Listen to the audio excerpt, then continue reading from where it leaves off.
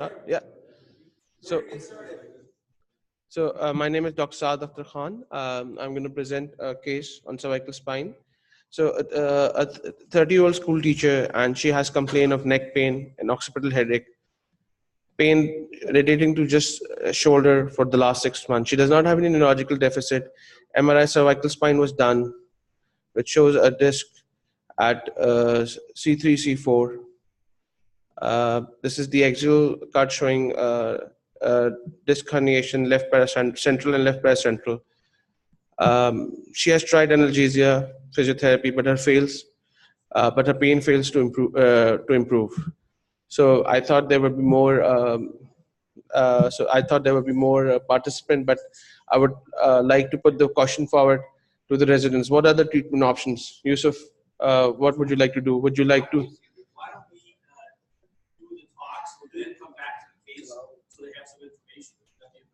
If you guys suggest. Yeah, that's what she does.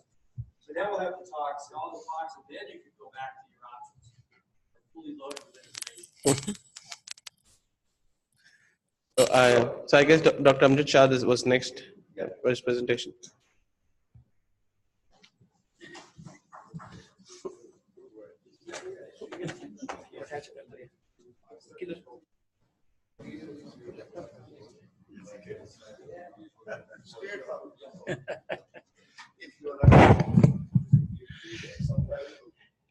Thank you very much, Salman, for inviting us again.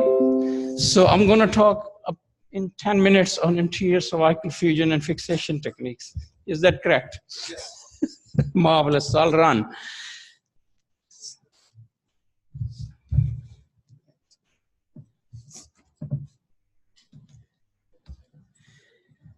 So I think what I've done is I've been going through the talk last night. So I want to give just some important messages.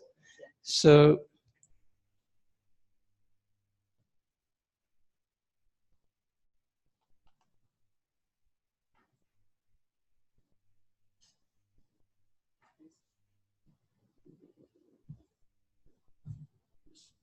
yeah, we done it?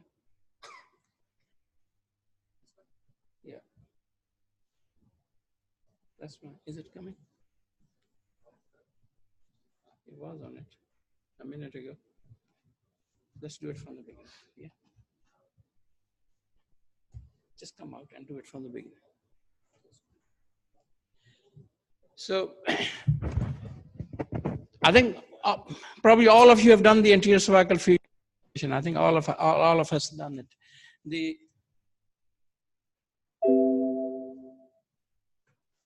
anterior cervical fusion, I think there are 4 important steps. We all need to remember that. So decompression, then I will quickly go what type of decompressions. Then the second aim of doing the surgery is to provide stability. And the third aim is to preserve the lordosis. And the fourth aim is to preserve the anatomical disc space to restore the foraminal height. So when you're doing this operation, all these 4 aims should be in your mind. So that's the main message. And so I'll talk stepwise. So apart from the steps, you also need to know what you're putting in and why you're putting in. You need to know a little bit about the grafts. You need to know a little bit about the cages. And you need to know a little bit about the plating systems. So in terms of decompression, the aim is adequate decompression. And the decompression depends upon the underlying pathology.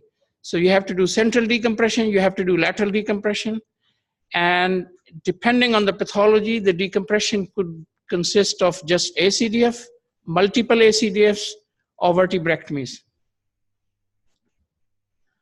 So can any of the trainee tell me type of bone grafts we use? Any trainee? I think otherwise we'll keep sitting and everything will be going on top of our head. Stand up, please. Just give me one name. Sorry? Right, bone grafts. So what are the type of bone grafts? Yeah, there are types. Okay, so you need to know that's the type of bone graft we're using.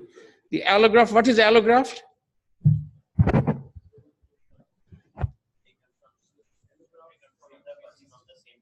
Same species. And what is the autograft? And then there are bone substitutes. So this is the problem with the allograft. We all know that you need to process the bone, sterilize techniques. It varies from person to person, different type of the source of the bone.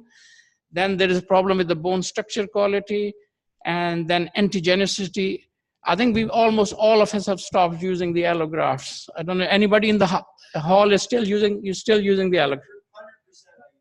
So I'll show you what you're using. So bone substitutes. I know what he's talking, yeah? So what type of bone substitutes we have? So osteogenic graft, osteoinductive, osteoconductive, and osteopromotive graft. So now we using completely different process type of the allografts, what he's talking. So what we were using the cow and the pig bone before 2000, I've stopped using all of those. So this is the second and third generation of the allografts which we're using, but you will be asking the exam. What is osteoinductive? What are the osteoinductives in front of you? Yeah, which induces the bone. What is osteoconductive? It induces the bone formation by acting on the cells that form the bone. And the osteoconductive function as a scaffold. And then there's a fourth variety, which is osteopromotive. So what message I want to give is, whatever you're using it, you need to know what you're using and why you're using it and what's the difference between them. And then is the autograft. And the commonest place for the ACDF we use is the iliac bone crest. But remember, it will not induce the bone in soft tissue, therefore not clearly osteoinductive.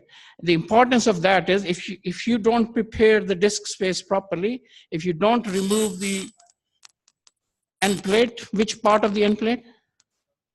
Cartilaginous. The unit. You have 5 minutes left Oh. in case for this case, why you do ACDF rather than arthroplasty or Oh dear. So this is for the graft. It's the cage and the ideal criteria for the cage. You need to know that. So I'll just quickly skip that. These are the cage materials we use. What type of cages we use? Just that's are the actually materials. And what are the type of cages?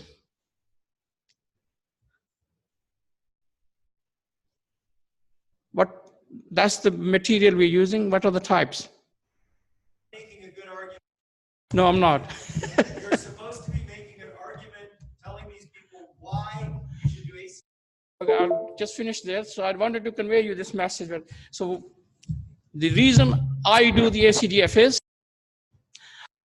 which I put on my very first slide, I can use it in a kyphotic postures. I can use it patient who have associated instability. I can use it to restore the sagittal balance. I can use it to restore the stability, and I can use it to do the adequate decompression if I need to go quite far laterally, which I can't use if I'm doing the implant. So if I just go to the last one, in that case, and we can discuss.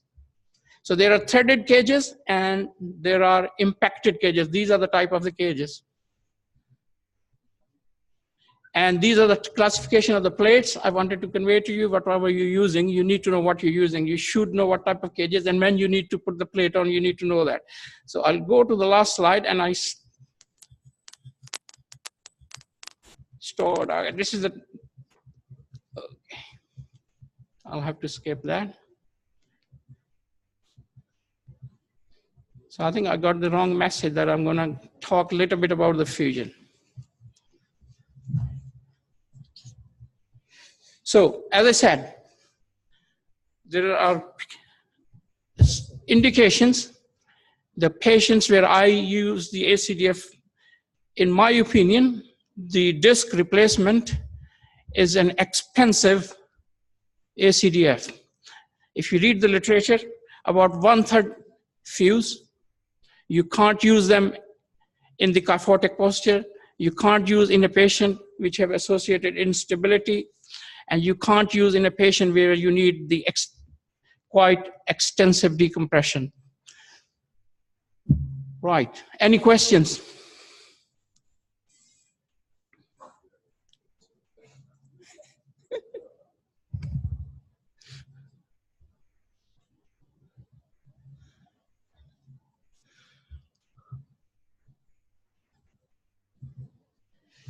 So this is I just go back. I want to give you one quick message.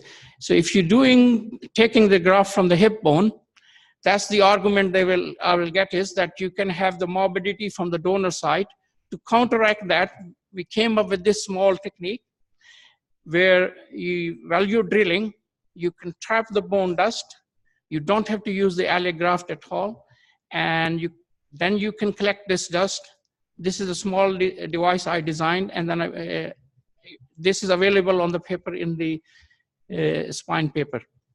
So this avoids any donor side complications. You can take and filter this bone dust. You can fill it with the bone graft and into the cages, and it's as strong as the graft you take from the iliac bone graft.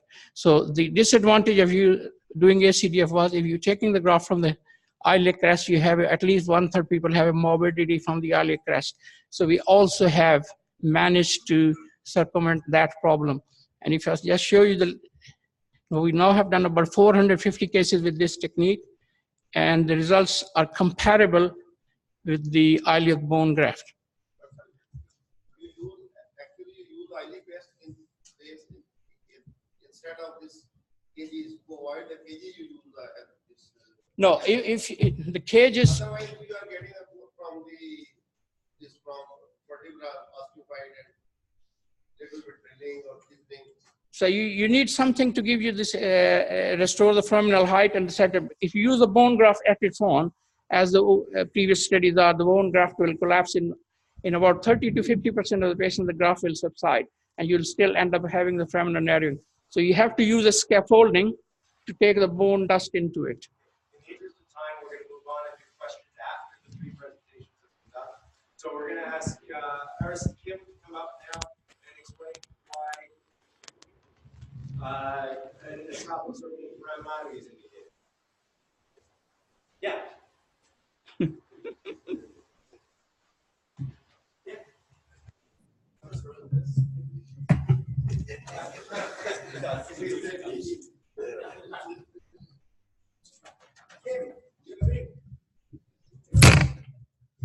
Please connect here.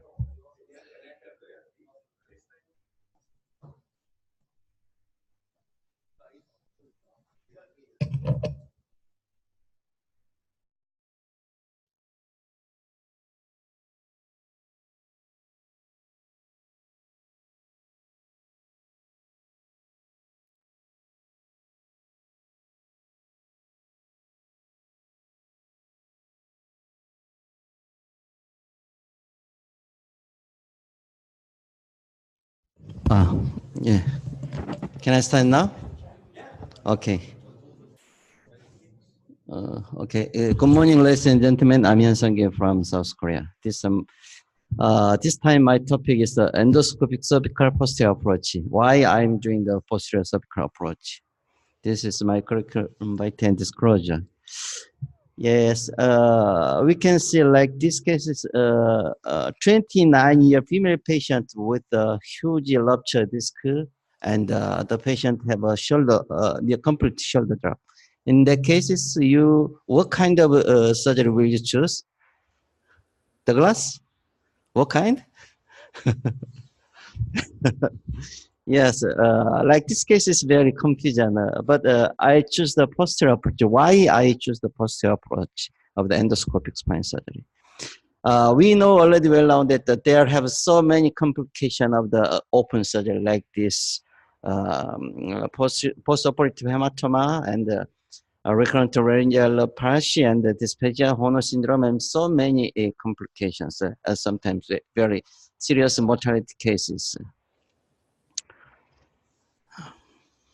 In the endoscopic spine surgery, we can find the two kind of method. One kind is anterior approach, and one another is the posterior approach. But I choose the posterior approach. Why? Anterior approach also already introduced, but there are also so complicated anatomical structures to here. But posterior approach is more safe, and also can decrease the kyphotic problem, and can approach it to the target point directly. In the posterior approach has several advantages. Firstly, we can preserve the muscle near completely in spite postoperatively, and also this endoscopic posterior approach can preserve the facet joint sufficiently. We can already well know that less than 50% can save the segmental function sufficiently.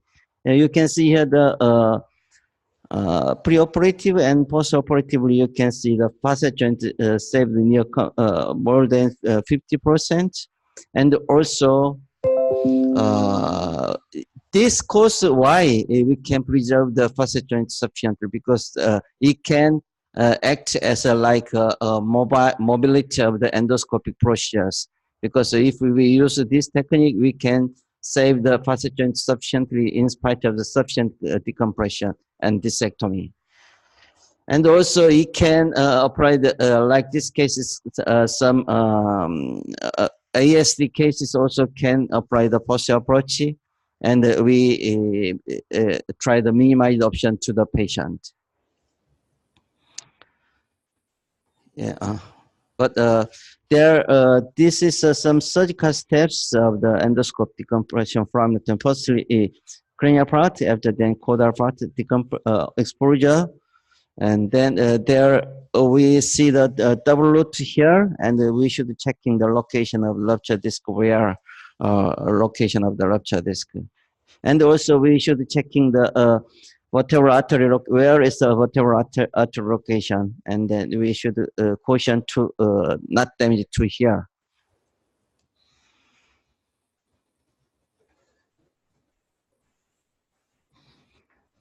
First step of the decompression, endoscope decompression, to finding the V point, and then you can see the sufficient decompression of the shoulder area and axilla area, and you can see here the double root of the. Actually, double root is made by the motor root and sensory portion of the nerve root. And finally, we can find the sufficient decompression without any damage of the muscle and another structures, and save the kyphosis sufficiently. And I will show three cases. You can see here the huge rupture disc and severe radicular pain patient. And firstly, ducking the V point, and then drilling the cranial part and drilling the caudal part. Then you can expose the rupture disc point here. Then you can remove the rupture disc sufficiently without damage the another structure. You can see here the muscle preserved completely with the preservation of facet joint sufficiently, and the patient's pain gone completely. Firstly, we saw these cases. This case firstly came to C4-5 shoulder drop state with the severe pain and some kyphotic posture. But yeah, firstly, we checking this V point, and then remove the ligament flabum, then you can expose the exiting nerve root. But in some patients need some pediculectomy. I'm doing the pediculectomy using the endoscope drill, and then we can operate to the target point sufficiently without any severe retraction of the nerve root. Only we directly expose the huge rupture disc target point directly without damage, open another structures near completely. You can see the huge rupture disc. Then we can remove the rupture disc without any serious retraction.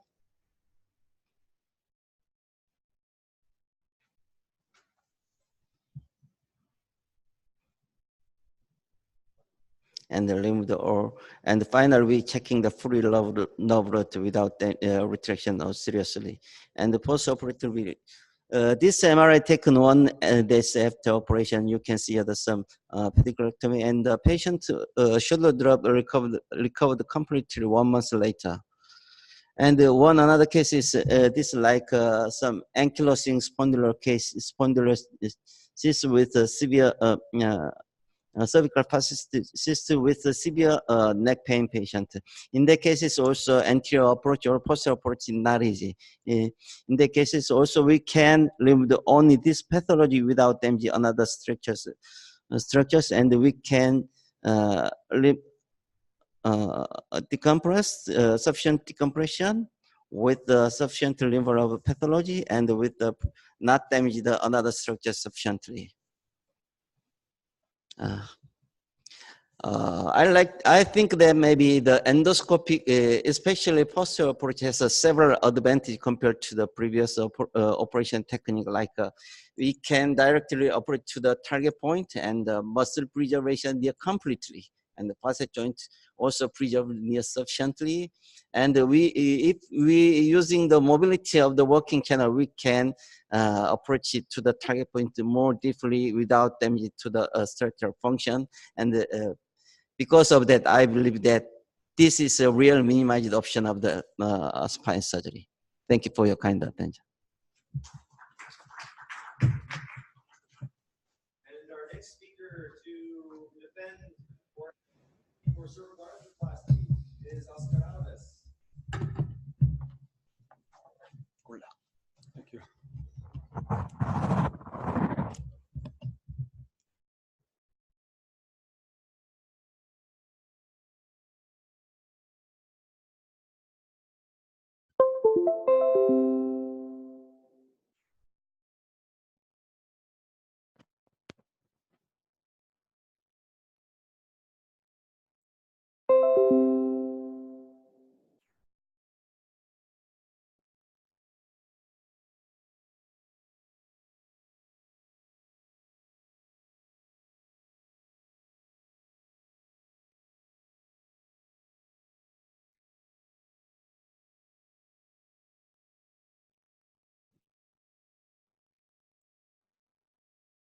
For the invitation. So I believe we should do in that case cervical arthroplasty, and I have no disclosures for this presentation. And you know, this is a very interesting paper from a survey involving a lot of AO Spine International members, and that they recognize that the barrier to use arthroplasty is really the cost, because they acknowledge that there was a faster to recover, and they reduced the risk of adjacent level disease. Nevertheless, there are papers in the literature showing that there is actually, this is a very highly cost-effective procedure if you take the whole picture. What are the facts about ACDF? There are a lot of biomechanical and finite element studies that show that increases adjacent segment range of motion, alters the center of rotation of these segments, and increases the intradiscal pressure. Very important slide that this is a biomechanics study showing that when you increase the SVA, that it's something that you see with aging, there is an increase of intradiscal pressure. And if you compare a ratio between after and before the operation, this ratio increases with increasing SVA. And a surgery that you do when the patient is 30, you have to think what's going to happen when the patient will be 70. Probably the SVA of this patient will increase, and this is a concern. Also, another effect of increasing SVA is this phenomenon of hyperextension at C012 and a compensatory flexion in the lower cervical spine. So any intervention that you have that it's non-physiological, like fusion in the lower levels, you might have a problem later on. As we see here, you block this compensation mechanism. So what about TDR? There are a lot of biomechanical and in vitro studies that shows that arthroplasty minimizes some of these negative kinematic effects. We did a study looking at different patients, different environments, looking at the biokinematics of arthroplasty. Applied this software, the spine view, and we find that the center of rotation takes about 1 year to normalize when you do an arthroplasty. You can get also a good global alignment when you do arthroplasty. And I'm not going to run through this, but there is very good level 1 data, long-term follow-up data with different devices that show that you have better clinical outcomes, less reoperation rates, less adjacent segment disease. You know, you just go look at 7 years follow-up data, 1 level, 2 level, ProDisc again, long-term follow-up data, Brian and Caniflex, MobiC. You know, you just can go all through all these studies and you'll see that you have good clinical results and less reoperation and less adjacent segment disease. Another secure C, long-term follow-up. If you pull all the data in meta-analysis, you will reach the same conclusion.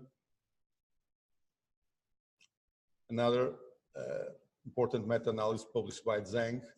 And if you go to the real world database, like the National Insurance database in the US, you will see that cervical TDR was cheaper, more savings over time, and less reoperation. So TDR is probably the most studied device in spine. All the results you get are consistent among different devices. And I'm convinced that there is a potential for even better results with the use of viscoelastic compressive devices. We don't have yet long-term follow-up for those. So I think for single level disease causing radiculopathy due to disc herniation, soft or hard, myelopathy related with soft disc with preserved height, for me, arthroplasty is the standard of care for 1 level, and we have now good evidence even for 2 level. And there is very good level 1 data. I think the discussion should focus on objective evidence of adjacent level disease, and reoperation is a good criteria. Of course, because there is a low incidence of adjacent level reoperation, we need long-term follow-up. We need series with large number of patients, like provided by meta-analysis, or we have to look for surrogate endpoints for outcome. And for me, it's clear that it restores the index level range of motion, limits adjacent levels hypermobility, restores the quality of motion, not only the quantity of motion, but the quality of motion, and has a beneficial effect on sagittal alignment.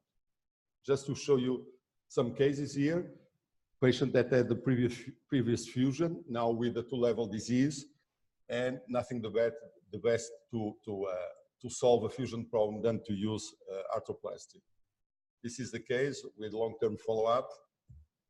I don't agree that segmental kyphosis is a contraindication for ADR. This is a patient of mine with a kyphotic level standing for 1 year, and this is the result you got after the operation.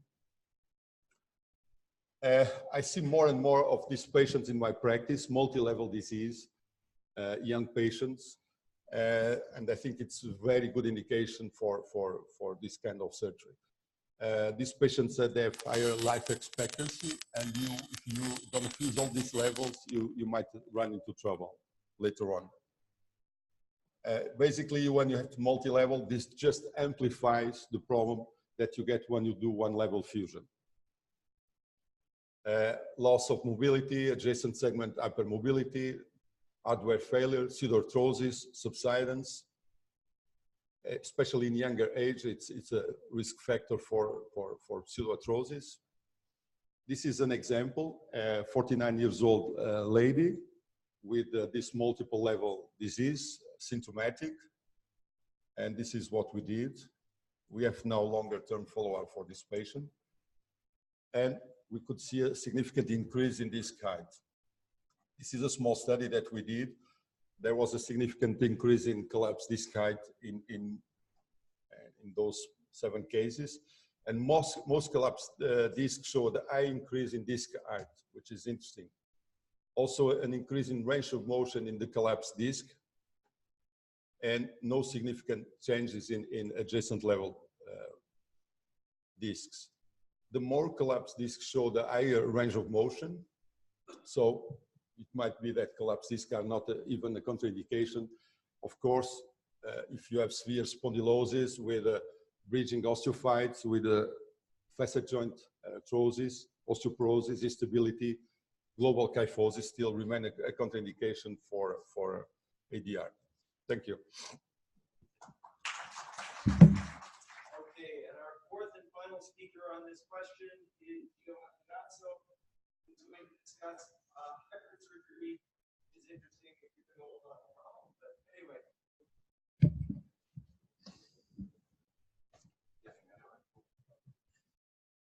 Right. Nice presentation. Can I have my pen?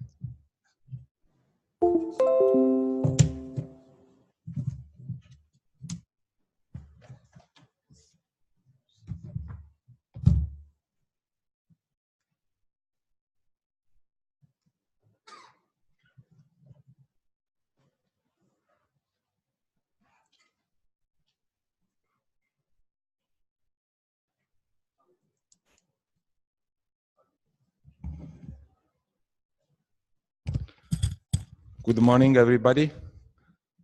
Sorry to be late this morning. And let's start with this presentation.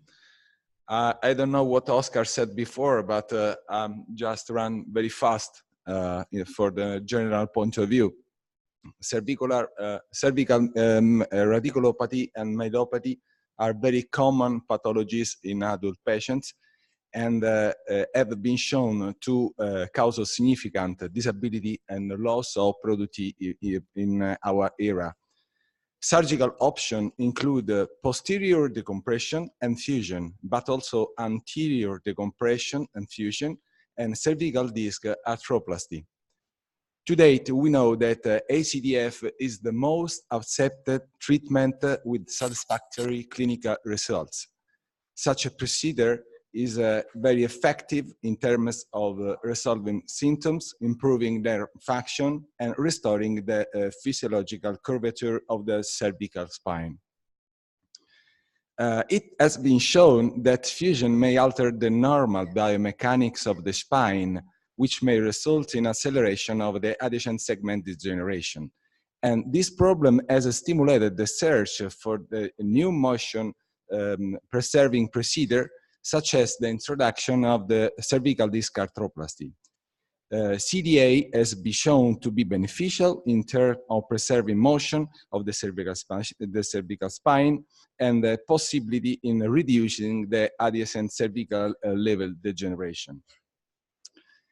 However, some controversy exists as to which could be the ideal surgical treatment in patients affected by multi-level cervical disc disease, and this is the topic of this presentation.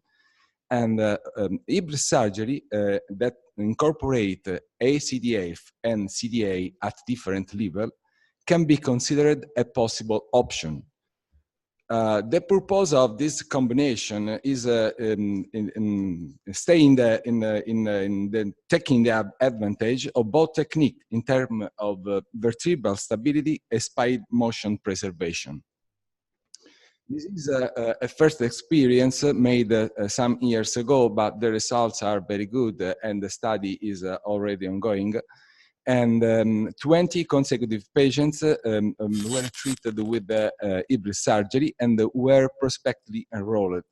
The surgical database was queried to identify 20 patients treated by ACDF and matched with the 20 CDA patients corresponding to the same levels of the operation.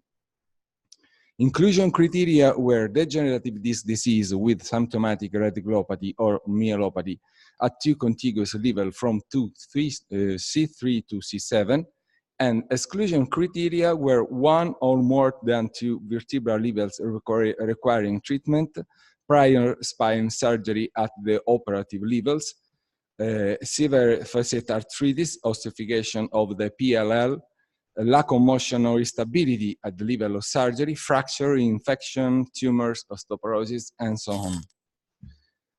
Preoperative feature.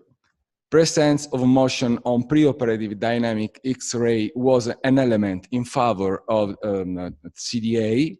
If no motion of the target level was found, ACDF was preferred as technique. In case of radiographic scene of instability, yeah, translation instability more than 2 millimeters, a CDF was chosen. When advanced vertebral body spondylosis of facet degeneration was observed, fusion was also chosen. So patient received CDA and or hybrid surgery if both or at least one level meet the criteria for arthroplasty. In hybrid surgery cases, CDA was performed at the mobile and non-spondylotic segment. The surgical procedure is the classic surgical procedure with a right-sided approach. For ICDF, I used to use the ROA-C cages from LDR Technologies. And for CDA, usually ProDC or MobiC can be employed. In my experience, they both works very well. In this short video, you can see the insertion of the prosthesis inside the space. A CDF has already been performed in the lower level. And after that, the surgery is concluded. So these are the post-op control for the different groups. And what we studied the demographic data, intraoperative details, post-operative details, pre- and post-operative functional score, radiological findings, and complication. Clinical and radiographic data were collected on the last day of hospital stay at 1, 6, and every month. So as concerned the pre- and post-operative functional score, some outcome measures were assessed like medical outcome score study, 37 item short form health survey, the neck disability index, the VAS score for neck and arm pain, and Japanese Orthopedic Association score for myelopathy. For radiological findings, the range of motion was measured on dynamic full flexion and extension on X-ray. Also, the disc height was measured. Degenerative changes were assessed, and the evaluation of the interbody fusion was measured according to the Bidwell classification. The results. All patients had a minimum of 36 months follow-up. And compared the number of patients presented with myelopathy preoperatively, in each group, all patients had 2-level surgery. The preoperative functional score were similar in all groups without difference. So the median duration of the operation was shortened in ACDF when compared with hybrid surgery. The length of hospitalization was similar in all the groups. The hybrid surgery groups returned to work faster when compared with both SCDF and CDA. We don't know the meaning of this result. So VAS, SF37, Japanese score, NDS score improved equally in all the groups. I said something laughing? Okay. Okay. So the range of motion increased significantly in CDA in hybrid surgery as compared with ACDF. The mean disc height was restored in all the groups. At 3 years follow-up, fusion was successfully achieved in fusion and hybrid surgery group. No patient undergoing surgery or CDA presented with the heterotopic classification, ossification, and the 3 groups had similar function improvement at 3 years follow-up. So this is a case, an illustrative case. This was a 45-year-old man with 3-year history of numbness, weakness in both hands, and with the left prevalence. This is the MRI showing in a problem with it's in C5, C6, and C6-7 disc herniation. The preoperative disc height was measured, and this is the results. The post-operative disc height was increased, and the range of motion was 48.2 as assessed on flexion extension lateral radiograph at 2 years follow-up surgery. The patient was discharged on the post-operative day 2, and she returned to work free of symptoms following 13 days. So which are the main features of this technique? Duration of surgery was significantly shorter for ACDF, as we said before. All the outcome scores were improved in all the groups. Cervical range of motion increased in CDA and hybrid surgery groups. The mean disc height significantly was restored after surgery in all the groups. Hybrid surgery group returned faster to work when compared with the other groups. So the point is that when selecting patients for hybrid surgery, some factors should be considered. First, degenerative disease may render motion at that level unpredictable. Spondylotic spine is often associated with multiple level disease, and not all the affected level may meet the criteria for CDA. Hybrid surgery can be an alternative to multi-level ACDF or multi-level CDA. The main role of hybrid surgery lies in restoring or maintaining motion where appropriate, or promoting bone fusion when indicated by the extent of the degenerative changes and hypermobility. Hybrid surgery should provide a balance between both ACDF and CDA in terms of both intraoperative and postoperative results. This is a short overview of the literature showing the papers published, but more now can be found in the literature. And in conclusion, the findings provided suggest that hybrid surgery construct is safe and effective surgical strategy for the compression in patients with the multilevel cervical disc disease.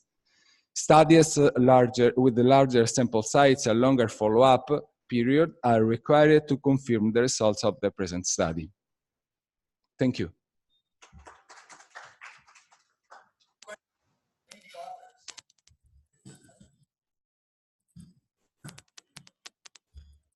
Yes.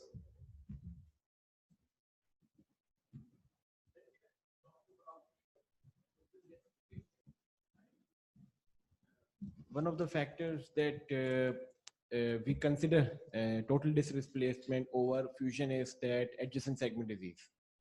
But up till now, we haven't actually quantified what is adjacent segment disease. I mean, there is clinical and radiological, but there is no unified criteria to justify that this is adjacent segment disease, this angle is not adjacent segment disease. So the current definition is adjacent segment degeneration is radiographic evidence of change. Adjacent segment disease is symptoms requiring further treatment. Yeah, that's symptomatic. Yes, yeah. But most of the time we are correlating adjacent segment disease, addressing it radiologically. Not all. So again, adjacent segment degeneration is radiographic change. Yes. Adjacent segment disease is radiographic change causing symptoms requiring treatment. Yes. So, but most of the prospective studies that have been done so far that promote cervical disc arthroplasty, and the ones with the longest follow-up of 7 to 8 years, and all of them being sponsored by Medtronic itself. So, do we have any?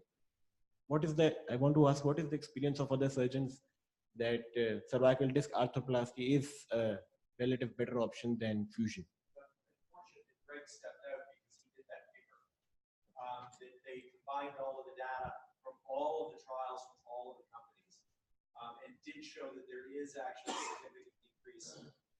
Greg, adjacent segment disease rates with CDA. Arthroplasty? Yeah. It's the same as ACDF, but changes at, so if you look at the data, the number of secondary operations changes when you about 7 years out. The first 5-year follow-ups on the ACDA studies, the arthroplasty patients and the ACDF controls had a relatively similar rate of adjacent segment disease. Disease each means something you had to do about it. Yeah, we just did that. Yeah. But once you get to the 7 years out, you start to see the two curves that I heard for the arthroplasty patient had significantly fewer reoperations than those that had 18.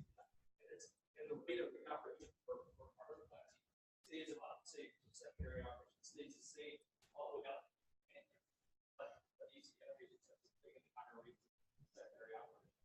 Correct, that's the adjacent level, correct? Adjacent level disease. Now, what about the index level?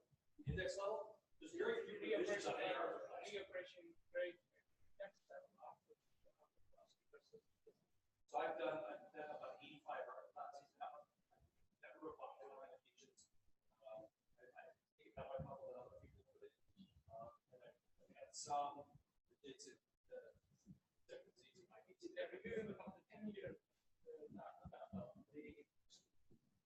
And Which is what I use. there is advantage at the adjacent level, but that's almost intensive for the reoperation rate at index level for the specified. So the index level are probably both about the same. I mean, the people that, so the original study, so I was part of the original FDA studies.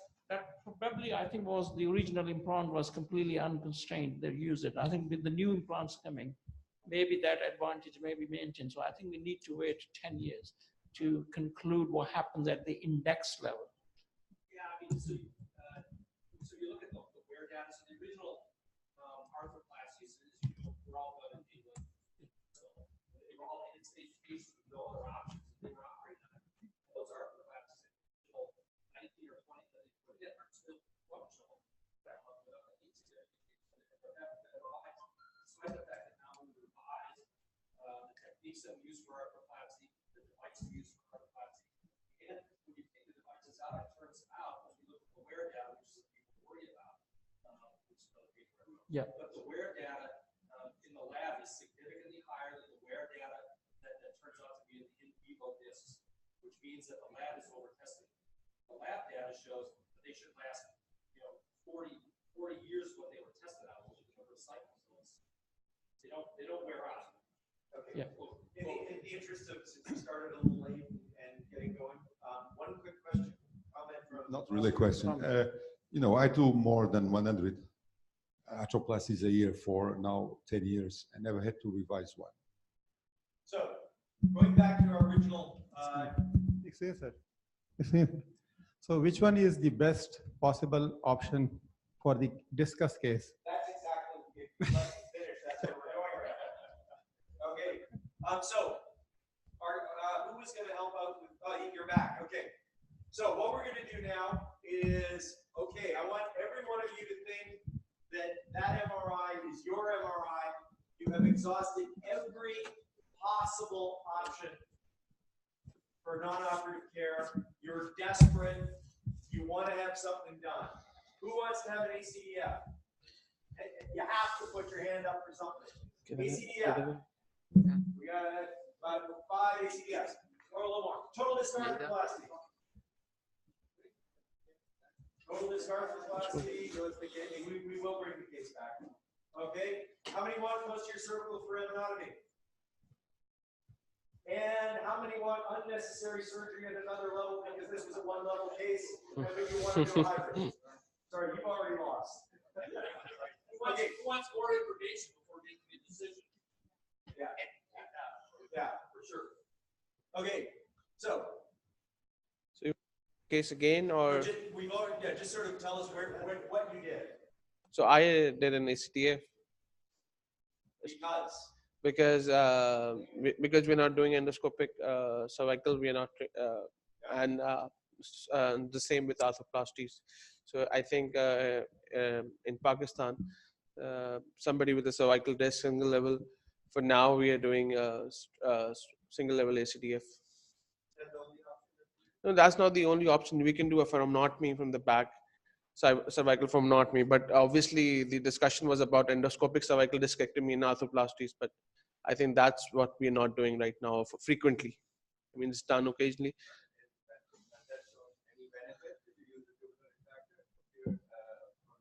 Obviously, the post-operative pain, return to work, It's shorter for the patients who have endoscopic cervical tubal. So if you use the tubular retractor and do the same without an endoscope, same result. Is that true, Jakob? Yeah. So it depends, of course, on the size of the tubule. Okay. Very small tubule retractor, you can do 5 centimeters. So, Greg, just as a wrap up, since you do a lot of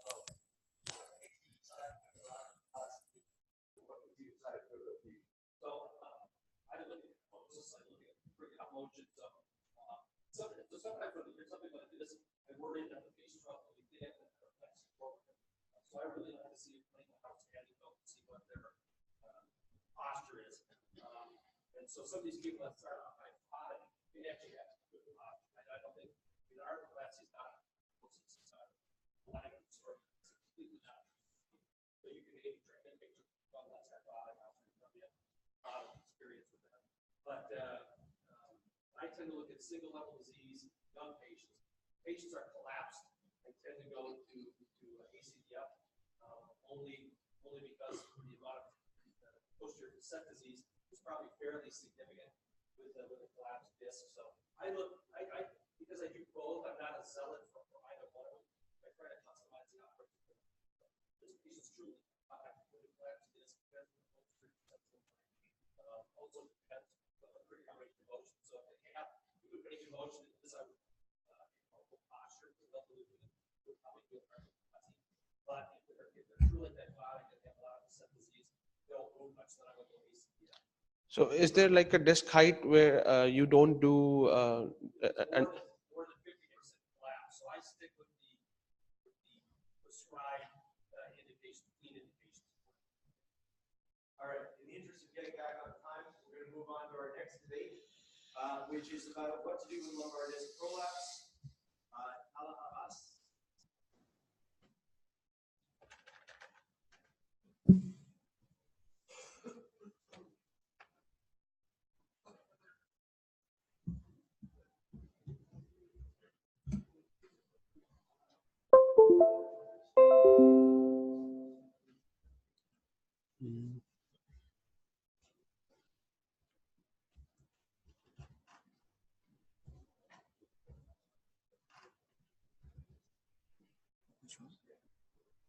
Which one?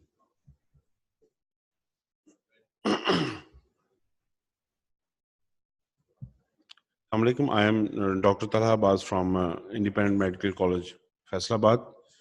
Looking at the speed of the cases, I have cut shorted my presentation to if it will open.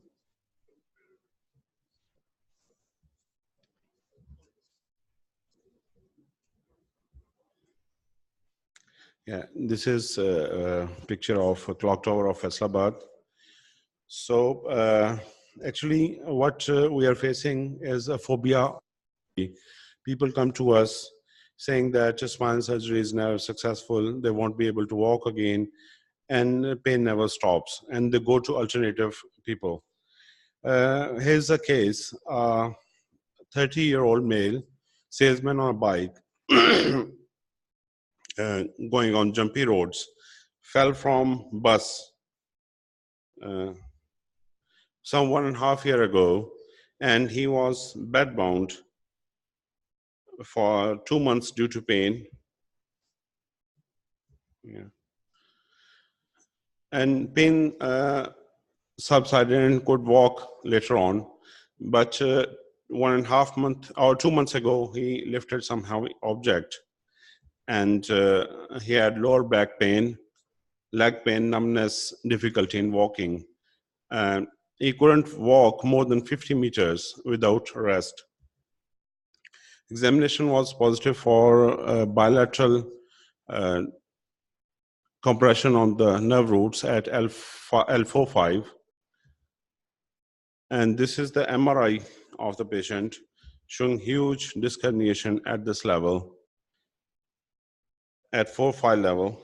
And in the next slide, you can see a tear in the annulus and disc is prolapsed, causing severe stenosis and compression on both nerve roots bilaterally. So I would skip the procedure. Shouldn't skip. We'll come back to that. We'll do our debate, and then you can talk about what you're gonna do. Okay, sir, but I just want to come to another MRI. Yes, this is another patient, a young man. He fell from bike. After that, he had severe backache, and he was begging not to operate him. So I offered him conservative management, and after 1 month, he came back again with almost 90% subsidation of the symptoms. But he comes to me because I told him that he may have sphincter problems and all that. Should I do something if the patient is symptomatically okay?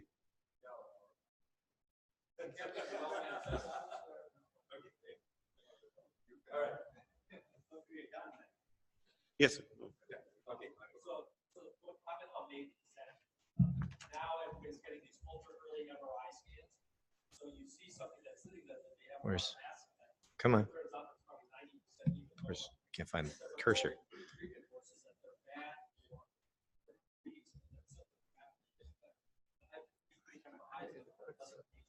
Cursor's gone. There. Okay. It's always important to look at what your MRI was looking in relation to.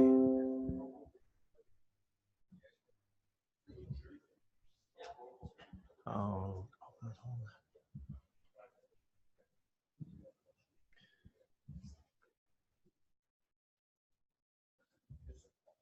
Okay. All right. Okay. So here's basically everything you know. Microdiscectomy done either through an open or a tubular retractor is still the gold standard for herniated disc. I'm done. No. So what do your patients want? Patient comes to you, what do they want? They want pain relief. They want early return to function. They want to get their lives back. They want it with a low risk of complications and a minimal chance of recurrence. So when you're talking about these procedures, this is what you have to answer. And it's really important to know that your patients do not know the difference between statistical significance and clinical significance. So I've been involved in MAS, in minimal access surgery for over 20 years. I've probably abandoned more MAS procedures than I currently do because I look at my results and see what's improved. Remember that microdiscectomy is really the first minimal access procedure. Done through a small incision with enhanced visualization, magnification. This is a minimal access procedure by most definitions. So when we look at the evolution of MAS, late 80s, early 90s, all sorts of new techniques came out. And there were lots of different ways of doing things. By the late 90s, early 2000s, it was starting to get more widespread adoption. In the late 2000s, you would go to meetings and people like me would get up on podiums and go, in 5 years, every single operation we do is going to be done minimal access. Well, guess what? It stalled. There has been virtually no growth in minimal access technologies in most markets in about the last 5 years. It's plateaued. Why is it plateaued? Well, resistance to change is part of it. Early adopters have already adopted it. And the old farts aren't going to change. Studies, but there's also studies showing inferior results for some techniques. Cost is an issue in a lot of places. But the key is, if you look at the long-term results of open versus MAS, there is no difference. Every study you look at that follows patients for more than a year shows no difference between open and MAS in long-term outcomes. So currently, if you look around, there's 3 camps. There's the never minimal access people There's the always minimal access people, and then there are some of us, I'm in this category, that are selective. There are places where it's there. So what are the results of MAS surgery compared to open surgery? I'm not even talking endoscopic or transforaminal. This is just what are the results of open versus minimal access surgery? Consistently, shorter hospital stay, lower blood loss, less narcotics in the short term. But here's the interesting thing when you look at microdiscectomy or versus tubular versus open microdiscectomy. The studies that get quoted have length of stays of typically 1.6 to 1.9 days for the tubular retractors and 2.4 to 2.8 days for the microdiscectomies. In my institution, the length of stay for an open microdiscectomy is 2 to 4 hours. So how can I improve length of stay? If I get them out in 1 hour, is that a clinically significant difference? I put it to you that it isn't. There's no difference at 1 year. There's probably a lower infection rate with minimal access procedures. And I do believe that minimal access procedures are better in the morbidly obese. But I would put it to you, for most conditions, if somebody doesn't have a progressive neurologic deficit, why are you doing surgery in somebody who's morbidly obese? So comparing the translaminar and interlaminar discectomy, this is a procedure that we know we've been doing it for 50 years. It's got predictable results. It's flexible and extensile. So if we find the problem, it's easy to correct. If you get a durotomy, it's easier to repair. And when we look at comparing the open to the tubular, if you're going to do this, the tubular operation is the same operation as you've been doing. So when we look at what are the outcomes, again, these are two studies comparing open to tubular discectomy. Pain medication requirements were less with the minimal access. Hospitalization was shorter, but again, the difference was a day, not an hour. And that because that's a hospital where the patients are normally staying at least overnight. Again, little lower blood loss, little length of stay, PACU narcotic use, but modest significance. But the real evidence is, what is the best available evidence when we look at all of this stuff? Well, there have been 2 systemic reviews looking at comparing open techniques, the open microdiscectomy, to tubular techniques and endoscopic techniques. And including one which is a Cochrane review, which is a very rigorous review of the evidence. And what they've actually found is that the reoperation rates, durotomy rates, root injury rates, and recurrences were all higher in the minimal access techniques. So when you're talking to your patient, they want a good long-term outcome. More reoperations is not a good long-term outcome. So what is the reality when we're comparing minimal access technologies for herniated lumbar disc? The reality is, yes, there's a smaller incision, but how much difference is a 1.5 centimeter incision and a 2 centimeter incision or 2.5 centimeter incision? Yes, it's shorter, but does that really affect outcome? The statistically significant length of stay that's quoted is meaningless in the current regime, at least in North America, of outpatient surgery. Very few microdiscectomy patients, open or endoscopic, are staying overnight. They're going home within hours. If you really look at the difference in estimated blood loss, your patient has probably lost more blood having their preoperative blood work done than the difference between an open and an endoscopic microdiscectomy. Faster return to function is probably more surgeon-driven. We tell our patients who've had MIS procedures, okay, you can go back to work sooner or back to activity sooner because I did a minimal access procedure. And part of the reason that I stopped doing minimal access lumbar discectomy is my recurrence rate was significantly higher. And I think part of the problem is that with the MAS, we may be letting our patients go back to activity too soon because they're feeling better. So the problem you have in comparing this particular problem, the more invasive the surgery you're trying to compare to, the more likely that a minimal access technology is going to show some improvement. But microdiscectomy is already a minimal access procedure. So it is going to be very different. So when you're looking at new technologies, there's always a burden of proof. We must start looking at value. Value is change in outcome over cost. with this era of constrained healthcare, if a new technology comes along that's more expensive, it has to give better results. The burden of proof is on the people with the new technology to show that they're improving value, better outcome, lower cost. And I would put it to you that to date, no MAS technology has proven to be better value, and that the people advocating for minimal access techniques have not met the burden of proof of showing that they provide better value. And remember that statistical significance is not clinical significance. Thank you.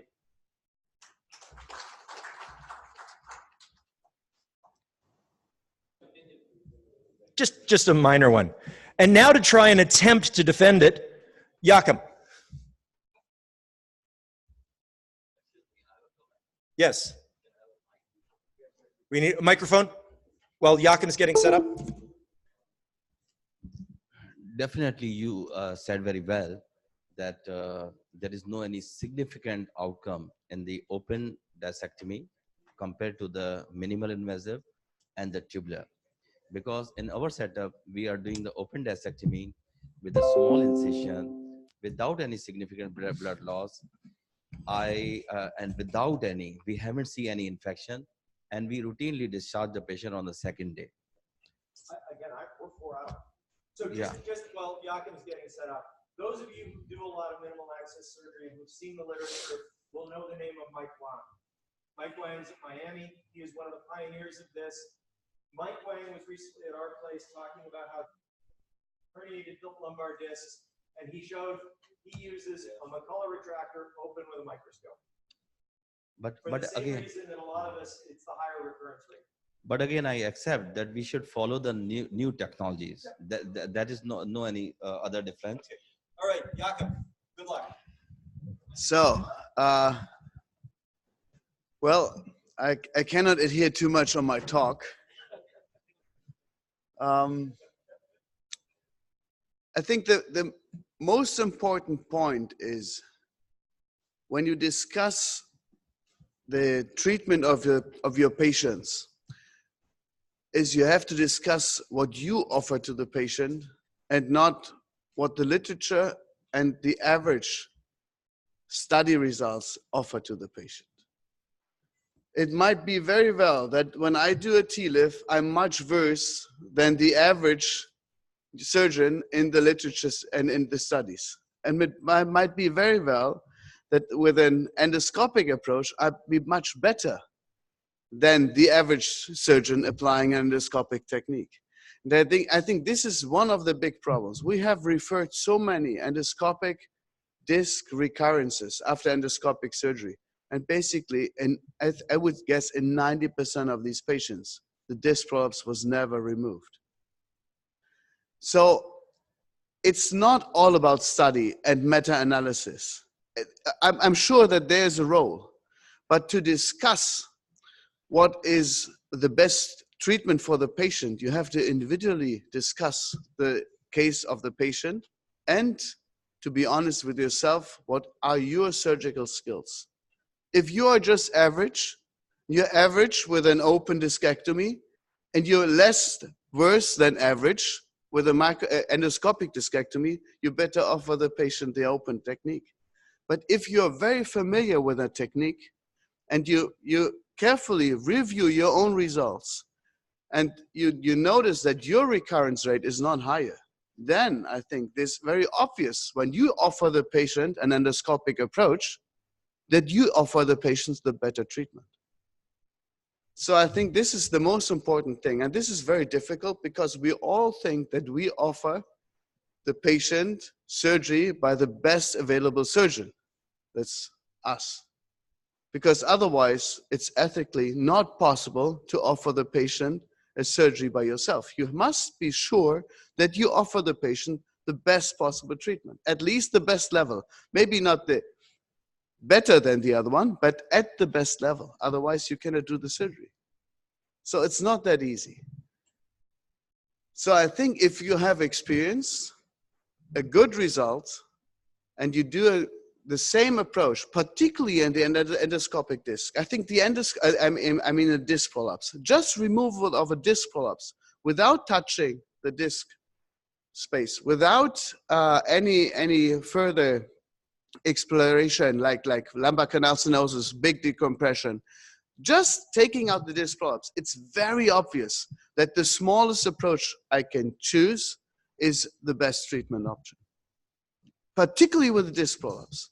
So I'm very sure that if you're really confident with the techniques available, and regardless of transforaminal or interlaminar, whatever, then you offer the best treatment to the patient if you just take out the disc prolapse and minimize your access as possible.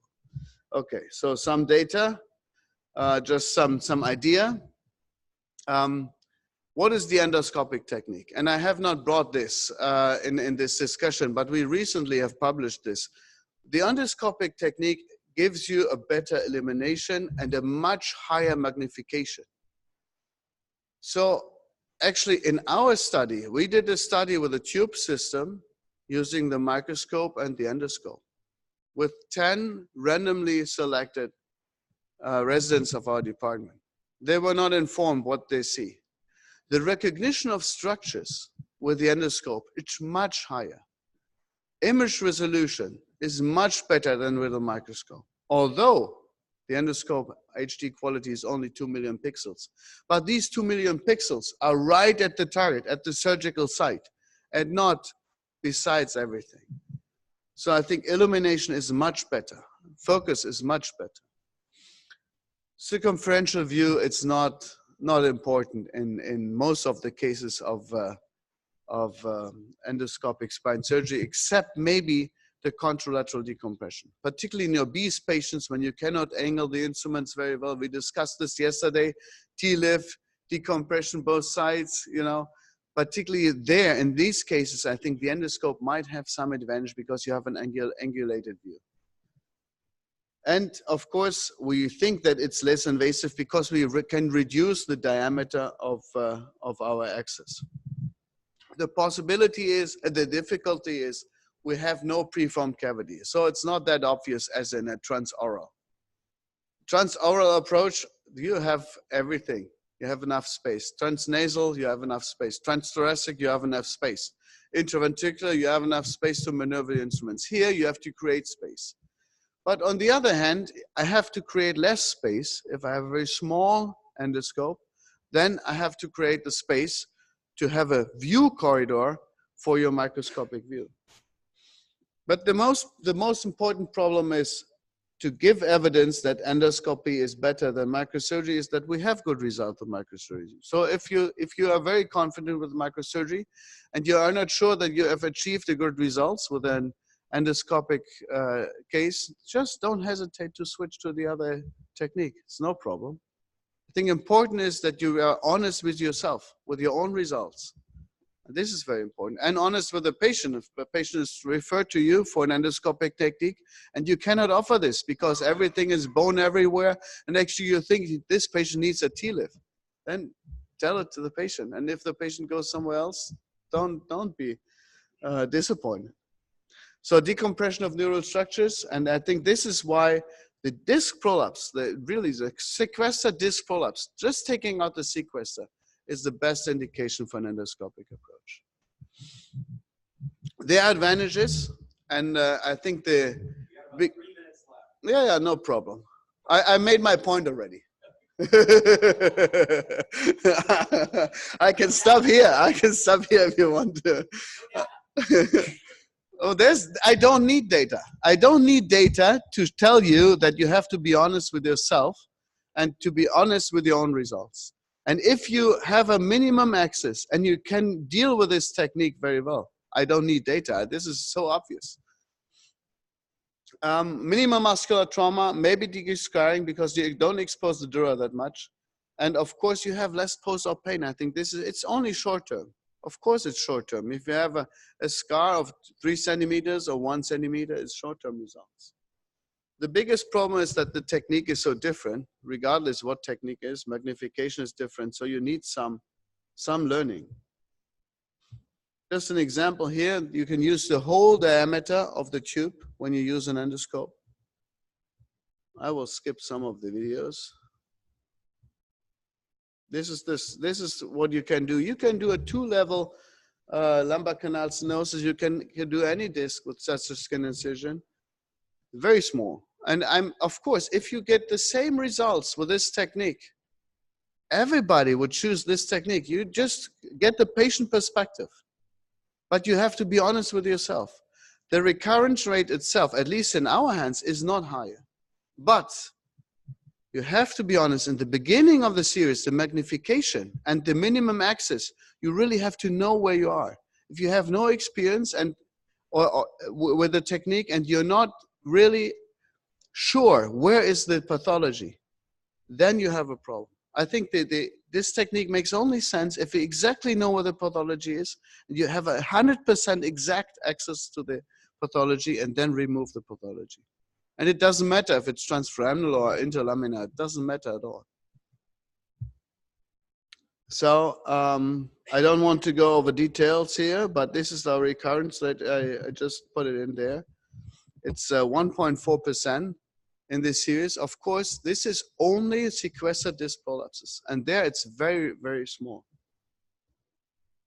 So endoscopy in our hands, if you select the cases, and if you are honest with your own surgical skills, I think then it's the best option, particularly in a freely sequestered disc. Thank you very much. And our last speaker for this section will be Dr. Kim.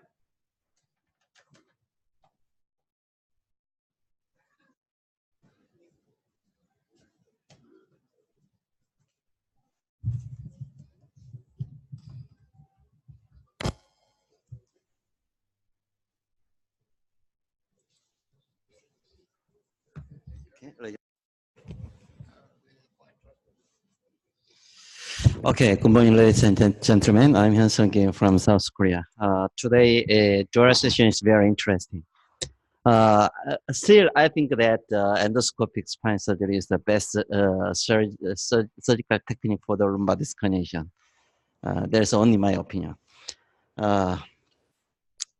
This time, I hope to talking the transforaminal discectomy for the lumbar disc prolapses. This is my curriculum vitae and disclosure. Yes, so we can see this case is very interesting case. This patient already received 2 times operation.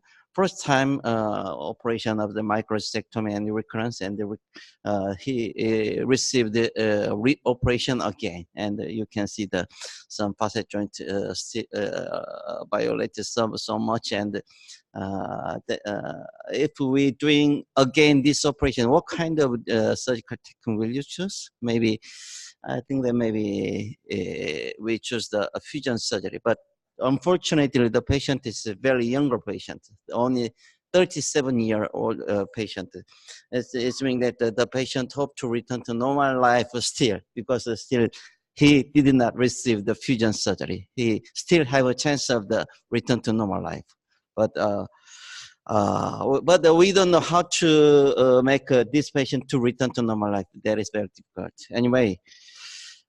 Historically, endoscopy, firstly starting from the Cambridge Triangle, and in the early 21st century, endoscopic spine surgery first starting from the inside out technique, because of that mind still understanding so many surgeons. Because of that, we believe that endoscopic surgery is some limited surgery. But unfortunately, at the next time, endoscopic surgery developed so much with the outside-in technique, and also nowadays mobile outside-in technique can possibly approach all points and overcome the all pathology of the lumbar disc herniation. This, yes, my paper. And the endoscopic spine surgery, firstly, the purpose talking that only early recovery, early ambulation, and less anesthetics, but there is only all the concept. But the recent, we are performing the endoscopic surgery for all patients and successfully very successfully, and we take a very nice result to the patient, and the purpose is become a real purpose of the spine surgery, like less damage the anatomical structures and preserve the motion segment near completely, and preserve the neurological stream near completely, and return to normal life. And also, we hope to making some still weak point is recurrence Douglas O, but I will talking that. Yes. Anyway, the limitation of endoscopic spine surgery is some accessibility, but the two accessibility of the axial and sagittal can nowadays overcome with the drill, and we approach to all point, and with the using the mobilization technique, like I already mentioned that, you can see here to approach safely, and also target to near all point with like this mobilization technique, and we can limit the disc with sufficient safety, and sufficient decompression can possible. For example, this case is a very difficult case, is L5S parietal disc with a high reoccurrence. But before time, there is a contraindication, but nowadays we can exposure with the drill, and we approach to here, and we only limit this pathology without damaging any other structures. With the evolution, we can overcome this highly inferior migration cases, high canal compromise cases, and some very difficult cases, and very complicated cases, all can possible by under the endoscopically. And this is my paper for the, nowadays we can cover all lumbar disc herniation by the endoscopically, but here I commented 4 grade of the successful surgery, because of the, if we decrease the recurrence in the endoscopically, most important point is successful surgery. Successful removal of pathology can decrease the recurrence sufficiently, and our result can take a 96% good to excellent result. There is a real minimize option and return to normal life. There is hope to the patient take a good clinical result for the surgery. We saw that this case is 2 minutes. Okay. I will show some of cases. First, we saw that these cases, and after operation, we limit this pathology sufficiently. This MRI taken 1 day after operation, and the patient still have no pain. And if in the cases, if we hope to only remove this pathology, that is not easy to the open tubular and some open surgery, but in the endoscopically, we can possibly only remove this pathology without damaging any other structures, and save the all functional segment completely. And also it can possible in like this high canal compromise can possible. And also highly L1 to high level also can possible without damaging any other structures. And like this case is very good for the indication of the endoscopic spine surgery. This is a coda echina and foot patient, and because of the transforaminal approach can possible less neural restrictive approach, we can give them more chance to the return to recovery of the in severe neurologic damage patient for like this case. And also this case is very last case, a very interesting case of intradural ruptured case. And also intradural rupture is very not easy to so many some complications during the operation. But if we doing the less neural restrictive endoscopical, we can make a excellent clinical result to the patient. This 6 months later, the patient, this 10 days later, the patient have no pain and recover completely, and they have no coda-echina and neurologic damage.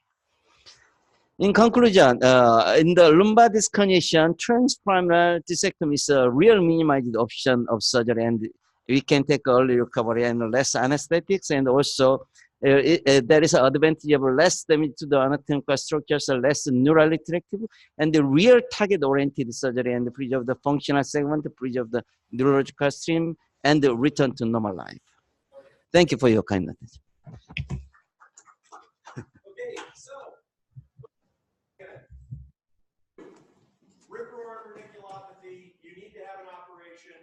Who wants to have an open microdiscectomy?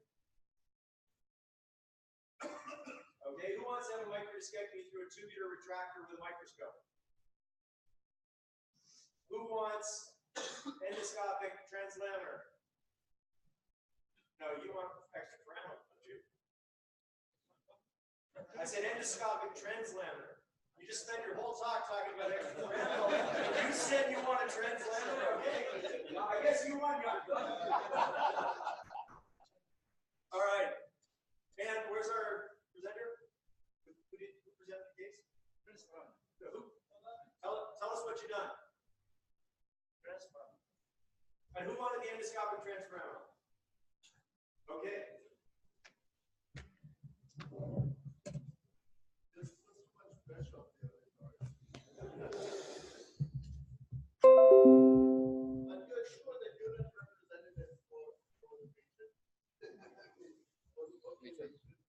यार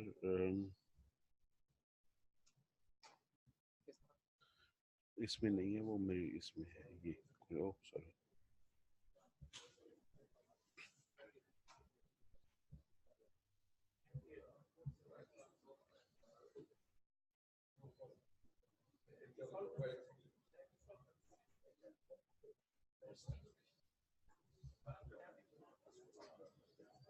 निकाल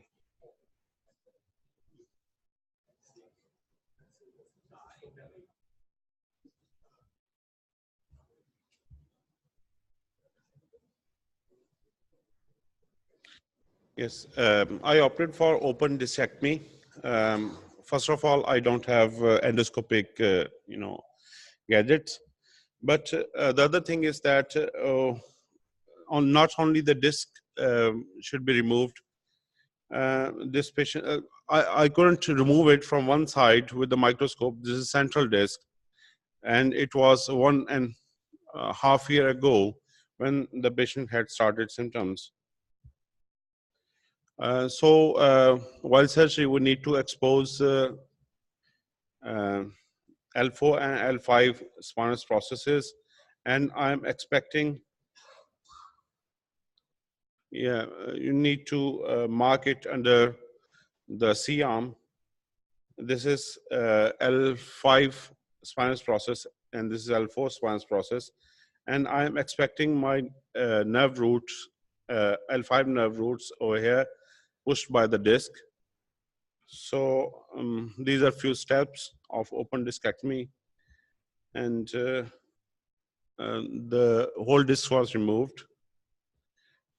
Patient was discharged on the second day of surgery, and after 2 months, patient is back to his work, no leg pains, as he couldn't walk for more than 20 or 30 meters, and he's satisfied because he can go back to his work. And this is scar at the 2 months. So this is all theory, but a few messages about the natural history of disc prolapse. This herniation often shrinks and regresses, and usually the patient have, he has relief of symptoms without any treatment or some, conservative measures. In conservative measures, these things were used, but they showed no significance, no significant improvement in the life of the patient. But these things like gabapentin and steroid injections, exercise and physiotherapy, this showed some improvement in the life of the patient. You may opt anything, but as my teacher said that this surgery should be done once. So do it once and get best results. Yes, endoscopic surgery. Okay, sir. I think then I should. Yes, you are expecting good results in patients with age less than 40 years and with the duration of symptoms 3 months, but if it is symptomatic and has got no other options, discectomy, if done at time, saves a lot of pain. And but if the patient is reluctant for surgery, you may opt other options. And that's it.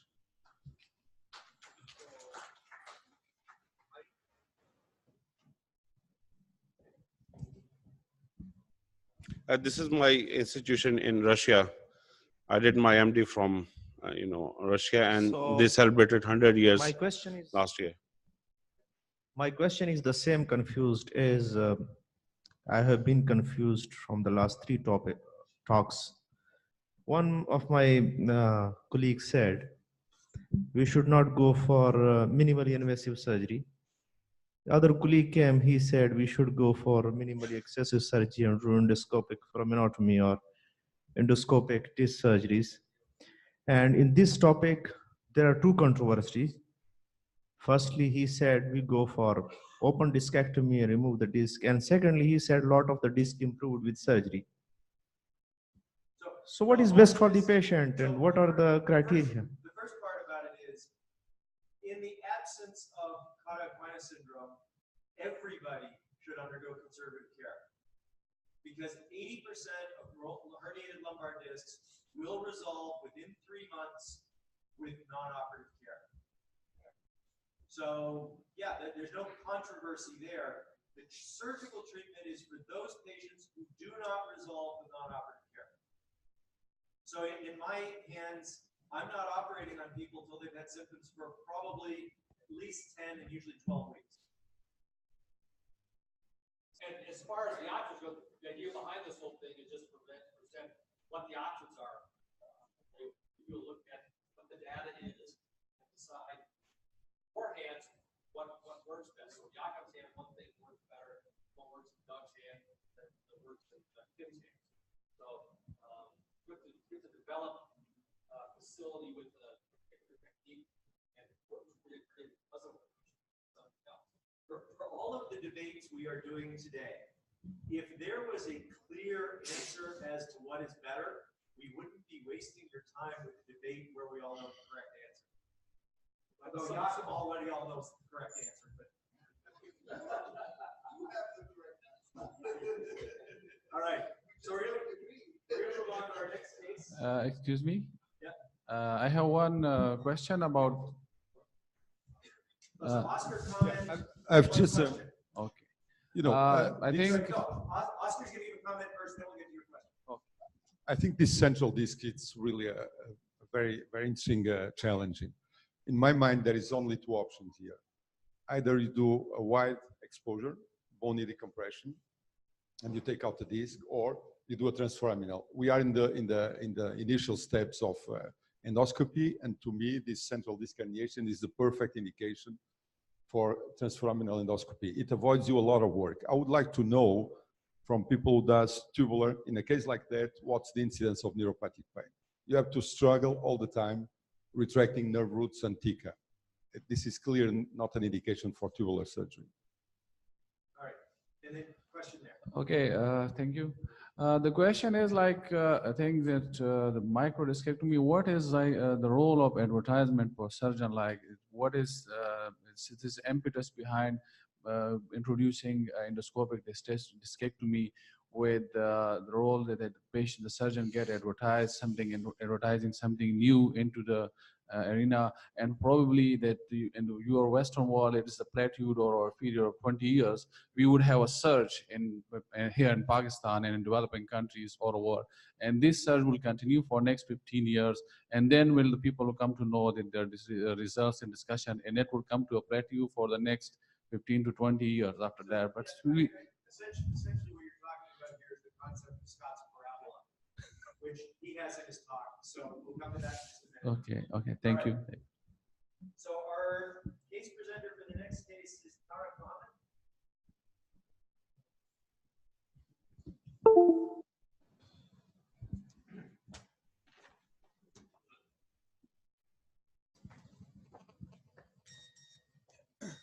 बोलिए tube guided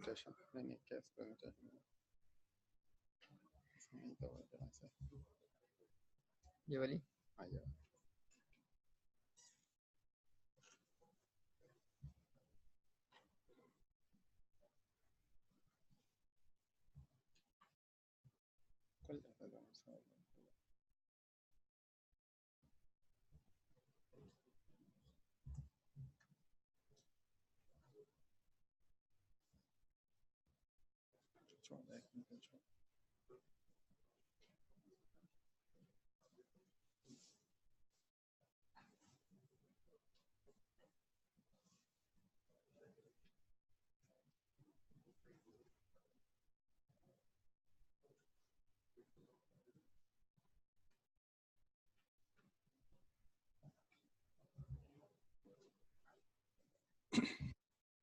Assalamu alaikum.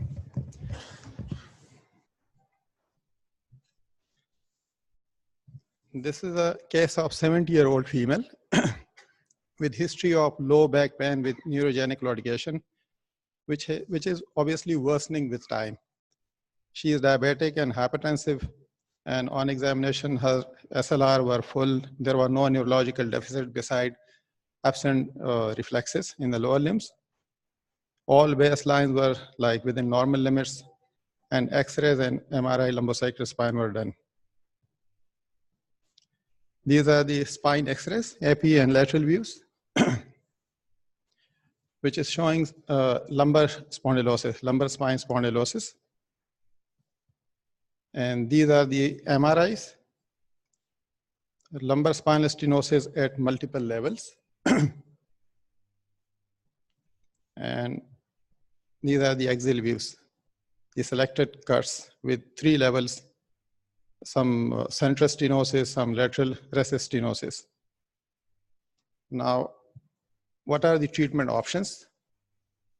And obviously, I'll just ask to the experts to give their opinions, and we will discuss it. Yes. Yes. Yes. I'm not discussing. Yes. Thank you. All right.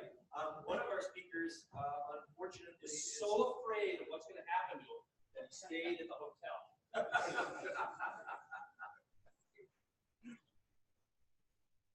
Or else it's just the thought of hearing what Greg had to say has made him sick. I didn't have any pictures, right? So I'll start by prefacing this with, I was left with the option of lumbar decompression infusion for spinal stenosis. I thought there may be some spondylolisthesis in it, which is what make it controversial. But straightforward lumbar stenosis is this one. I don't think, at least from my argument point, that fusion would be a reasonable option. But I'll talk about the state of the literature. There's some general comments that I'll make. Is this? No, that's Mehmet's. And we put them all on here yesterday. Nope, no. I gave Nur all my talks, and they're not on here. And slept up. Yeah, Toby downloaded everything into a folder that said Karachi Spine.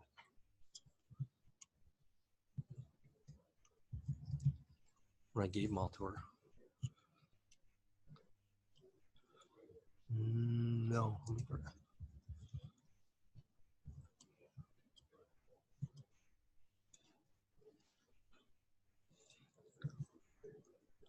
How about this? I'll just grab my computer if we have that. I think I can put it up.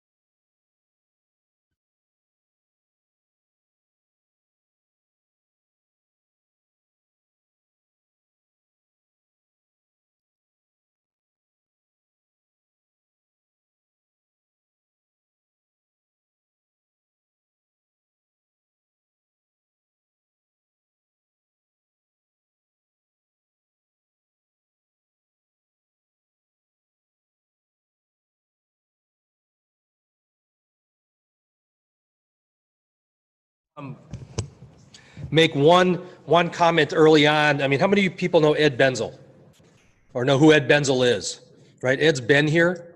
I want to put a plug in for the Benzel Symposium, which will occur for the 2 days prior to the AANS meeting this year. So April 11th and 12th in San Diego.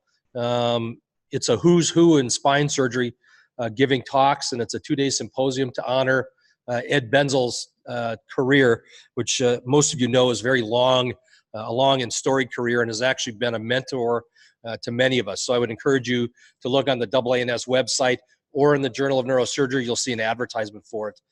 Mike Steinmetz and I are the directors for that course, and I think it's worthwhile for all of you to attend, and would be a big honor for Ed to see some familiar faces there. All right, so that's my plug.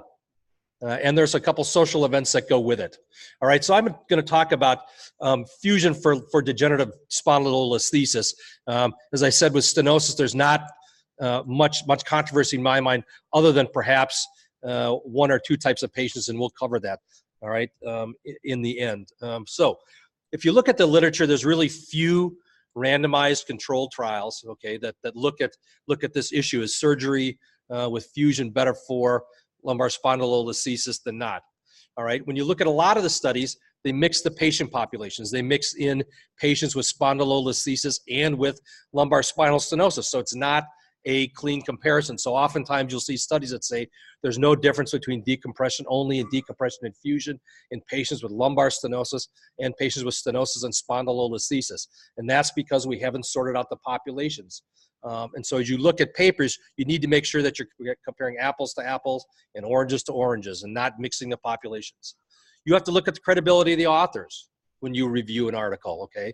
You have to say, does this person have a financial interest in this device? Is it a company-sponsored trial, which is almost impossible not to, or it's impossible not to, or it's impossible to do studies these days that don't have some corporate involvement in them because they're expensive. And you have to look at the credibility of the authors and what financial tie they may have to it, and if they're real zealots. And then you have to look at the journals that articles are published in. Obviously, journals are of better quality than others. Oftentimes, papers that are presented in lesser journals may have failed the rigorous review process that goes into high-level journals. And impact factor is one way you measure it. It's not the be-all and end-all, because some people look at articles in certain journals which improves the impact factor, but they're looking at it for a negative reason. So you have to be careful interpreting impact factor. All this gets down to is looking at the level of the literature. And I know Joachim doesn't like to look at the literature, and says you have to be honest with yourself. And I actually agree with that to some degree, because what you need to do is be honest about what your results are compared to the results in the literature. Remember, the people that are doing papers and are published in the literature are generally people that are considered to be sort of the top level surgeons, all right, in the field. So the results that you see in a paper are oftentimes probably the best results that you're going to see in the real world. If you do a series of patients and you want to say, yeah, this is better, you better be using credible and reliable outcome measures and looking at your patients and documenting these things. You just can't say, because I think this is better. I think doesn't work anymore. And in the US, payment is being driven by quality of care, and that's often based upon standards that are set in the literature. So you need to be careful with that, all right? So decompression alone and decompression fusion, and maybe we'll add it to spondylolisthesis because that's probably the more controversial topic. So in some people's minds, spondylolisthesis represents instability. They may say, well, I get a flex and extension film and they don't move, they're not unstable. But it's a different type of instability. It's not an acute instability. It's something called glacial instability. So it's something that occurs over time. It doesn't have to happen all at once, all right? And then I talk about flex and extension films. What do patients do when they have pain? They splint themselves. So oftentimes standing flex and extension films don't really help you. If you're going to do flex and extension films, the recommendation from us is that you do them sideline, so unloaded, so the patient flexes and extends. Oftentimes you don't need flex and extension films because you can look at a plain standing lateral film, all right, which is your upright load-bearing film, and compare that to your MRI, which is essentially a film or a film in an unloaded position lying on their back. And oftentimes when people have a mobile listhesis, those are the only two things you need to look at, and it'll tell you if it's actively mobile. You have to decide if adequate decompression is going to result in any instability when you talk about things becoming unstable. And you have to look at the durability of the procedure and the durability of the results. So this gets to the point of looking in the literature and saying, is 1 year follow-up enough? Is 2 year follow-up enough, or do you need 4 years? Or in the case of arthroplasty, 7 year and 10 year follow-up. So that requires rigorous review of your patients or other patients within the literature. You have to look at the reoperation rate, all right? So you may say that early on that things are similar, and the one example I bring up is this Fishgren and Herskowitz papers that talked about instrumented fusion versus non-instrumented fusion in spondylolisthesis patients. And originally, the original paper came out and said that these were essentially two equivalent options. All right. And then Jeff Fishgren said, I followed these patients, and at Lumbar Spine Research Society a few years back, he actually presented it and said that in the longer term follow-up, the patients that were instrumented did better than the patients that were non-instrumented and had fewer reoperations. The other thing that we know is we talk about non-instrumented fusions and or rigid fusion versus non-rigid type fusions. And we look in the literature, and if you're going to do a fusion, at least in my opinion, you ought to do something that makes it the most rigid thing possible. There's a paper published in 1993 by Zadeblik and his colleagues that looked at the rate of fusion in patients that were instrumented versus non-instrumented. And they looked at non-instrumented fusions, they looked at Lukey rods, and they looked at pedicle screw fixation. And the patients that had a higher rate of fusion, which is what the endpoint of the study was, not patient outcomes, but and in the end, it turned out patient outcomes were better anyway. But it turns out that the stiffer the construct is, the higher the rate of fusion is. So my thought is, put screws in if you can. In Fishgren and Herkwitz's original paper also, when they said that non-instrumented and instrumented fusions had equivalent results, the difference in those patients was actually the complications related to the pedicle screw. So it was inaccurate screw placement. And if you took out the patients that had screw complications and just compared people that had 8+ operations, all right, the patients that were instrumented did better in the end. All right, so let's talk about literature looking at laminectomy alone versus fusion for grade 1 spondylolisthesis. And this is a 426 patient prospective quality outcome data. So I said, look at the quality of the journal. Okay, so Journal of Neurosurgery Spine, something we mostly think well of. Look at the quality of the authors. And if you look through this list, this is a pretty good list of people. All right, well thought of, but there are some industry ties and so forth to several of these people. But this was not a study designed to look at a device. It was a design study to look at a procedure. So what are some of the issues with this? Well, the one issue, this is not the issue, is that it's a prospective longitudinal registry, all right, utilizing a QOD registry. All right, and so there's all sorts of problems with registries that we all know about. But the one thing that registries do is it looks at a broad number of patients, all right, and it sort of gives you sort of a real world flavor of what the true results are. All right, it's not just the best surgeons in the world doing this. There's a lot of centers that are involved. The issue with this one, though, is that they only looked at the top 12 enrolling sites. So this gets enrolling sites. So this gets you to the point of perhaps these are the most well-trained, best people to do this. But they used good standardized outcome measures. So the Oswestry Disability Index, or ODI, the NRS, the numerical rating scale, and the EQ5D, or the Euroqual 5, Euroqual 1-5 dimensions health survey, so EQ5D. And in this study was 80% fusion patients, 20% laminectomy alone patients. So a pretty reasonable study. The things that they noted demographically between the patients was that the fusion patients were younger, 61 versus 70. The fusion patients were fatter, 31 versus 28.4, where I live is nothing. These are my thin patients, to say the least. And there was actually a higher proportion of back pain as a major component of the pain complaints in the fusion patients, 88 versus 61. So these are sort of the younger patients, okay, heavier patients, and people with more back pain. So you'd expect that maybe they won't do quite as well, or it'll be equivalent. The reoperation rate and 3-month readmission rate were not statistically significantly different. All patients improved in their outcome measures. And this is basically saying we did an operation, did they get better? The problem is that this is only a 1-year follow-up. All right, so you don't look at the durability of the operation and whether they had reoperations. But in the end, the fusion patients had a statistically significant better ODI at 12 months. So that speaks for the fact that fusion may be better in these patients. And remember, this is not the straightforward stenosis patient we're talking about. It's the patient with grade 1 spondylolisthesis, which tends to be the more controversial standpoint.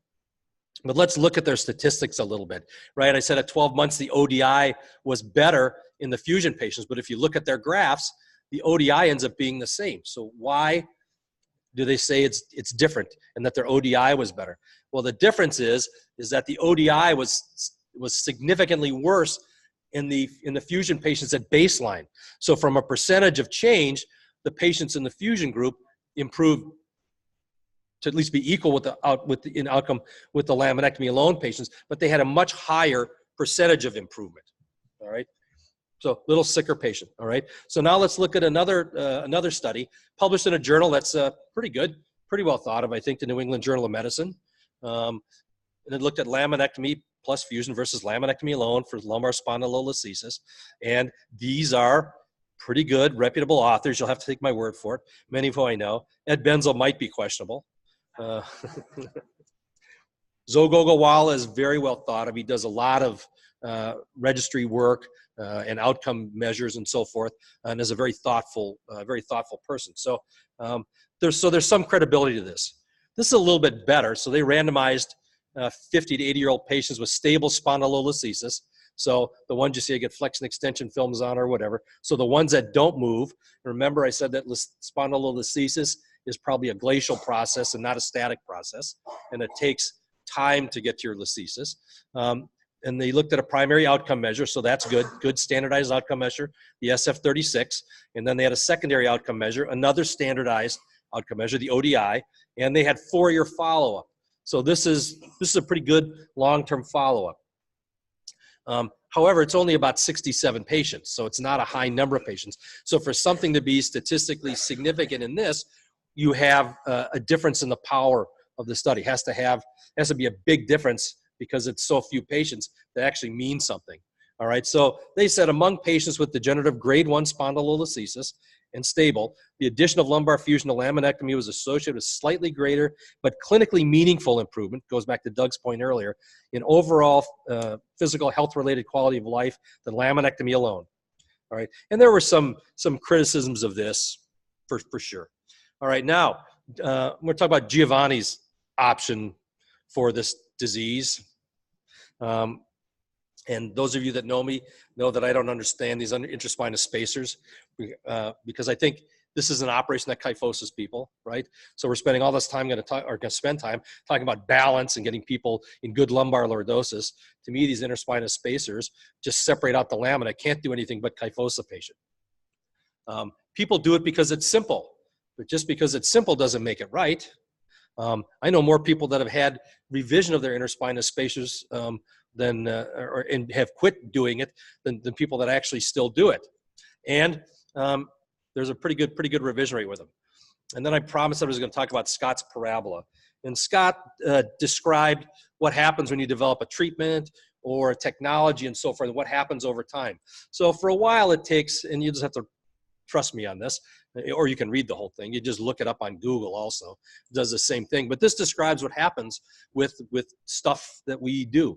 Arthroplasty, lumbar fusions, interspinal spacers, everything. So you get a promising idea. And I think that everything that we've talked about, or will talk about, has some place and some appropriate indication. And so doing the right thing for the right patient is probably the real lesson of all this.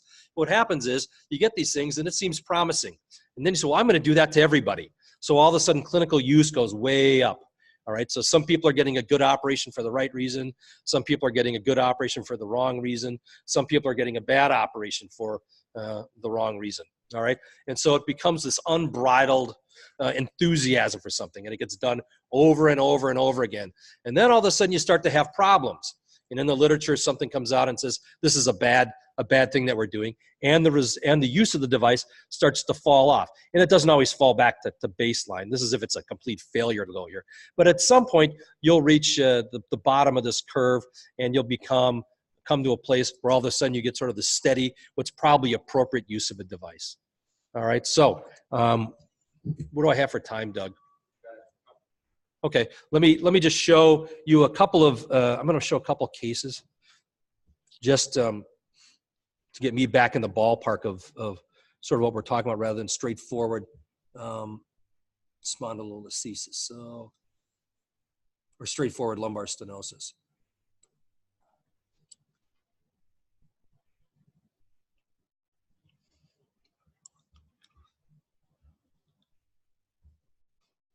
So I'm going to just go through these briefly, maybe explain my thought process. Okay, so 57-year-old lady, bilateral lower limb pain, progressively worsening, 60% back, 40% or 60% leg, 40% back pain, normal neurologic exam.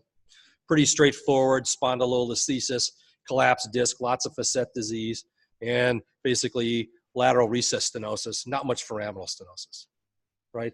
And this one probably won't move on flexion extension, didn't really change between upright and lying down.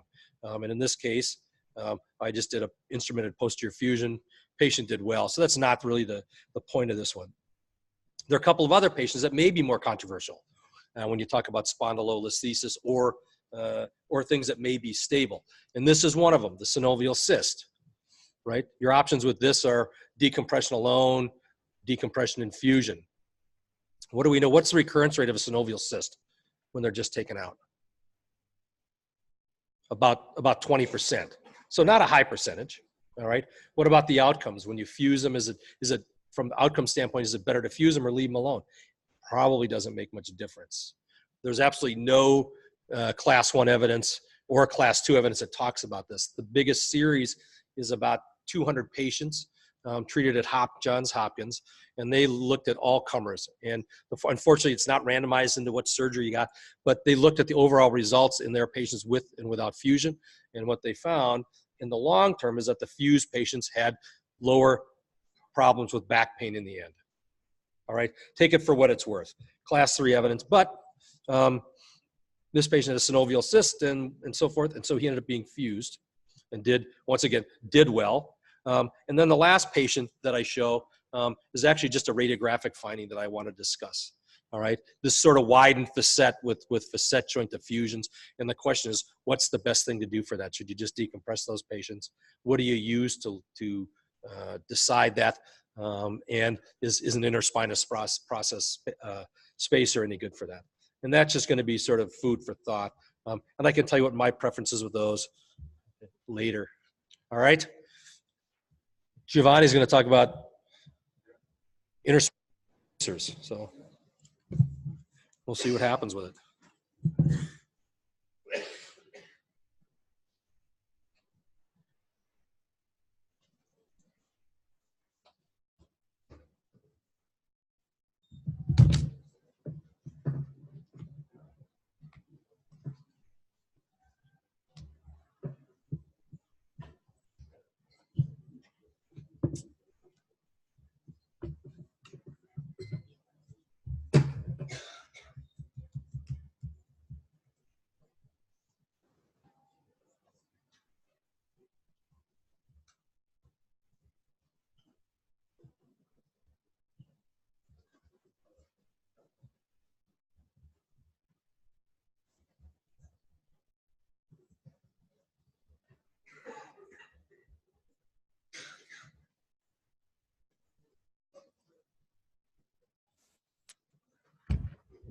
Okay.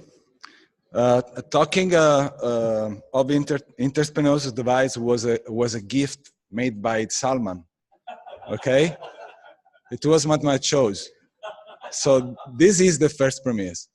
Okay, so yes, I will tell you a story of a device that I used in the past. Okay, so talking about the Scott parabola, I'm at the finish of the Scott parabola. Okay, so let's talk about and let's say what we can have from this technique right now. So a couple of slides are dealing about lumbar spinal stenosis, and I won't lose time. Everybody knows about this pathology, and I will skip some slides. But what I should precise is that symptoms include low back pain and unilateral or bilateral leg pain, numbness and weakness, but neurogenic claudicatio, the intermittent claudicatio, as we say in Latin, is the most specific symptom. So there is no currently consensus for the treatment of this pathology, especially for old patients. The optimum treatment is generally considered to be surgical treatment, as the 2 randomized clinical trials compared conservative with conventional bone decompression resulted in favor of surgery. but considering the destructive nature of the bony decompression coming from surgery of the spinal column, when performing lumbar spine laminectomy, the resulting instability often may require subsequent instrumental technique stabilization. So, to date, various micro-decompression methods have been used. Common characteristics of these methodologies are smaller incision, preservation of the ligamentous of the bony spinal structures, preservation of the paraspinal muscles. Several devices have been introduced so far. This device can be divided in three fundamental different constructs: facet replacement, transpeduncular insertion, semi-rigid rods, and interspinous process devices. There are a lot of devices that have been introduced in the market. They are expected to achieve local kyphosis to improve sagittal balance, provide segmental stability, modify posterior neural foraminal aid, provide pain relief, provide also in reducing low back pain due to the facet overloading or segmental instability, and increase lumbar spinal canal diameter. They promise too much. Okay? Controversial position. This is the point. So there are a lot of the literature that has been published in the last decades. There are some of the papers, for example, this one saying that 12-month reoperation rate and index of hospitalization cost were significantly higher among patients who underwent interspinous device compared with the laminectomy.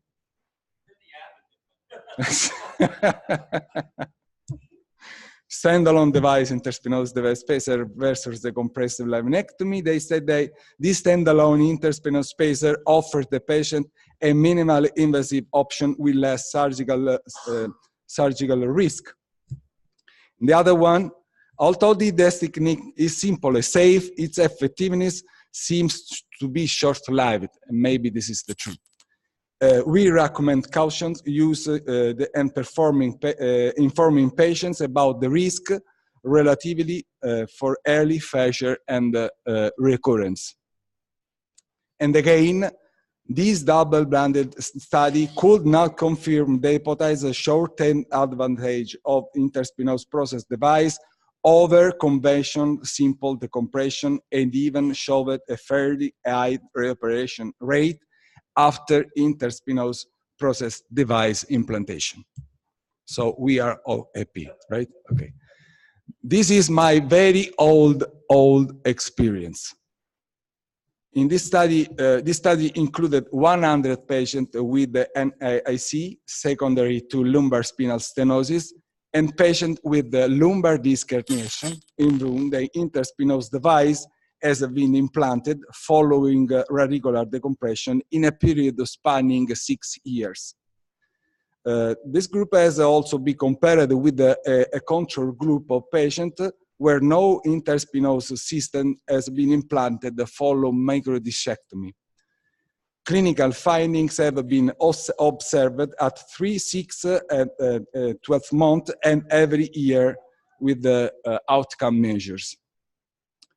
The inclusion criteria for patients of group 1 were aged more than 45 years and with the symptoms of lumbar spinal stenosis.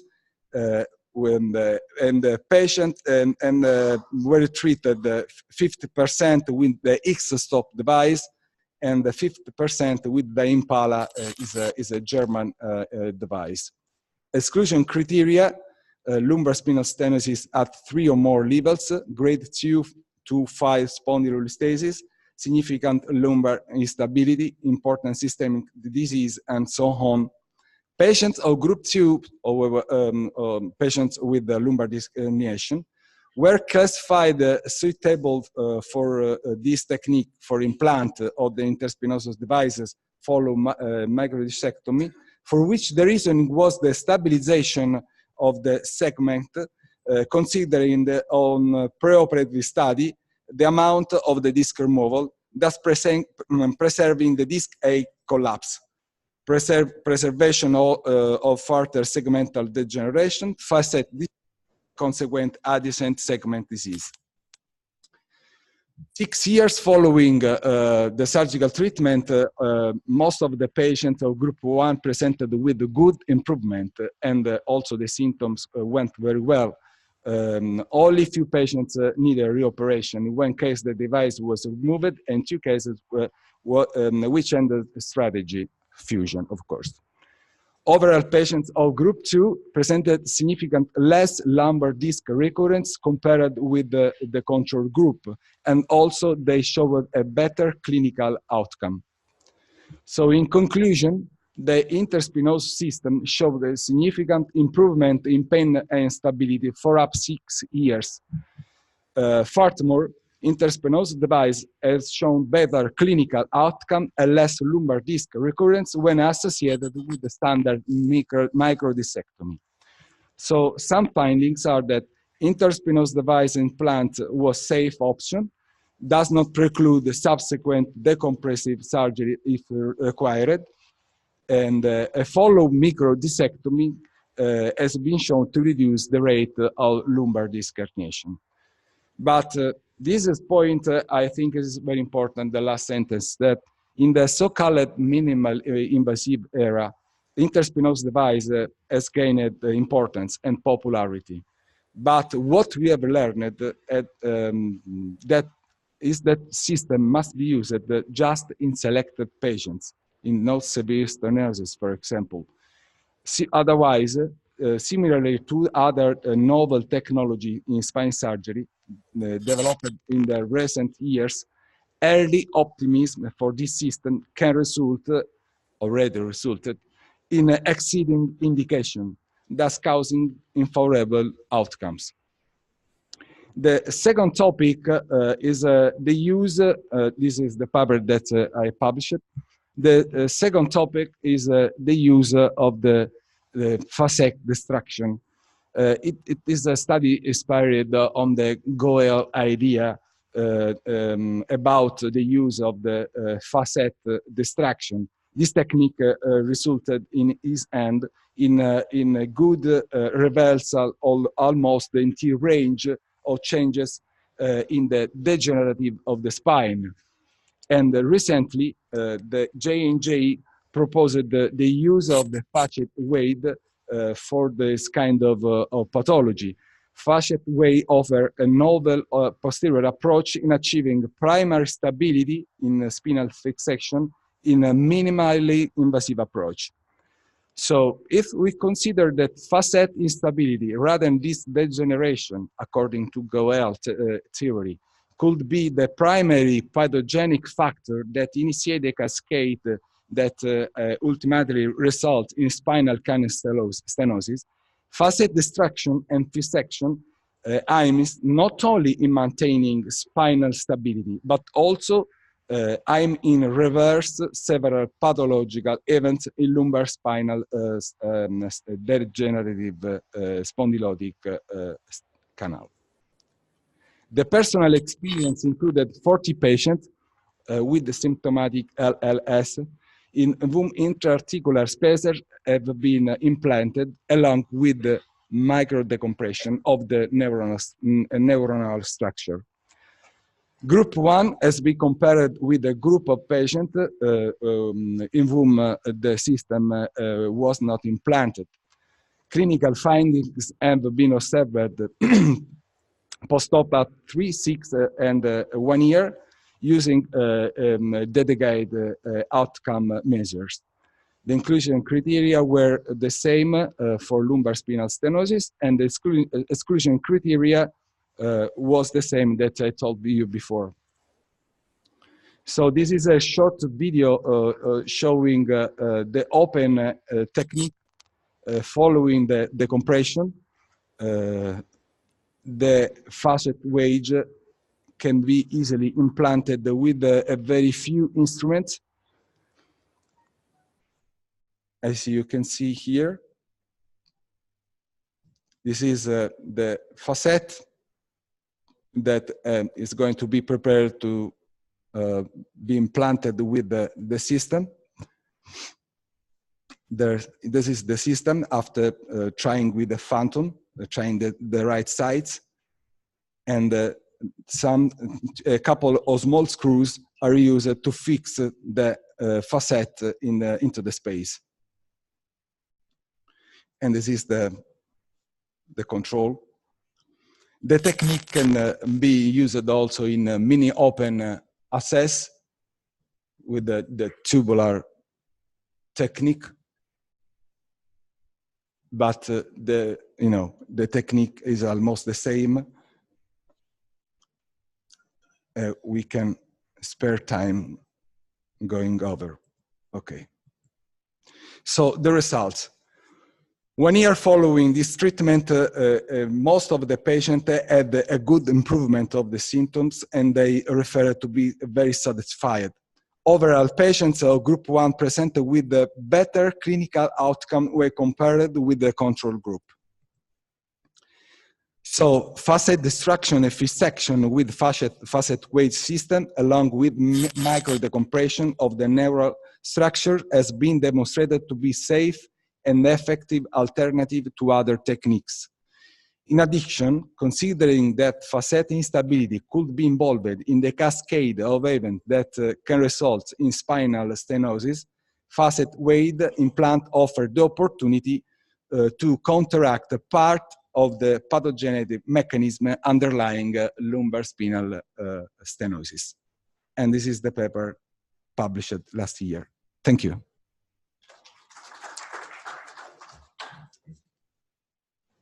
We have about 10 minutes for discussion, and then we'll get tea break. Questions? Yes. Questions? Just final. How much you distract to achieve your better outcome?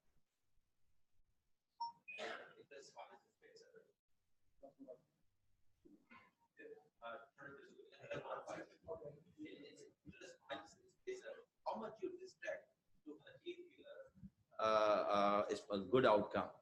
Okay.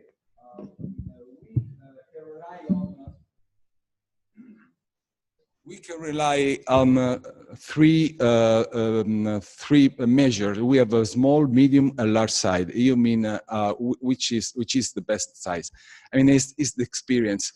You have not to force enough. Otherwise, you can break the facet. So the right size often is a size that give you in your hand a stability without forcing enough the facet. That's the good option.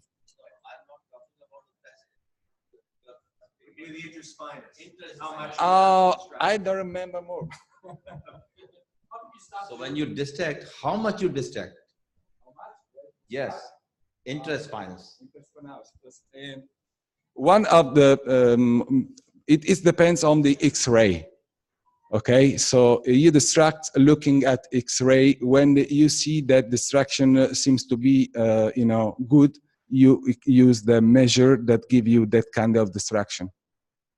And also the interspinous ligament, you touch it, and if it's not so stretched a lot, that is the good measure.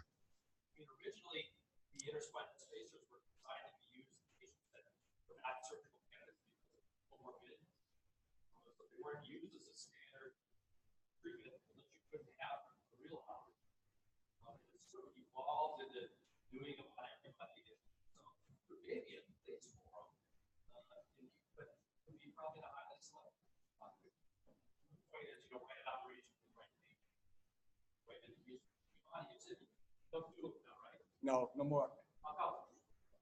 Why? Yeah, why? Okay, there are a couple of issues. The first issue is an economical issue. In Italy, the reimbursement for the interspinous device are very low.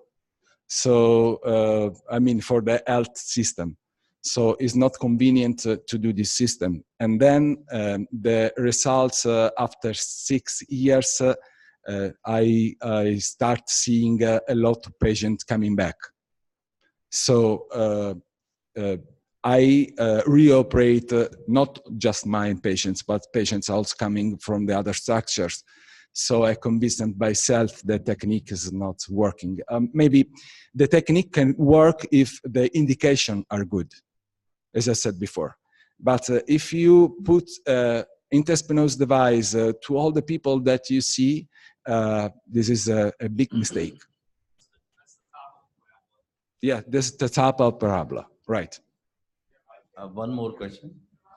In case, I think if you're using the interspinous devices to restore the foraminal height or the sagittal diameter of the spinal canal, this is where you have a problem. But if you're using in selective casing, after you have decompressed surgically and you have achieved the proper decompression, then use them, patient with severe facet joint disease, just to maintain the foraminal height.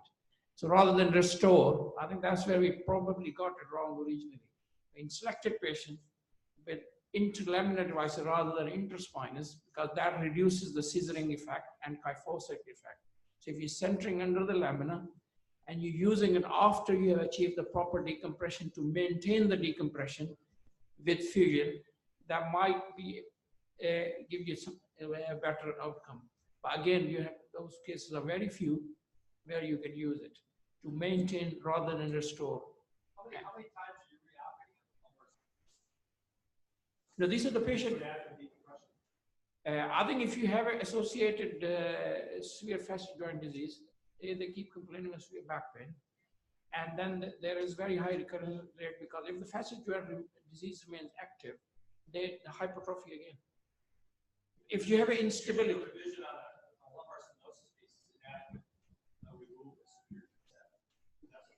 That's correct, yeah. But I think if you have ongoing instability, you will get the hypertrophy again. So that's the only place. Yeah. Instability is the problem. Instability. So I think it was the wrong indication we were using for it. yes, one question. Definitely the lumbar spinal stenosis is a progressive disease of the old. So you only fix the facets with the spacers, or you do the laminectomy? And again, my same question like Dr. Shah said, that whether you decompress the spinal canal, that is stenosis, and the facet joints are very bulky in the old age.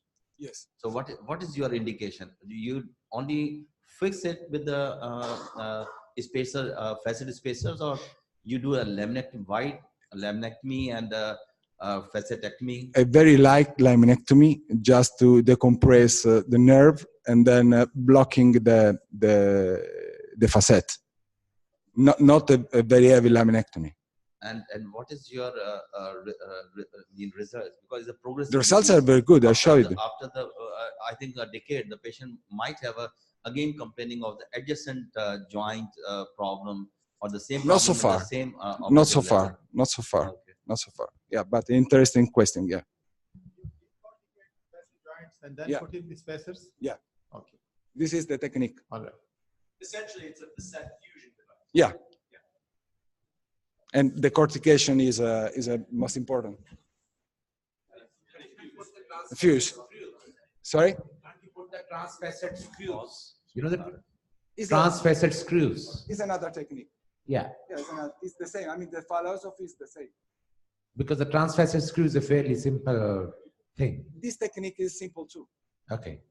The difference with the transfacet screw, unless you're putting a graft in there, you're not distracting the facets to get the decompression. But if you wanna stabilize, the technique is the same. If you want to distract and fuse, the facet wedge is a good option. Understand?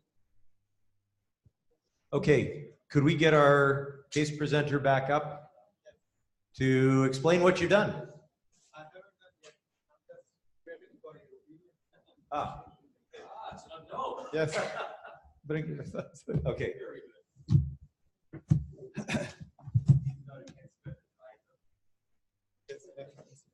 Probably ask 100 people if they got 100 answers. 110.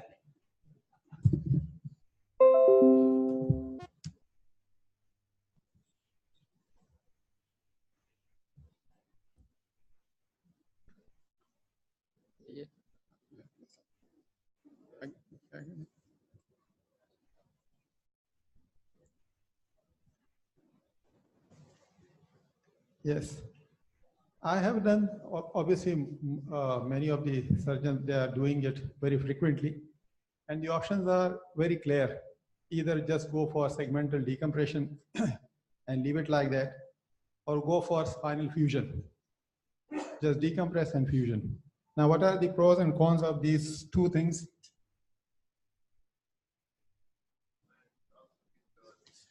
The important thing is that she has got this muscles atrophy. If I go for, can you see these, the erector spinae muscles, they are all wasted muscles. If we decompress it and instrumentation is done, I don't know whether it will solve the problem or not. See the muscle atrophy. That's actually, as you get older, that's a relatively common finding is that they've lost muscle. That actually is not too bad compared to what I've seen. One of my partners is actually looking at this exact problem in the lab and talking about it, and has noticed that people that have chronic long-term back pain have fatty replacement of So spinal fusion only will worsen the problem further. The muscles will get more atrophied and they persistently complain of pain and pain and pain. The spinal stability will not resolve the problem. It is not the ultimate of. So even if we offer segmental decompression, just laminectomy, bilateral laminectomies, so is it going to be the ideal procedure? They get better a lot with. Depends which leg bothers her. Is it one leg or two legs? Bilateral. Bilateral, okay. So the question was whether it's just this disc at L3-4 or whether it's related to her global problem from L3-4 down through maybe 5-1, maybe not. And then there's a little faceta fusion on the right at probably 4-5 would be my guess. It's 4-5. Yeah. If you go for just decompression and leave it like that, and she just move around with a with relatively good flexible spine, she can develop her muscles as well. Let's get an expert poll. So, who wants to do decompression alone? Decompression alone? Decompression and fusion? Intraspinous spacer? That was a trick question. Because I think a 3-level intraspinous spacer in somebody who already has a flat back is just an invitation to come back to treat the problems that you get with the flat back. So,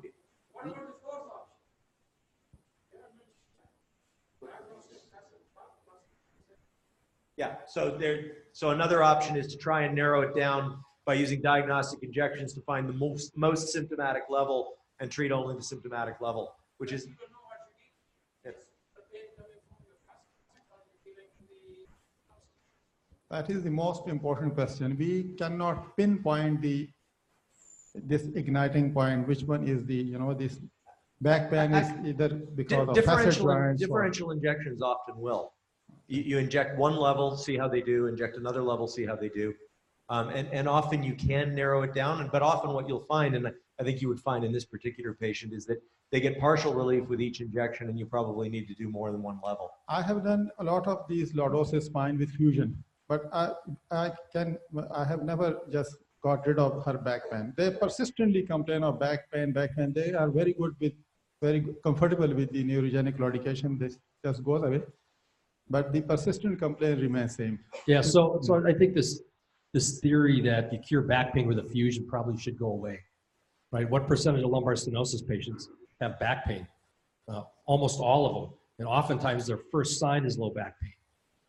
And on some patients, if you just do a lumbar decompression, their back pain gets better. And the way that I've started sorting it out is I've actually done epidural steroid injections. And I do an epidural steroid injection. If their back pain gets better, I see how long it gets better. If it gets better for a week or two, I'll repeat the injection, but I want to make sure that that's a reproducible result before I go and do something to them. And it's often not patients that have severe stenosis. It's that sort of moderate stenosis picture. And I've done about 6 or 7 patients now, and in 6 of them, their back pain improved significantly. But I'd that still is, call that an again, anecdote. short-lived. Most of it, but this is my very small personal experience, that it is usually short-lived. It is short-term. They are very good, you know, we mobilize them within 24 hours. They are very happy, no back pain, nothing, with neurogenic claudication is gone. And after just in the next visits, back pain and is back pain and back pain and back pain. The thing I would include in all this is there's back pain and then there's back pain. If you have a patient who has back pain all the time, no surgery is going to make them better. That's chronic pain syndrome. That's not lumbar spinal stenosis or degenerative spinal disease. In a patient who has stenosis, there is a pattern of back pain in the stenosis patients, which is essentially claudicant back pain. If they stand or walk for more than 15 minutes, 50 meters, whatever, they develop back pain that goes away instantly when they sit down. That's a pain pattern that they've developed because of their compensatory mechanism for their stenosis. They're standing, leaning forward. You ask that same person if they're going around the supermarket, the grocery store, and they lean on a shopping cart, do they feel better? Those are patients who fairly predictably, if you decompress them, their back pain will get better. But if you have a patient who has back pain all the time, or back pain, you know, with sitting as bad as with standing, those are patients where the back pain won't get better with a decompression. That's a valid point. Are they better walking uphill or downhill? And so the people that walk uphill and feel better are actually the people that are flexing forward and opening up their spine and having relief of their back pain from their spinal stenosis. That's another indicator. Oftentimes those patients, when they walk downhill, will complain about more back pain, but oftentimes leg pain too. Okay, thank you very much. I'll go for segmented break. So we are on tea break. It is currently 5 lumbar decompression only. Yeah, decompression only. What time did you get? Wait. We will be back at in 2021. No. We'll be back at 4:15. So you got a 20-minute tea break. Or tea break.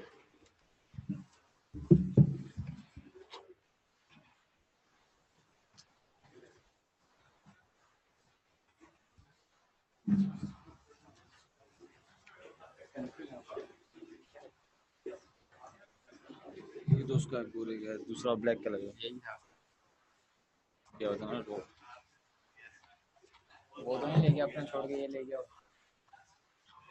ये उसका अलग है अच्छा उसी के बाद होगा फिर उसके लैपटॉप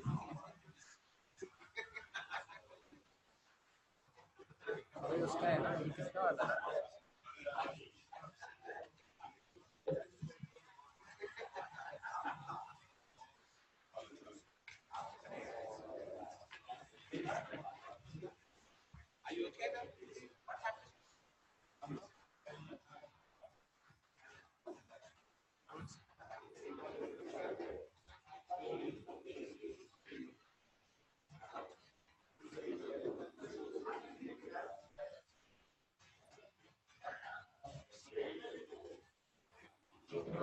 क्या किया था Yes, sir.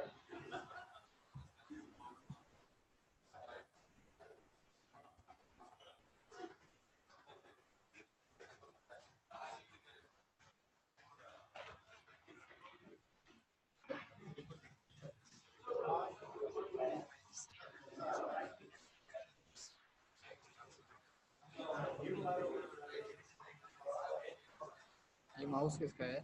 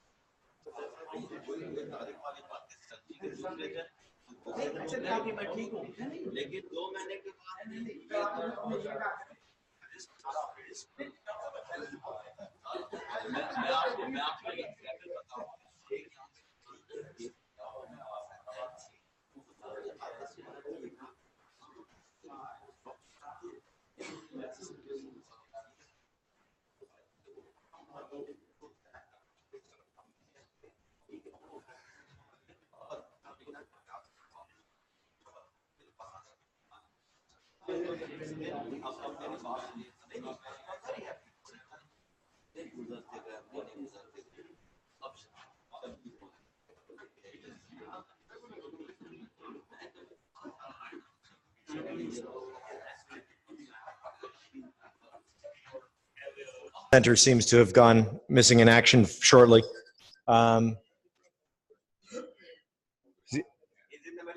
Okay, all right. So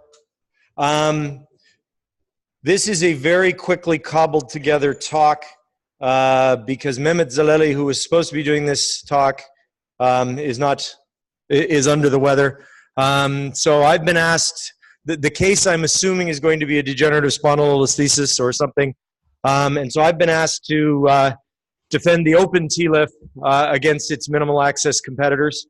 So again, I come back. At the end of the day, we always have to be looking at what our patients want. What are our patients? Decreased pain, improved function, low risk of complications, durable long-term results. One of the things that I'll sort of make clear through this talk, and where I definitely agree with Joachim, is the most important thing in all of this, with all of these technologies, is since there really is no good evidence that any one of these technologies is better than any of the others, what becomes most important is which of these technologies works best in your hands. In the absence of a clear winner, if you will, it's which one works best for you. And so I'm going to give you a little bit of an idea of sort of where I have evolved on minimal access TLIFs. And again, we have to come back, the underlying question, what are the results of minimal access surgery compared to equivalent open surgery? And time and again, if you look at the results of minimal access, the same things come up. At 1 year, there is no difference. The improvements are in the short term, the first 4 to 12 weeks. And in the first 4 to 12 weeks, with most of the minimal access procedures, patients do somewhat better. And that's a good thing. That's good. So if what's wrong with minimal access? The recovery is faster. They do have shorter hospital stays, but again, is it significantly shorter hospital stay? But the key question is going to be, are the results better at 1 year in your hands? And are the complication rates equivalent in your hands? The other thing is, you got to remember, are these techniques generalizable? So somebody like Joachim, who has spent a good part of his career developing endoscopic, is going to be way better at endoscopic than I ever am, because I just haven't done it. So are the results generalizable when we look at new technologies? Remember that most new technologies, when they come out, the studies you're reading are done by the developers of the technique. They're all at high volume centers, and so they may not have the same practice as you. At the end of the day, if a minimal access procedure does not have equivalent or better outcomes, it doesn't matter how small the incision is. If your patient doesn't do as well with a minimal access procedure as they do with an open, you haven't done them a favor. And that's why you must look at your own outcomes. So as I say, studies are done by the developers of the technique. They are often conflicted. There's an interesting paper I just reviewed that's going to be published soon or presented soon, looking at the results of arthroplasty trials. They looked at all the arthroplasty trials that have been reported to date, and what they found is conflicted authors, the studies were more likely to have a positive outcome. Unconflicted authors they were more likely to have a negative outcome. Again, the studies are always high volume surgeons. Joachim is doing a lot of endoscopics. And they're done in selected patients. Because of course, if you're doing a study, you want to cherry pick the best. And so you've got to remember that the results may not be the same as yours. The second thing is we have to look at complications. And MIS surgery has a whole bunch of its own complications. And if you look early on in most series, early on in the learning curve, the complication rates are higher. Minimal access techniques have less flexibility. So you know, if you're having problems, you're converting to open. With an open technique, you do have a little more flexibility. And you know, overall complication rates with longer experience are probably equivalent. The exception to that, I really do believe that infection rates are lower in the minimal access procedures, no doubt about it. And I do think in the very elderly, they are. And again, you know, studies showing in the morbidly obese, but at our institution now, in our group, if you have a BMI of 40, unless you have a progressive neurologic deficit, if your BMI is over 40, you are not getting surgery. You are getting a referral for weight loss and or bariatric surgery because that's where you're going to get most of your outcomes. And again, MIS techniques are more demanding, and are they generally recognizable? You know, are the results generalizable? You know, some people just are not very good surgeons. So I, at one point, was probably doing between 30 and 40% of my TLIFs as a minimal access. I am probably now doing less than 5% of mine as minimal access. And why is that? Well, when I first started doing minimal access, I was using BMP, which is amazing in terms of its ability to get fusion. But what I noticed, and is clear in the literature in the TLIF setting, is an inflammatory radiculitis. And I was finding about 20% of my patients were getting an inflammatory radiculitis. They were miserable with increased leg pain for about 3 months. They all got better. But for that 3 months, that was hard on me, talking to these patients and talking through that. So I stopped using BMP. The next thing I noticed is that I wasn't getting as good a lordosis when I was doing the minimal access techniques as I was doing open. I also found that in patients with severe central stenosis, I got better results in the open patients in terms of the symptom they wanted better, which was their claudication. And then also, when I look in my hands, a lot of these patients, I was also doing ALIFs with percutaneous screws or laterals with percutaneous screws in the patients who had lateral recess or foraminal stenosis. And I found that those patients actually did better than my minimal access TLIF patients. So in my hands, I found that the minimal access weren't doing quite as well. And I say I found that in the severe stenosis, it was difficult to adequately decompress. Looking at long-term outcomes, I am a firm believer that all fusion surgery is deformity surgery. If you are doing a fusion, you are either treating deformity, preventing deformity, or you are creating deformity. And so I am fanatical about trying to restore lordosis and get as close to my pelvic parameters as I can, even in a one-level fusion. And there is a growing body of evidence that says that single-level fusions, alignment matters. In many cases, if you look, in some of the early studies with TLIF can actually be kyphogenic if you don't pay attention. Straight ahead cages, the rectangular cages, are not as good at getting lordosis as putting a crescent-shaped cage as anteriorly as you can. Our study just recently, our institution recently published, this is prospective database study. We prospectively collect patient-reported outcomes on every patient who comes through our institution, and we looked at all of our patients who had TLIFs. 2 of us do routinely bilateral facetectomies, 2 routinely do unilateral facetectomies, and 2 mix and match. And what we found was clearly that the patients having bilateral facetectomies, these are all open, by the way, our patients having bilateral facetectomies did better than our patients with unilateral facetectomies. We also found that lordosis was better with bilateral facetectomies, so we were getting better alignment. So my conclusions looking at this, I think MIS surgery is a tool for accomplishing the goals of surgery. You go into a surgery with the goals. If I've got a patient who needs a TLIF, my goals are an adequate decompression, a solid arthrodesis, and good alignment.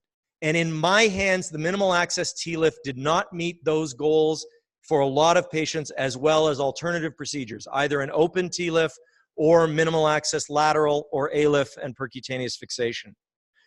Minimal access surgery does not change the indications for surgery. If you're going to start minimal access, doing minimal access stuff, you must look at your own results, and you must convince yourself that this procedure is as good as your open procedure. Thank you. So our next speaker is going to be Salman, who is going to talk about the mini open TLIF.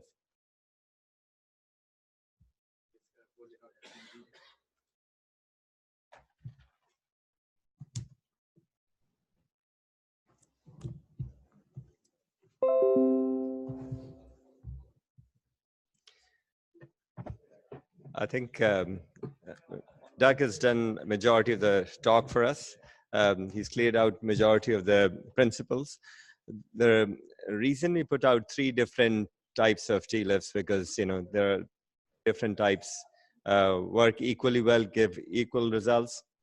And you have to, I'm sorry about this. I was just trying to fix the font and I didn't have time, so I just moved on. But don't worry, I will hope majority of these talks, the slides are taken from Nicolay, who had a very nice presentation. Unfortunately, I just trying to fix it. I just screwed all it up. So no worries. Surgical options that we have are all shown here. Let me just get this if it works. So if previously we were doing lifts and then TLIF, and then now various other kind of lifts that we have done, lateral, anterior, and all those are different options for different problems that we are seeing here. So degenerative disc disease with listhesis, with just degeneration, instability, a black disc. So whatever you can choose, but the problem is majority of the time the problem has to be clinically oriented. So once the indications are clinically oriented, along with somebody who's got significant back pain, and along with radiological evidence that yes, you will make some benefit to that patient. Spondylolisthesis, a majority of the people would think this would be the first choice treatment. Having said that, I think Doug does majority of listhesis anteriorly. So whatever suits you, you can do. Pseudoarthrosis is one big indication as well. And this is when you used to do the posterior fusion without instrumentation. So this used to be the way we used to work. And this is okay as well, as long as that patient fuses in time and gives you good clinical results. And some people have those results, but majority of the people can't give those results to everybody. So then PLIFs with pedicle screws. And obviously this improved scenario a little bit, and the pain got better a little bit, and fusion rates were better, but we were giving dysesthesia to our patients when you're trying to push the nerve root and the dorsal root ganglia on one side, and patients are having dysesthesia and persistent problems with numbness. And then came in TLIF. So it was beneficial. The only problem was that we were having removal of facet joint. And is that a problem? Sometimes it is. Sometimes I think it's beneficial when there's huge facet hypertrophy. And if you're fusing that and creating another joint, then it's okay. So interbody fusion was the main crucial bit in TLIF, instead of just putting in screws from behind and a little bit of bone and expecting things will happen automatically. Then came in this threading the camel through this needle, and this is minimally invasive TLIF. And minimally invasive TLIF, obviously, if you use the tubular retractor, it's called minimally invasive, and it's called mini open if you use a retractor to open it of various kinds which are available, and which are again kind of minimally invasive because your incision does not increase as such, because if you're going between the two pedicles.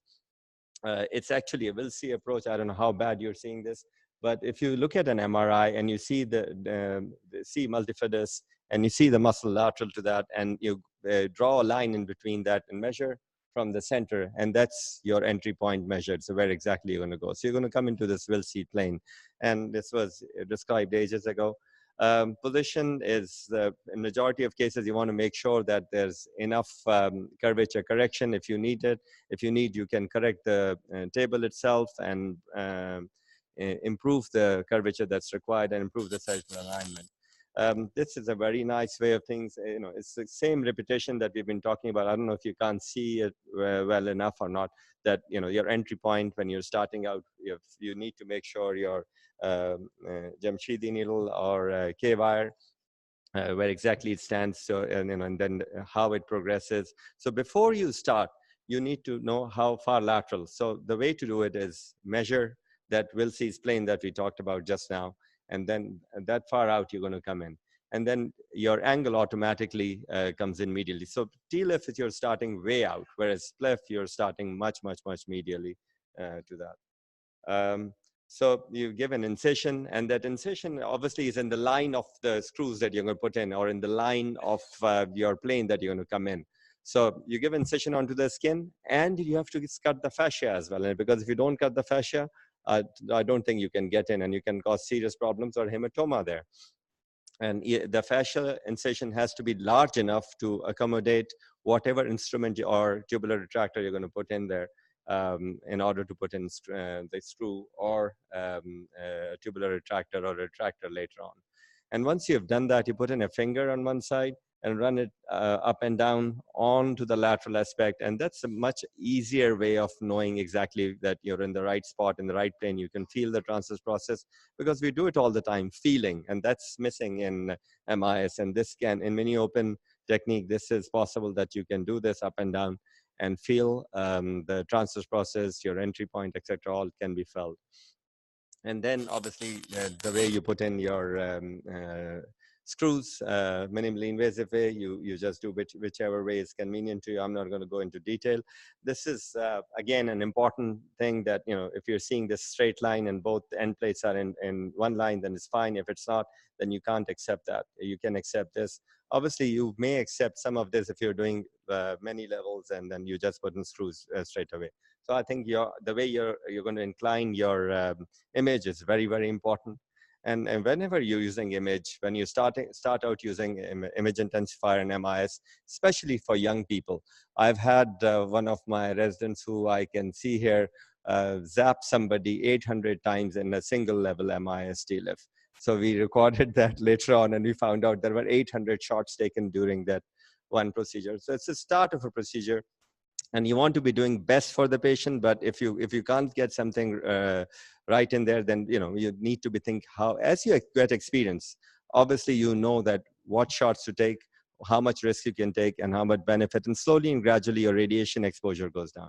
Because if you do too much of radiation, in the long run, it's a serious problem. It's been shown that when you're not wearing a neck collar, neck protection, you're not wearing eyeglasses to protect yourself, and you just have a lead apron, then the incidence is of causing a serious problem is much higher. And then total number of cases you could probably do could be only about 400 a year. And that's you're talking about some of these cases in which only a single level shot is done. So I think it's very important that you protect yourself. Radiation is important. You need to know where to stand. You need to know how to avoid this radiation problem. So MIS is good fun, but at the same time, I think your health in the long run is very important, especially thyroid cancer, cataracts, all that is important for us. This has been repeated many times, and I think it needs to be repeated again and again, that once you're at this level, then you should be nearly halfway, or about 60-70% of the pedicle itself. And then when you go in, you feel like crackling biscuits, and that's the feeling that you get inside in the vertebral body. And this is cracking biscuits and getting in, and then you know that you've gone enough. Then you take an image and you put in K-wire inside.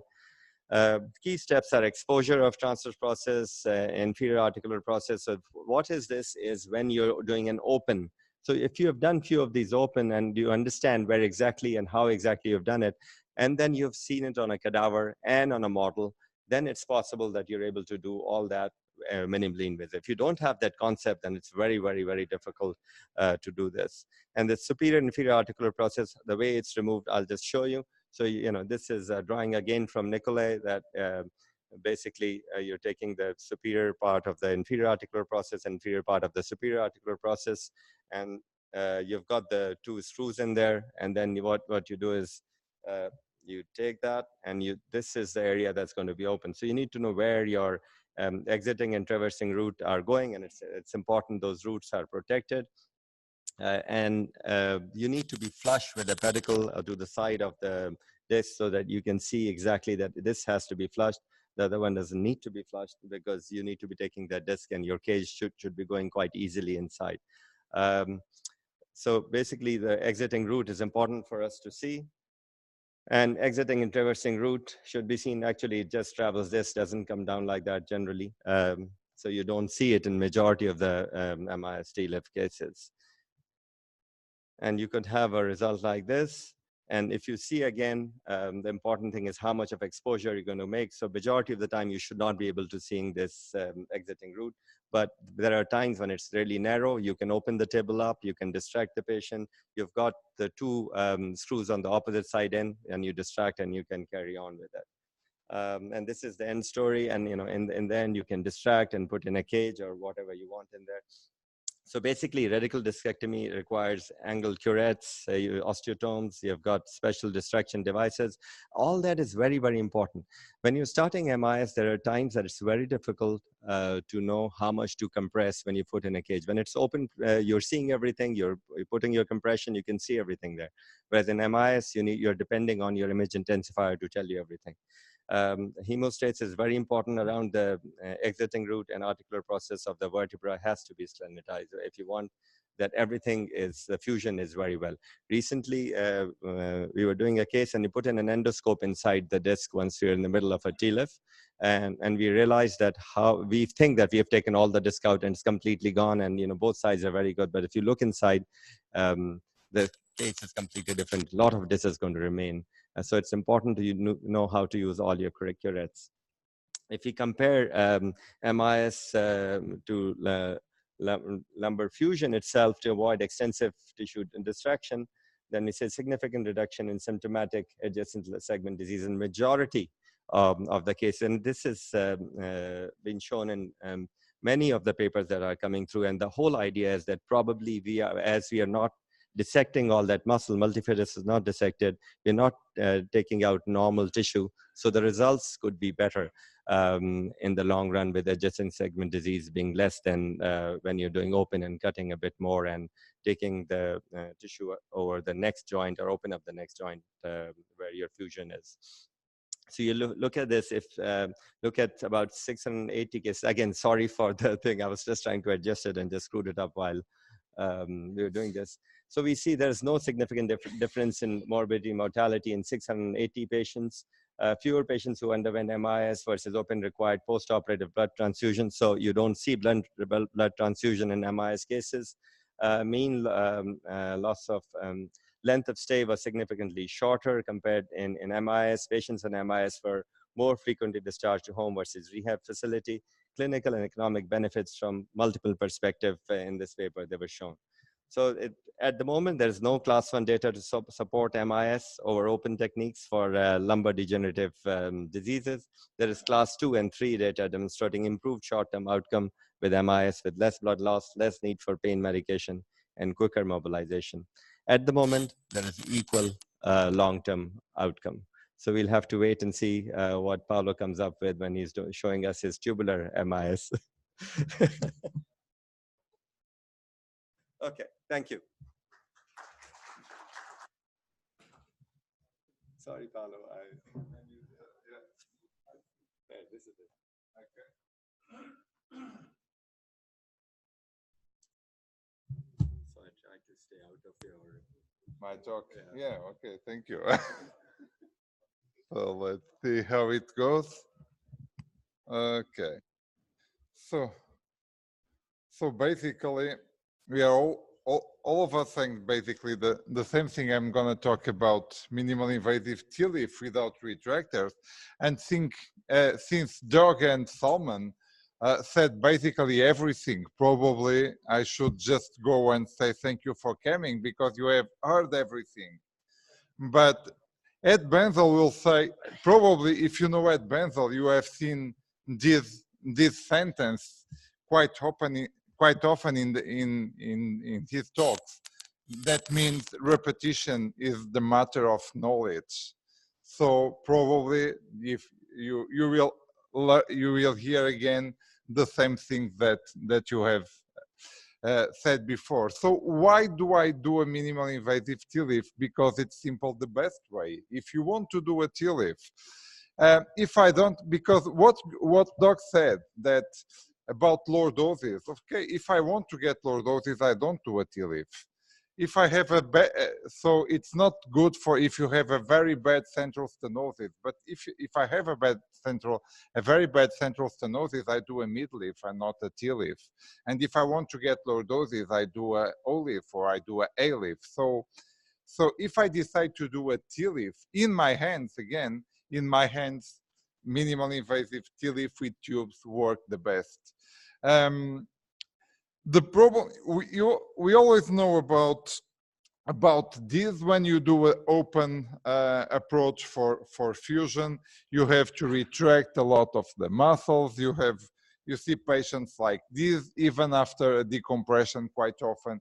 You have a lot of scar tissue and atrophy of the paraspinal muscles. There is a lot of data from the literature showing that muscle injury translates to better postoperative outcomes.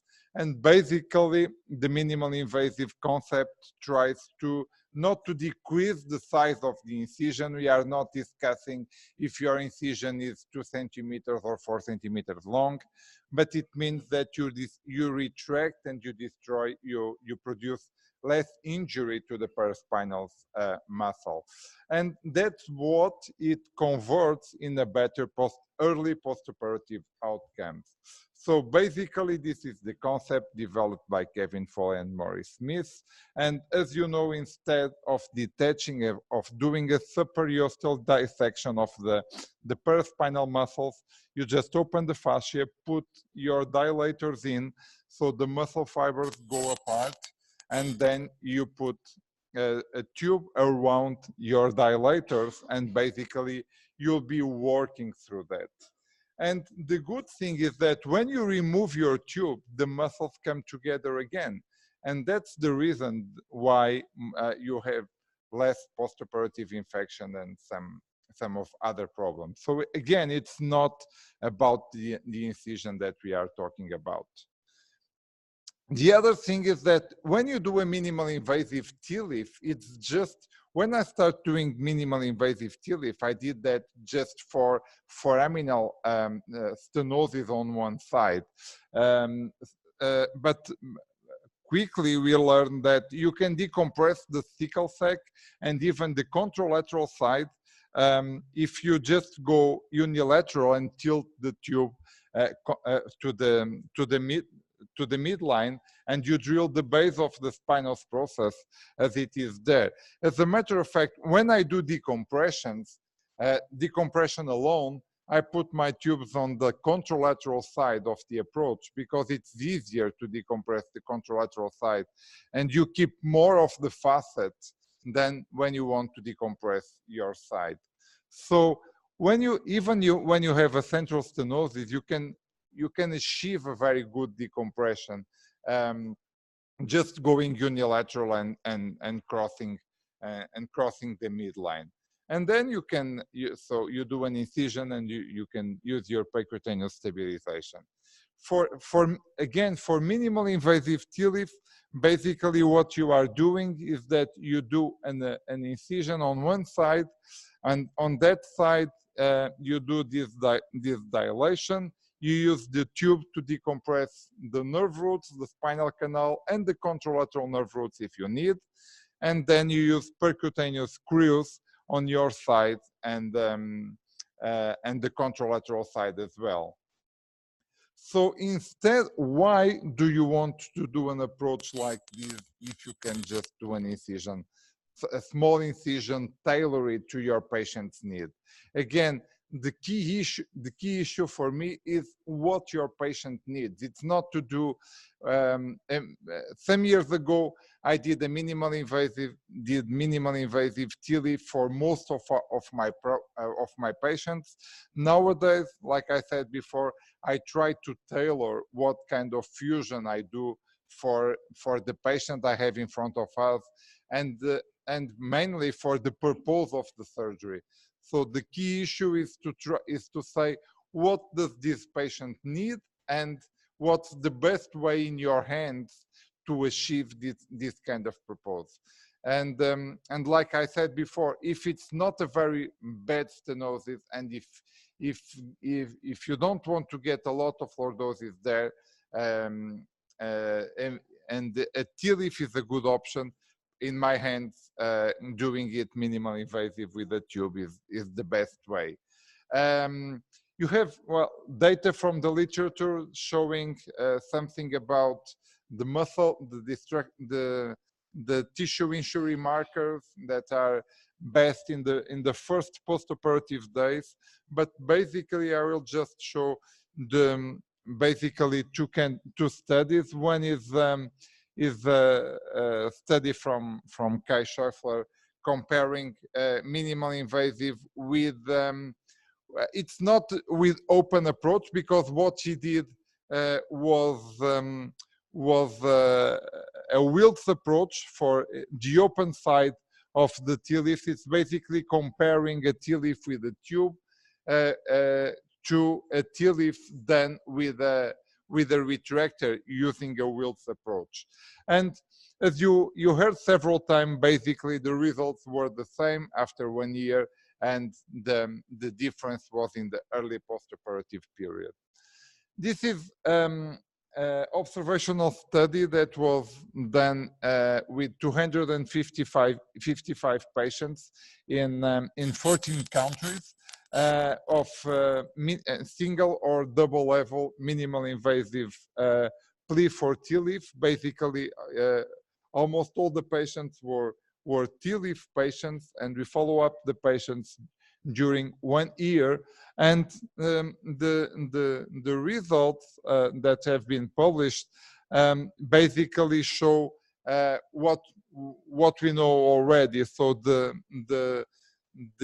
clinical improvement after the surgery, comparing back pain and leg pain, is quite fast. So in the first few days after surgery, you have much less pain, and these results are kept as you go through the 1 year follow-up. So this is the last paper. Is just a meta-analysis including almost 1,000 patients with open TLIF comparing to around 1,000 patients with minimally invasive TLIF. And again, there was no difference in fusion rate. So it basically, what changes is what you use for fusion. Quite often nowadays, I always say that, particularly for younger surgeons, that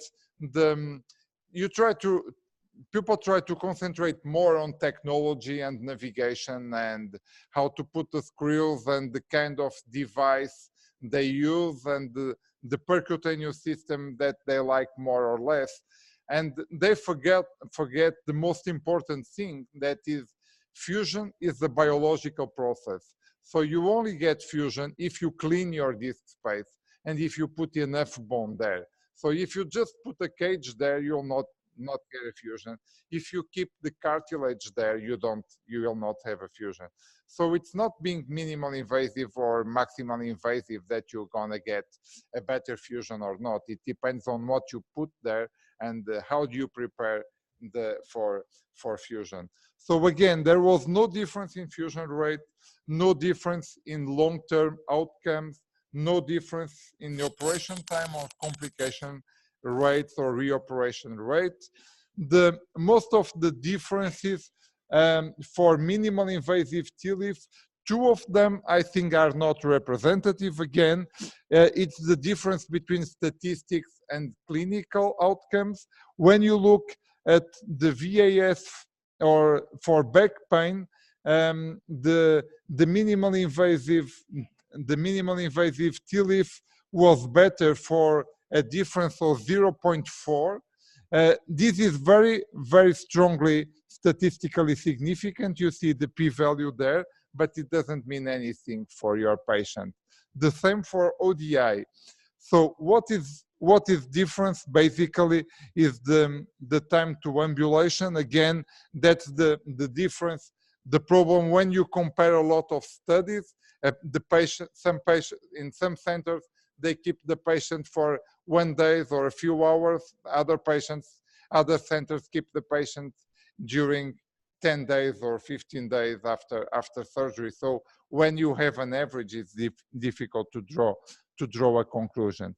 This is really different. The infection rate goes very, very low. You almost have no infection after minimal invasive TLIF. And there are some issues with the learning curve. I will go on this, and radiation exposure that basically someone told us about this. And basically this is the overview. So minimal invasive TLIF allows a very good exposure with excellent visualization of the structure. It's a classical technique, so you don't have to change your technique to do this. This is safe. The early postoperative is better than open, with less pain and less need for medication. And as a conclusion, how do I use a minimal invasive TLIF? I think that's very obvious from my side, or very elementary, and quoting Winston Churchill, I'm easily satisfied with the very best. Thank you very much. Questions?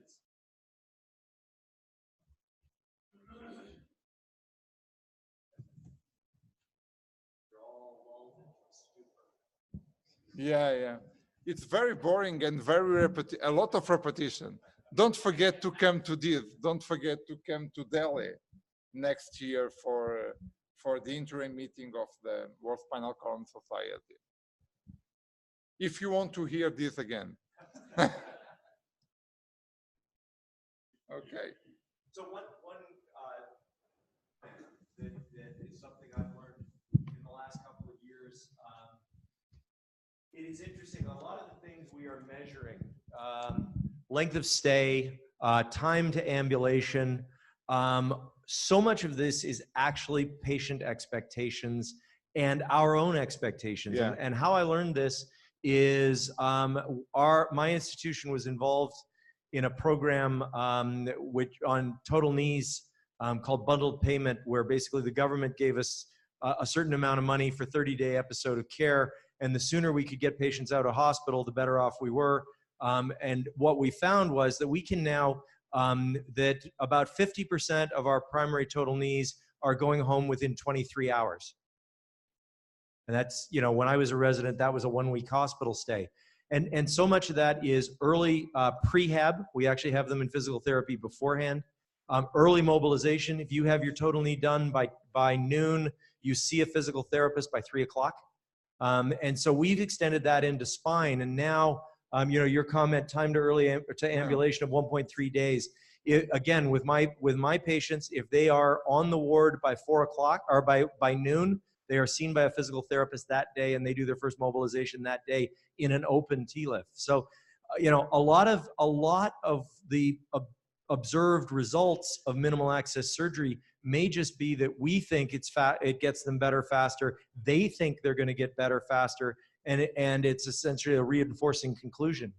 Yeah, I totally agree with that. I think it's much more doctor driven than but it's again, it's like time to go to work. They go to work when you tell them you are good to go, or their own expectation, because some patients expect to be out of work for 1 month or 2 months after the surgery.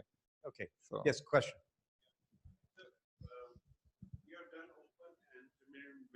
Yes. So and I still do open and minimally invasive. Okay. So what do you think the ideal time to mobilize the patient? Same day. Yeah. Okay. Yeah. The longer someone lies in bed, the more pain they will have when they get out of bed. The sooner you get them out of bed, the less pain they will have, and the sooner they will get out of hospital.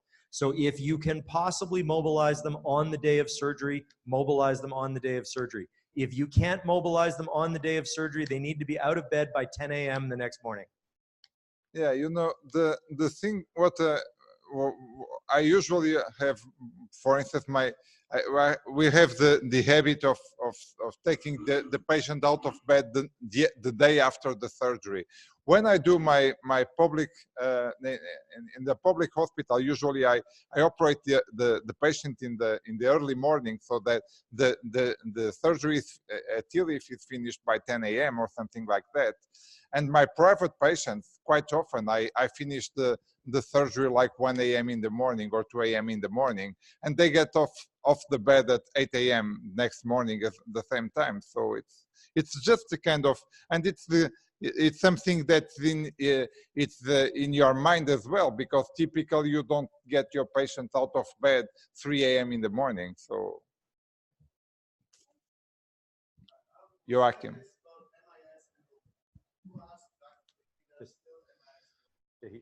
Yeah. Yeah.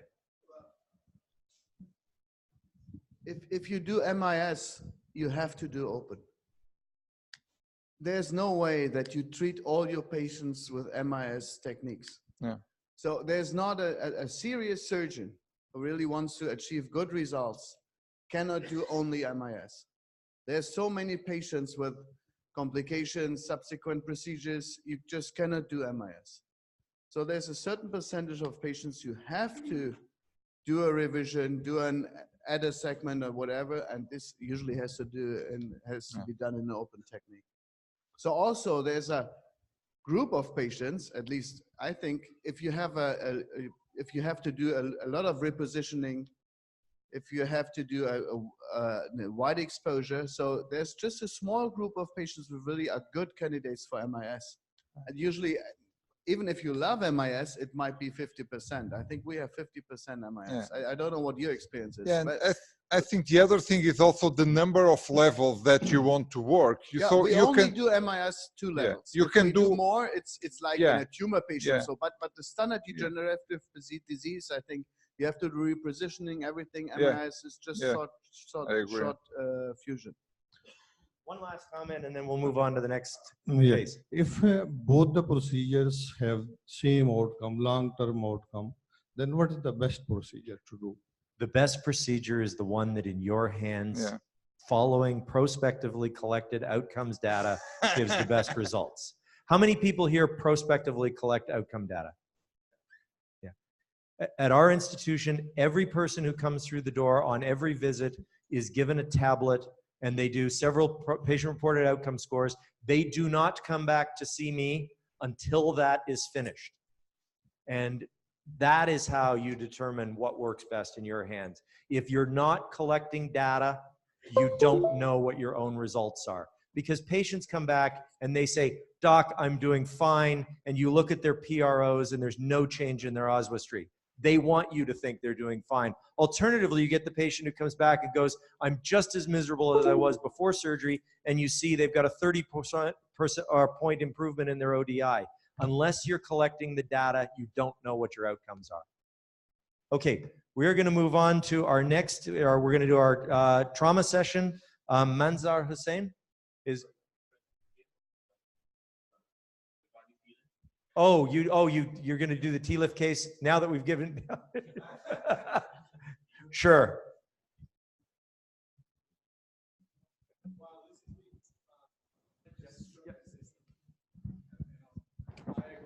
I agree with Joachim what he said, that you have to do open in order to do minimally invasive. You have to start with open. You have to be very comfortable with open in order to proceed to the more advanced techniques. But when you, with experience, you will see that your indications for these advanced and minimally invasive techniques are wider and wider. For example, if you speak to Kim, I asked him yesterday when was the last open discectomy that he has done, and he said years ago.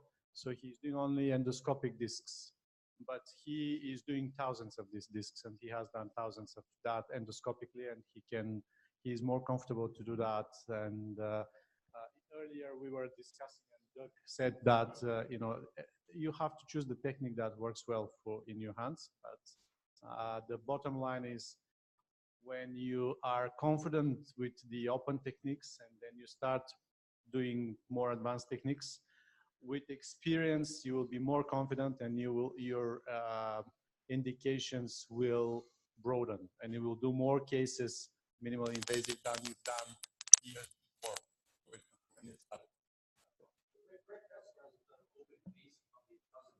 Exactly.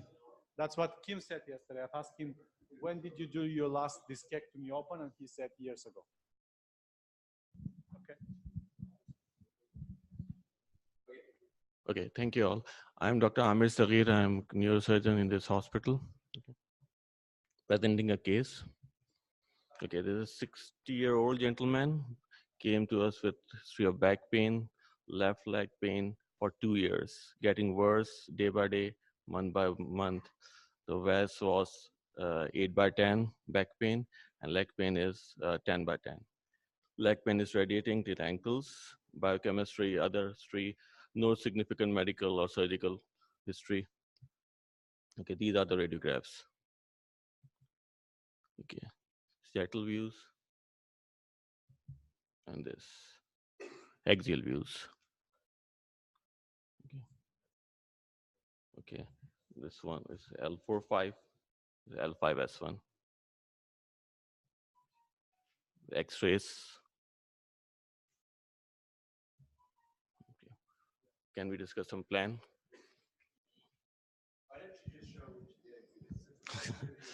Okay, okay, sir. Okay, these are the post-op X-rays. Okay. The patient was discharged on 3rd day of surgery. The VAS was 2/10. Okay. Any mistakes, any problems, we can discuss.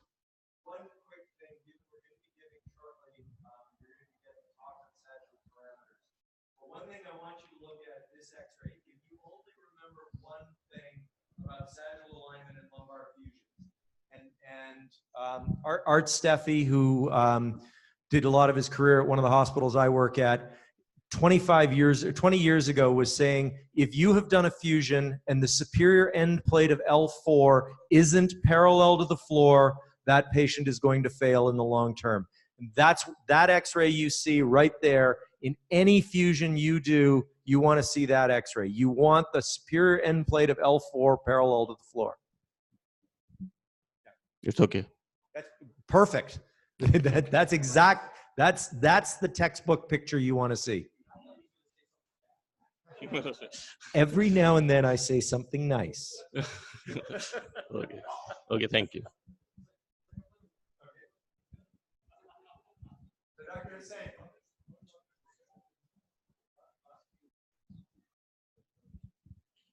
Our trauma case presenter, Dr. Hussain. Okay, we will. All right. Great. Yeah. This will be the shortest talk of the day.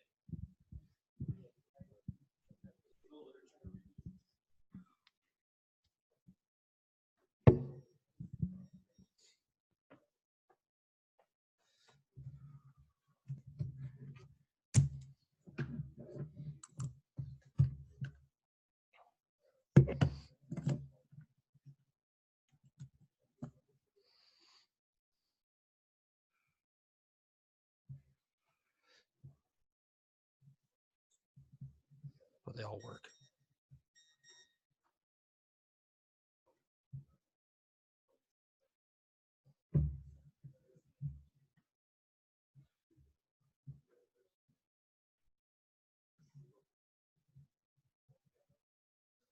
That should take it. But recognize it.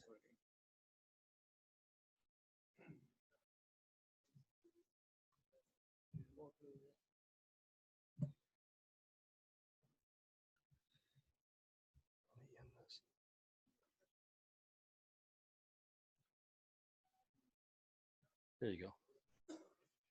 Can I find a case real quick?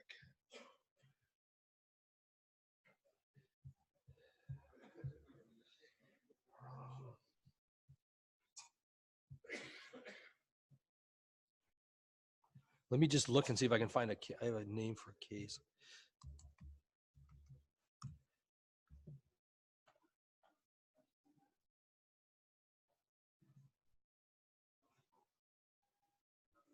Okay, so since no one showed a case, I'll show a case.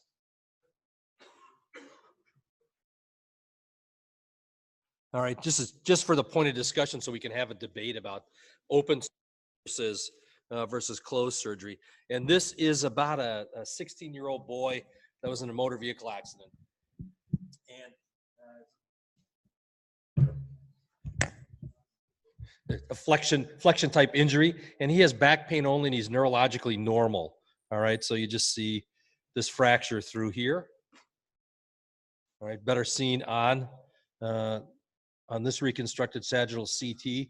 So what is that? Yeah, chance type fracture, right? Is it truly a chance fracture? Not truly. And why is it not truly a chance fracture? Where's the instantaneous axis of rotation in a true chance fracture? Right? It's out here. So the fact that you have a wedge-shaped deformity of the vertebral body makes it not a true chance, because the mechanism isn't pure. All right, so it changes it biomechanically. All right, and then he just has this axial image, which you often see nothing on. All right, so that can be the case that we can use for discussion, because it allows us to sort of talk about all the options. I'm just going to talk about open surgery in a general format, I think, rather than doing something crazy. And once again, this goes back to doing the right thing for the patient, the right operation for the right indication, right? So what are the arguments for open surgery, right? You can address every problem with open surgery, correct? There's not a thing that you can't do open, that you can do better, or that you can do minimally invasively. So open operations allow you to do everything. It keeps all your options open. And so oftentimes we hear people talk about doing an MIS procedure and then having to convert to open. Well, if you're open right away, that you don't have to worry about that option. All right. You can do decompression, stabilization, and fusion in the most reliable fashion. We often talk about, and as we've heard today, that I cut a few corners here, I cut a few corners there. But when you're open, you can do all of these things and do them adequately. It allows you to do things the most adequate way. Some people say minimally invasive surgery is maximally ineffective. I don't quite believe that. And then this enabling technology sometimes disables patients. That's my new quote. All right, you're all free to use that. We talked about this the other day. And so here's a literature favoring MIS over open surgery for trauma. There it is. All that. All right, so it's perfect. All right. And then you have other things to consider. All right, what do you do? And this will be, I think this is actually the last slide in the whole talk. All right, remember that when you're doing MIS surgery, you're often, what I think about is people instrumenting chance fractures percutaneously or stabilizing a burst fracture. Remember, oftentimes you're instrumenting across a non-fused segment. And what does that mean? It means that your hardware is going to fail, right? Instrumentation only lasts 3 to 4 months, and if something is moving, you either have screw fracture, rod failure, screw pullout, screw loosening, all those things. So oftentimes you end up doing another operation to remove hardware. Burst fracture I don't disagree that doing a minimally invasive technique and just doing percutaneous screws is a bad option for doing a burst fracture posteriorly. But remember, when an open operation, oftentimes you're going 3 levels above and 2 below. Oftentimes the people doing MIS surgery are just going 1 level above and 1 level below, embracing people. And then chance fracture, which is what we talked, is probably sort of the best indication for percutaneous screws. And why is that? Single level up and down, so it's easy to do. What are we recreating in the true chance fracture, not the one I showed, but the chance fracture when you put just a single level above and below. Yeah, but what are you recreating? You're not offloading anything, right? Because the vertebral body maintains weight. What's the failure? What fails? No, yeah, it's 3 columns, but what's the failure in it? Posterior tension band, right? And is the bending moment of a tension band construct related to its length? No, not at all. All right, so you can go short segment. So if you're recreating a tension band, it's just short segment. You go one above, one below, because that's all you need. The vertebral body in the front, in a true chance fracture, actually bears weight and bears load, and all you're trying to do is get things to heal. The ligamentous chance fracture may be a different beast because the ligaments tend not to heal. But remember that oftentimes in those cases, the facets fuse. So that's all I'm going to say about open surgery for trauma. It's versatile, it's durable, it's reliable, particularly in most people's hands. All right. So that's all I have to say about that. I think I'm done talking. Okay, our next speaker is Oscar.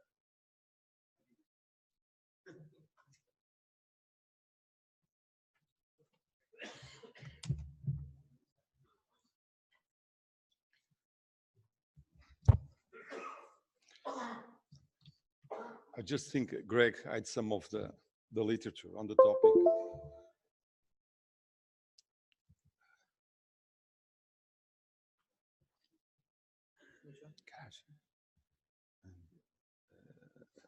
Second one.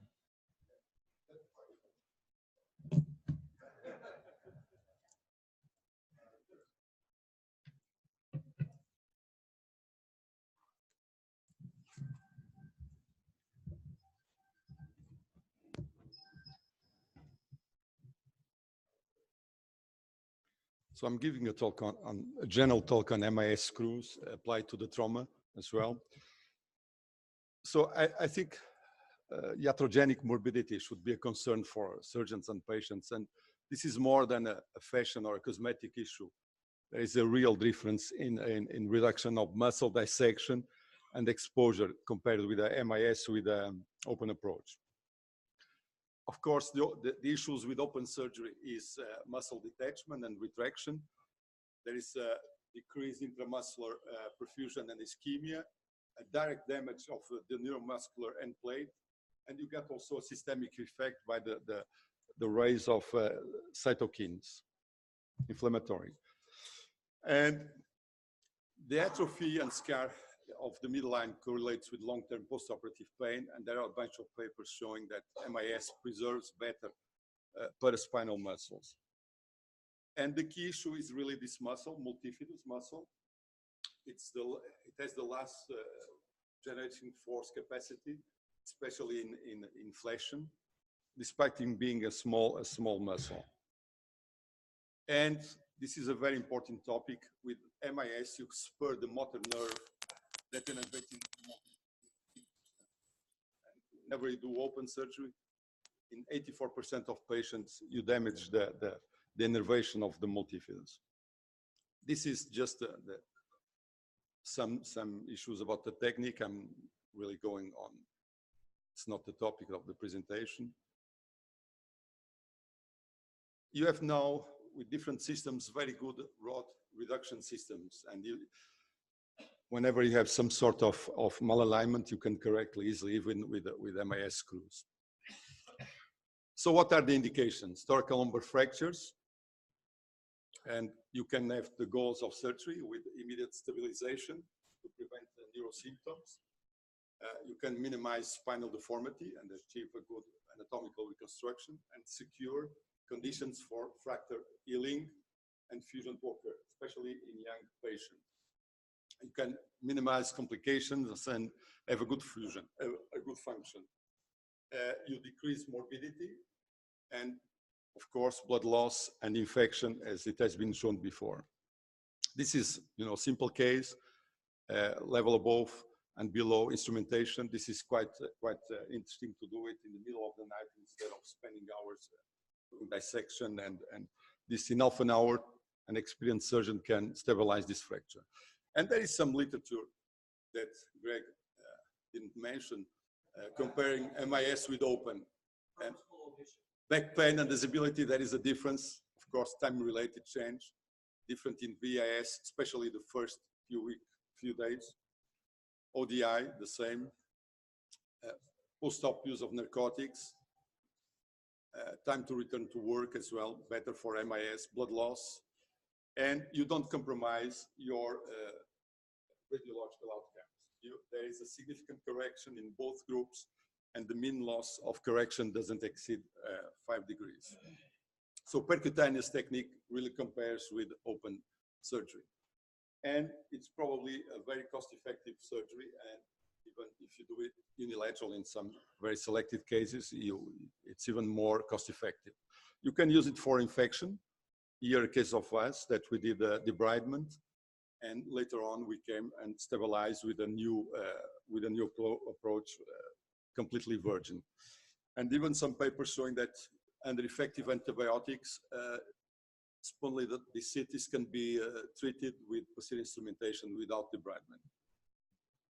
And with a two-level fixation, you can strongly reduce the kyphotic deformity and prevent the loss of reduction. You can use it for spine tumors, which for me is probably the best indication for this technology.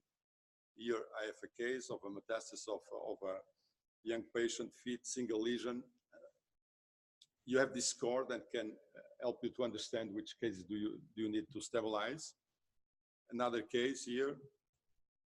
And the pitfalls of open surgery for these patients is that they are very catabolic patients, and they need time to recover before you send them to radiotherapy or chemotherapy. So with this stabilization, they can do complementary treatment very quickly, which is very important for their outcome. There is an effect of ligamentotaxis, even for metastasis, that you can take advantage.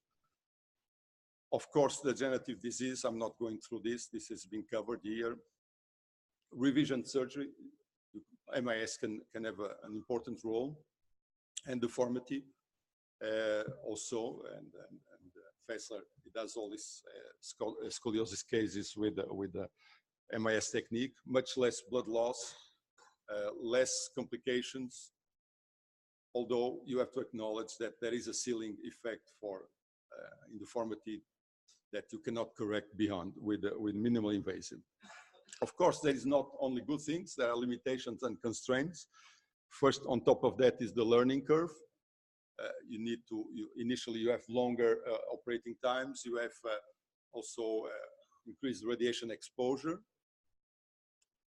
You have K-wire complications that they are really underreported in the literature.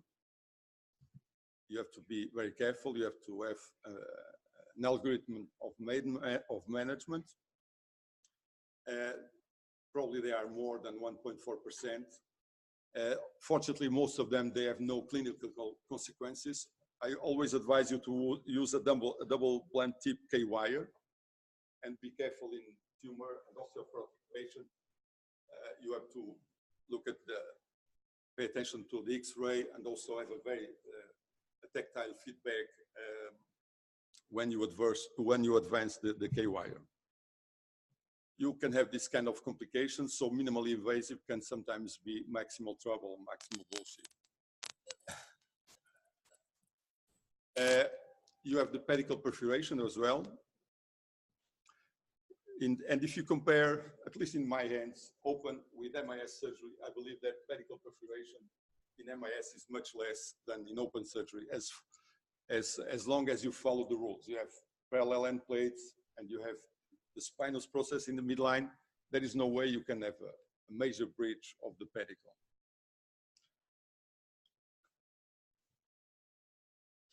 Of course, you have the radiation time, which is quite a concern for MIS techniques. And there are several strategies to avoid this. It's not the topic of the...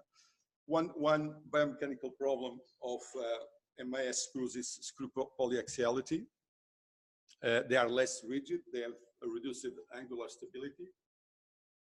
They have a less potential to correct kyphosis deformity. And maybe in some conditions they are suboptimal for spine fusion, but they have an increased resistance to torque. Because there is a but, better purchase of the rod on the head of the screw. So they might not be advisable for long constructs and fractures without preserved anterior column. The no fusion issue is a problem. We have to acknowledge that, but there are papers in the literature showing that in young patients with good healing capacity, if you just stabilize the fracture, you might have very good results. You eliminate the donor site complications and you reduce operating time and blood loss. This is just another paper showing that you have good clinical and radiological results. One problem that is really underreported in the literature is facet joint violation with the MIS technique. And this is a source of pain, of postoperative pain.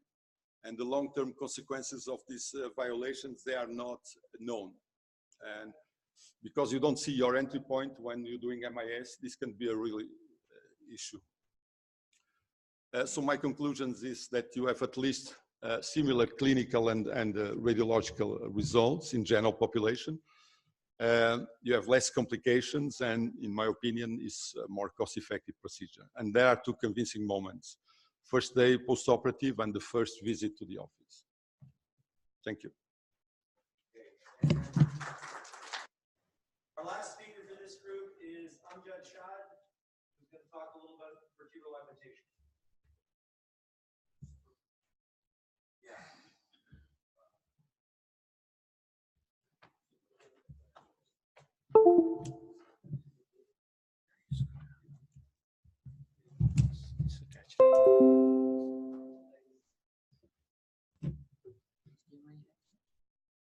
Yeah, did it this morning.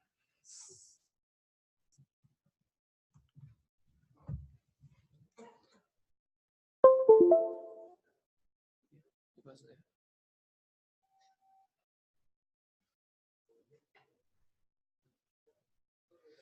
So I think I'll just do a quick overview. You can stop me if we don't have a time.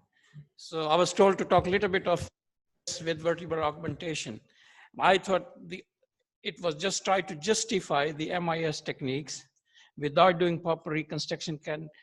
Can we use the vertebral augmentation as an alternative? So, sorry. Where is it?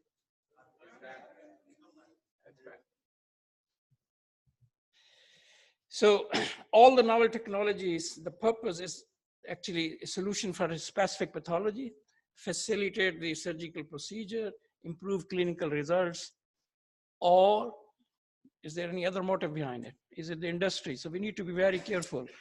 But the ultimate goal should be benefit to the patient.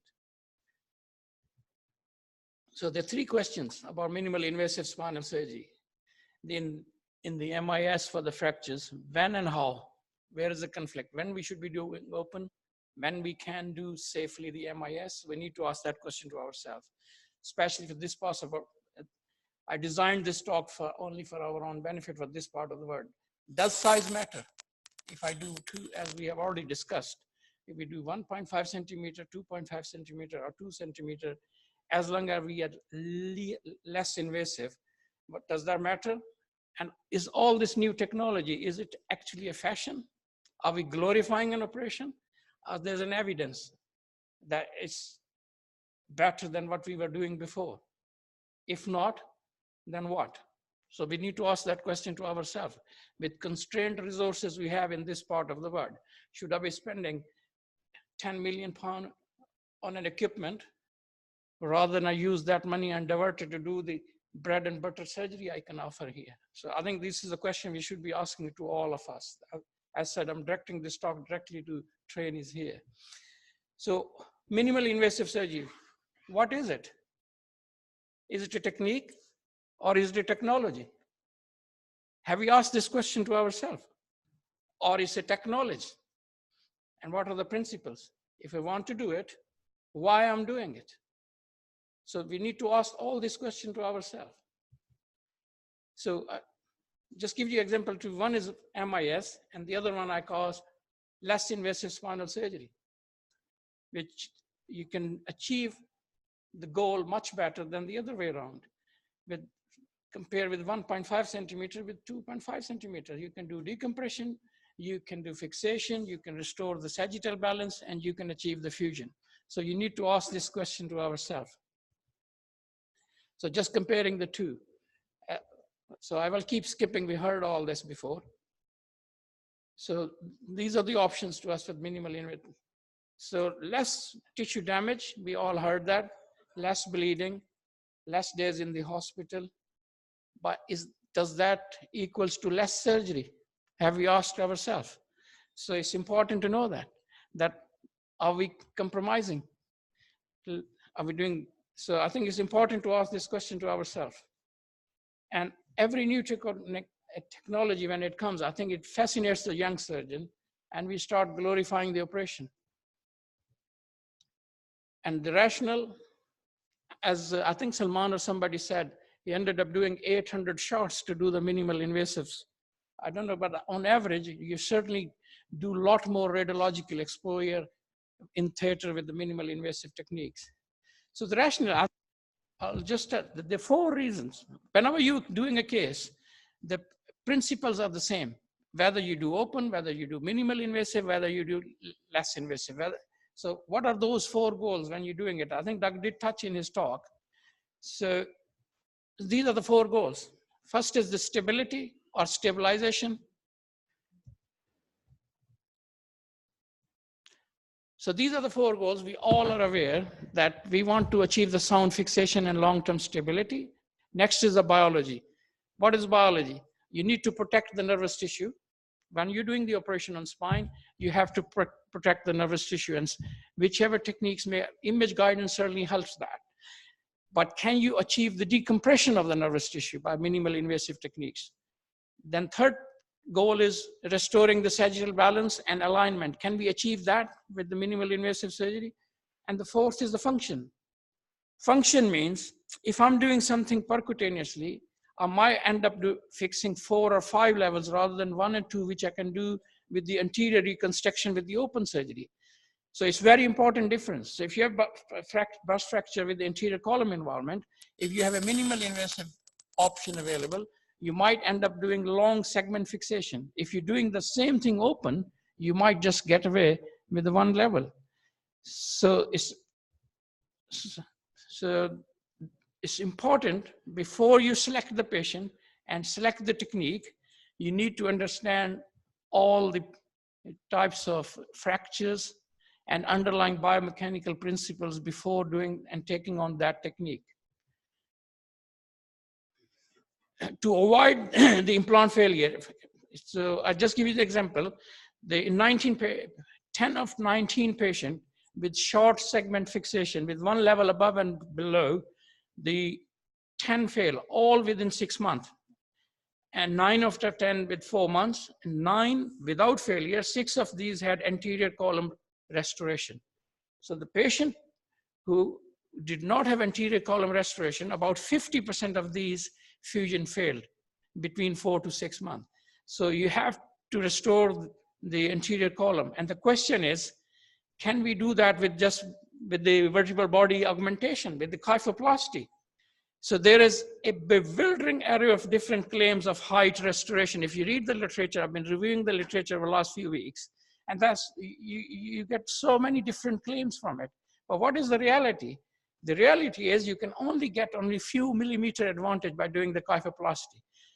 You can restore, might be slightly improve the sagittal balance by doing the augmentation. The question is, can you get desirable stiffness to share the load with the posterior column? So that's a completely separate issue. You might be able to restore a little bit of, but in reality, this is a patient in which actually the sagittal balance got worse after the kyphoplasty. So you've got 2 things to address. Not only you want to restore the vertebral body height, improve the sagittal balance, but you need to improve the stiffness. And to improve the stiffness, you will need double the amount of the normal cement you use for the vertebroplasty. And that increases the risk of cement leak. So it's important to know that. So I think in most of the cases, the vertebral augmentation usually does not help you restoring the sagittal balance and the stiffness. It can help in selected patients. The other problem is if the fracture in the young patient, as far as I know, I don't know, Doug, is there any cement now licensed to use in traumatic fracture in young patient? There was none up till last year. Secondly, all these cement in a young fractures can actually result in radionecrosis, and they prevent fusion. Because bone fragments can't heal. So you can't rely on the cement. So you need to remember that. So it's very important to know this. So I'll skip all this. We all know this. So fracture morphology is as important as your matter work and the technique you have available. So you need to know all this. Probably you already know all this. So there are a lot of literature coming in which I think the conclusion is that you can't just rely on minimal invasive technique to achieve all the goals in all type of fracture. There are selected type of fractures like type A3 and very few type B fractures where you can fix them with the minimal invasive technique with some good results. But otherwise, I think most of the time you will need, if you need to reconstruct the anterior column, you'll have to do the open technique to do that. So I will skip all those. I'll just I'll leave this talk for you. So I don't want to bore you with the literature. I think half of you are already sleeping. But I want to give you take-home message. So take-home. I think so. Again, same thing again. Is it possible with MIS technique to get all these 4 goals? If you can, fine, go ahead and do it. If you can't get it, then keep your options open. And the second problem with the MIS is, as I said, if you want to address the problem for the anterior column, you have to go to the very long segment fixation, which compromises and it takes a lot of mobility and mobile segments. And then the problem is restoring the sagittal balance, restoring the height, and this is the long segment you will end up doing it in type A fractures. So principles, you need to know all 4 principles. You need to know the fracture classification and morphology. And then you need to have appropriate implants to do the minimal invasive techniques to fix them. So if you don't have all that, then as Paulo said, that you might end up having a disaster.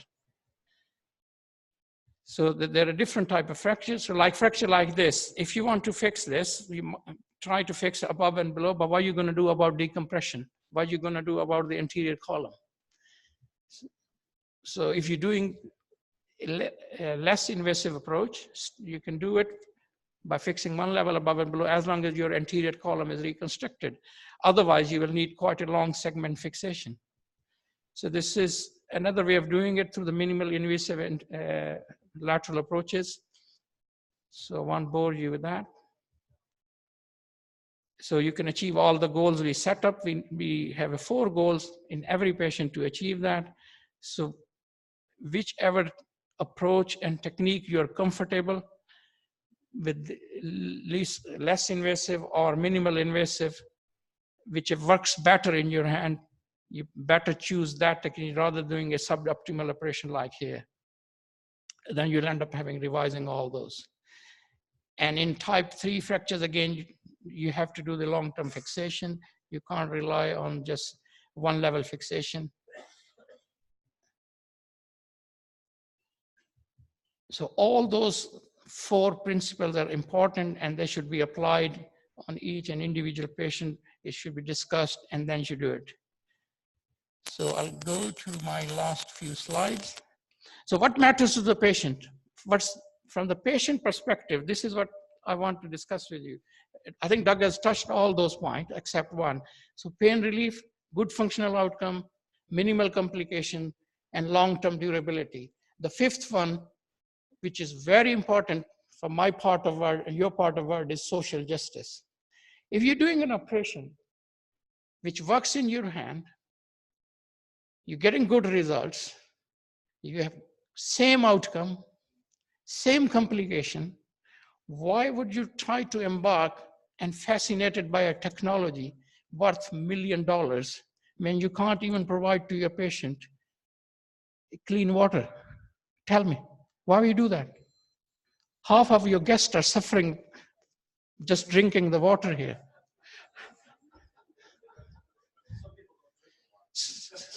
Don't listen to them. Just give them clean water next time when they come. So I think it's intriguing when I come and see, oh, I've attained endoscopic set. Come on, I'll show you. I've got everything there. I can do this, I can do that. But what's the rationale behind it?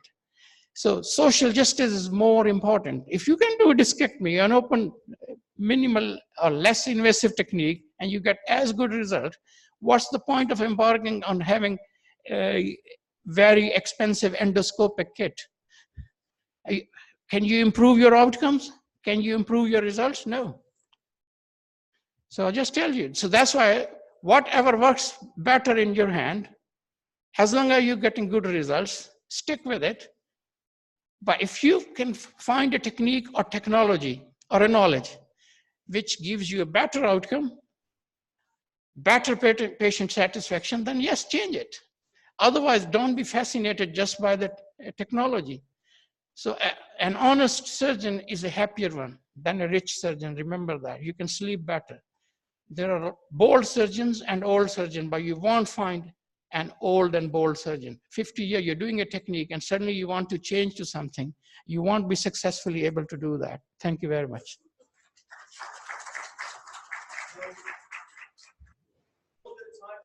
Comments? Oh, and yeah, so we'll do a little questions, comments, and then we'll have Greg say what he did with the case. Or if you're all still in a stupor, we'll just get Greg. Anybody? Greg's in the case first. I don't know. Okay. All right. All right. Who wants to do percutaneous screws on that chance fracture? Anybody? Okay. Who wants to do an open surgery? All right. So anything else anybody would do? I did the least invasive surgery. I put him in a hyperextension brace and he healed just fine in about 2 months.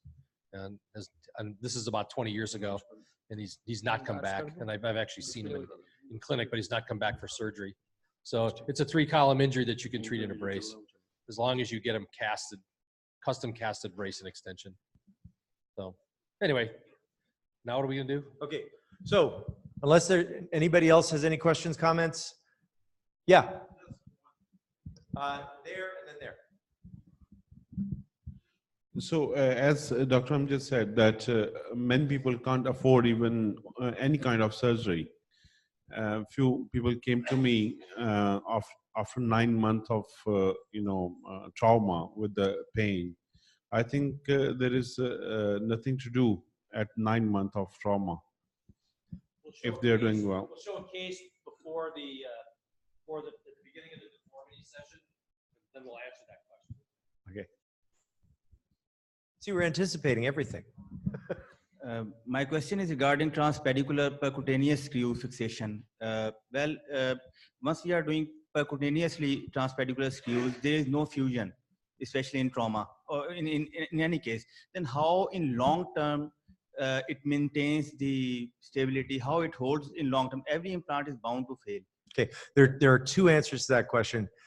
First, a lot of people who are doing this are then explanting. So they're using it as a temporary internal splint, and they're explanting their MIS at somewhere between 3 and 6 months. So let the fracture heal, then take the hardware out. There's also, as mentioned earlier, the inflammatory milieu in trauma is different than what's going on when you have a degenerative problem. And there's actually and Greg's going to say it's BS, but the recent guidelines from the AANS Guidelines Committee said that you do not need to add fusion in trauma. You just need to get stability, and that they tend to fuse anyway. Okay. I said that you don't need fusion, but if they go on an auto fuse, that's a fusion, right? Otherwise, the hardware is going to fail. So it's healing of fracture basically. So you get healing of fracture, but you also tend to get fusion as well, so that those segments don't move much regardless. So that the addition of fusion does not appear to improve outcome in trauma. Yeah, Oscar. Just to add a brief comment, and once you remove the hardware, you can have movement in the disc above and below the fracture, and this is important. Yeah. Okay. We're moving on now. We're going to get into pretty much the rest of the day is going to be talking about deformity. And our first speaker, where did he go? Oh, there. Oh, yeah. So it depends. Yeah. How much time we have. Yeah, we'll see. Yeah. So you guys think about teaming up. You know, groups of probably 10 people, because we're going to have sort of a audience participation quiz, which is actually more of a game. It's to test people against each other. There are no prizes, but neurosurgeons being competitive will certainly try to beat each other. And some of the people that were in Coventry and other places that we've been know what this is, but it's generally fun. Okay, so Tariq Imtiaz is currently working in Saudi Arabia, and he's going to give us a brief overview of the use of neurologic monitoring in deformity surgery. Tariq. Thank you. Bismillah ar-Rahman ar-Rahim. Assalamu alaikum, everyone. I hope everybody is alive, kicking. And electrophysiology has some evidence. It costs you a little bit, but there is some evidence, especially in spine. A lot of brain cases as well. So you're not going to waste money, especially in certain cases. Okay, so my talk is pretty much limited to scoliosis. You guys all know I like to show this slide. We are an accredited facility outside of the US, only accredited facility outside of the US in electrophysiology. All right, so which modalities you guys know all about intraoperative monitoring? I've been coming here. I think the first talk that I gave here was in 2010. So it's been like 10 years almost. So in deformity surgeries, what electrophysiology modalities we use? Somatosensory evok potentials, transcranial motor evok potentials, electromyograms, and screw stimulation. And I like to use EEGs as well to gauge the anesthetic changes. Now I'll show you briefly what these modalities are. And I'll then show you my own data of about 200 scoliosis patients ranging from 60 degrees to 160 degrees. All right, so what these modalities, what is the alarming criteria that we use? When do we stop those surgeries, or when do we create alarms? So for SSEPs, 50% drop in amplitude. TCMEPs, this is the most important modality for me in scoliosis. If you're not doing it, you're missing a lot of changes, as I'll show you in my data. How do we interpret those changes? In spine, basically, if you still have a signal, even if it's a 90% drop, we continue. In brain, if it's a 40% drop, we stop. At least we stop momentarily. So in spine, there's a big window available because there are a lot of transient changes, so we don't want to stop surgery unnecessarily. Similarly, screw stimulation, it's a very debatable topic for surgeons, because some surgeons do get good purchase when they're placing the screws. And when we stimulate the screws, I'll show you how we stimulate the screws, and we get a lesser number. So for lumbar spine screw, you like to get a number as high as possible, ideally higher than 10 milliamperes. For thoracic screws, higher than 8 milliamperes. So this is pretty much our criteria that we use. Okay, so why do we use electrophysiology in scoliosis? Surgeons want to know these questions. Where's my screw? Is it in the canal? Any breaches, medial? If it's a medial breach, it's a cord injury, you might see SSEPs, MEPs, or both dropping. If it's a lateral breach, you might see root irritation. You also can see bad motor drops if it's a bad irritation really damaging the root. Then, you know, spinal cord, all of these questions. So we can answer these questions for you during surgery. Now, this performa is for the younger surgeons, or for those guys who are doing scoliosis. This is my performa, this is my tech notes. My tech keeps a track of all this, and it goes to medical record. So each level on the left side, these are like from T1 to all the way to S1. I actually am with the surgeon as the surgeon is making a hole, capping, placing the screw, and I do motors after each screw. I keep a track of each screw, even time. All these blocks here, I'm keeping a time. 12:10, screw tapping, hole tapping, 12:11, screw was placed, then motors were done after each level. So if you want to do scoliosis, with monitoring at each level, at each screw, you need to do motor evoked potentials, and I'll show you how. Now, just quickly for residents, what is somatosensory evoked potentials? I've shown this many times. You stimulate a peripheral nerve, and you record as the signals go up. There is a criteria for stimulation. I would not go into those details. And you record from scalp. Similarly, for lower limb, you stimulate here. And if it's a scoliosis surgery, you would see drops in these signals and in thalamus or in the somatosensory cortex. So this is pretty much somatosensory evoked potentials. I'll skip the lower limb. Transcranial motor evoked potentials. What is that? You stimulate the scalp using a particular criteria. Stimulation criteria, how much pulse width, I'm not going to go into those details. And you can record anywhere from, you stimulate there and you can record anywhere, depending. Now in scoliosis surgery, basically you record from lower limbs, and I use an upper limb control. So while the surgeon is working here, if there is a drop happening on the left side, right side, and remember we are with the surgeon while he's placing the screw, we tell the surgeon this is the drop, how much is the drop, and then we decide what we need to do. All right, so screw stimulation, if you guys are interested in knowing what happens in screw stimulation. So if you have a screw here, that is a screw placed, we bring in a probe, we stimulate the head of the screw, and what happens is that if it's a healthy screw, the current is going to go to the body, not going to exit through the roots.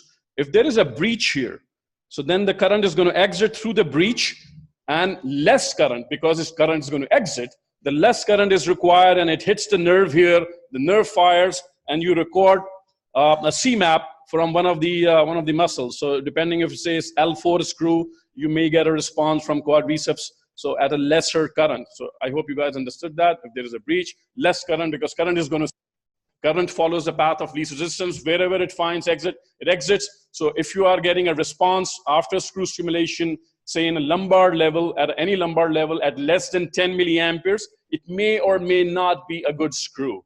So if it's a 4 milliampere screw at L4, definitely you are very close to the nerve root and there's a big breach. If you have 9 milliamperes, probably you can still take it. So this is how the concept of screw stimulation. As you can see here, this screw was stimulated at 30 milliamperes. It's a good screw because, as I said, higher than 10 milliamperes is a good number. Now, similarly, if you haven't, we have another. This screw was stimulated at 5 milliamperes. You can see it's exiting, so that's a bad screw. We can tell you based on this technology without even the need of CR. Now, this is just how I'm showing you the EMGs. Sorry.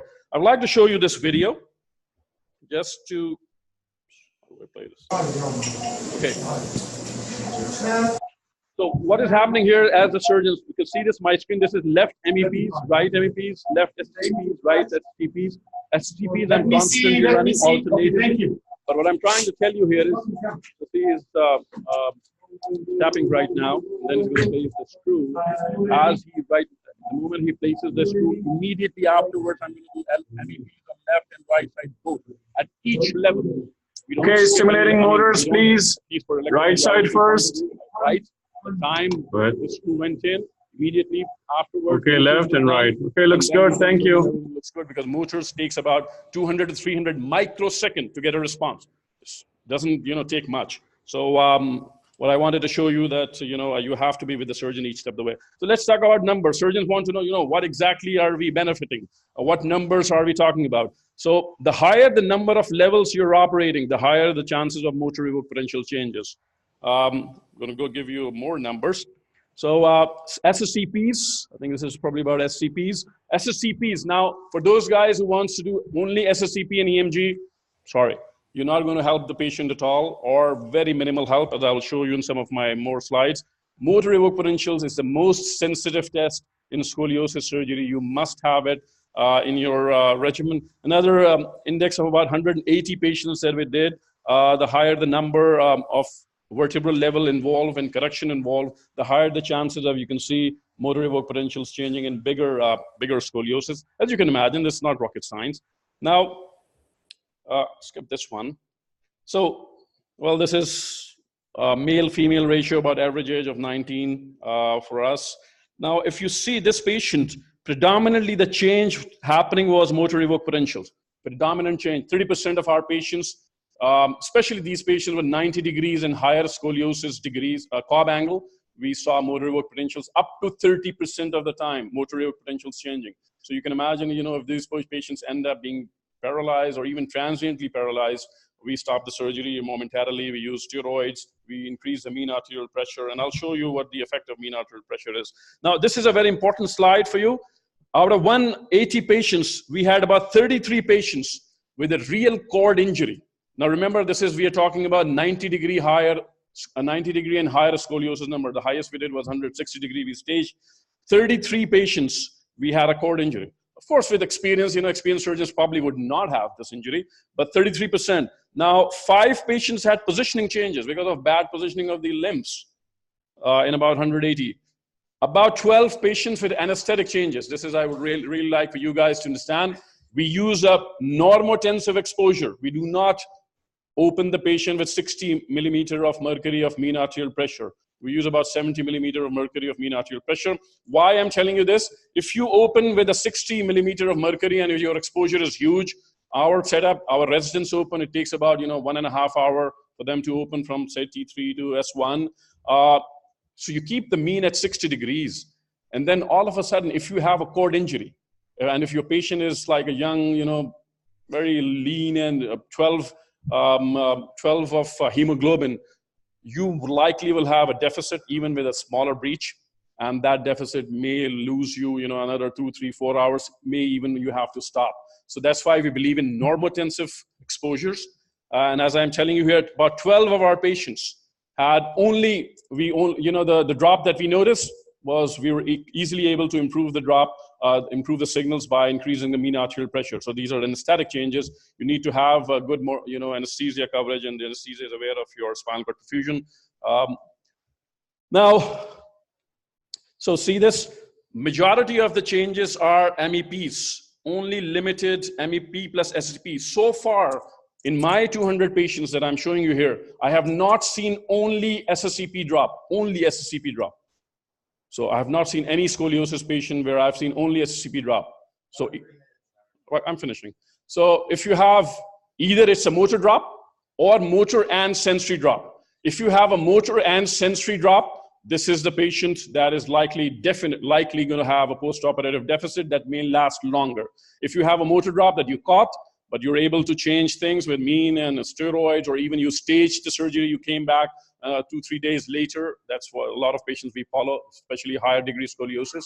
So imagine that. Please do not rely on only SSCPs in deformity surgery.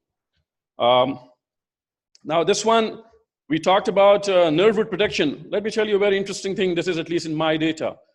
Only this, out of this whole study, only these are the patients that showed nerve root irritation. The test to identify nerve root irritation is EMGs. So again, if you're only relying on SSCP plus EMG, you're not really helping, because EMG was missing a lot of changes. You might see irritation, sometimes you do not see irritation. The surgeon is working around a nerve root, you might not see irritation. So EMG is sensitive only in limited patients. The most sensitive test, as I emphasized earlier as well, is motor evoked potentials. You must use it in all your patients. What is that? Anesthetic changes, I think I already discussed it. 12 patients. So you guys, if these drops. Now, let me show you the numbers. About 26% of the times, there is a probability, if you're doing 100-degree scoliosis, there is a probability of 26% that you might have a motor evoked potential change. So you want to know if the surgical events, sorry, this is a surgical event. Anesthesia changes, about 6% chance that your change is happening because of anesthesia, and but just by giving a good mean, you can change it.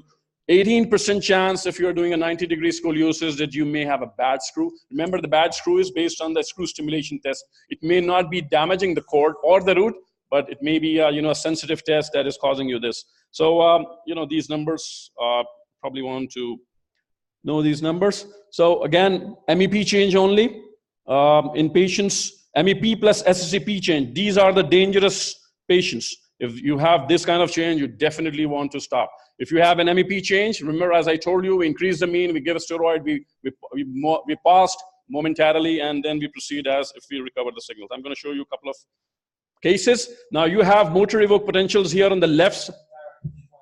Yep, last 2 slides. Left side motor evoked potentials, right side motor evoked potentials. You see this drop here on the left, a little bit on the right as well. So this is sort of a cord injury that we were able to identify, but let me show you this one.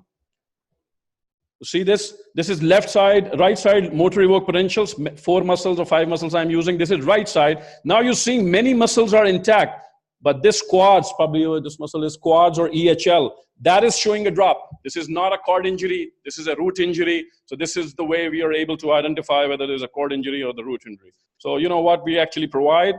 This is a picture. Instead of this picture giving to the surgeon and keeping him anxious or nervous, we're giving this picture to the surgeon by using electrophysiology. Thank you very much. While owner is getting set up, any questions?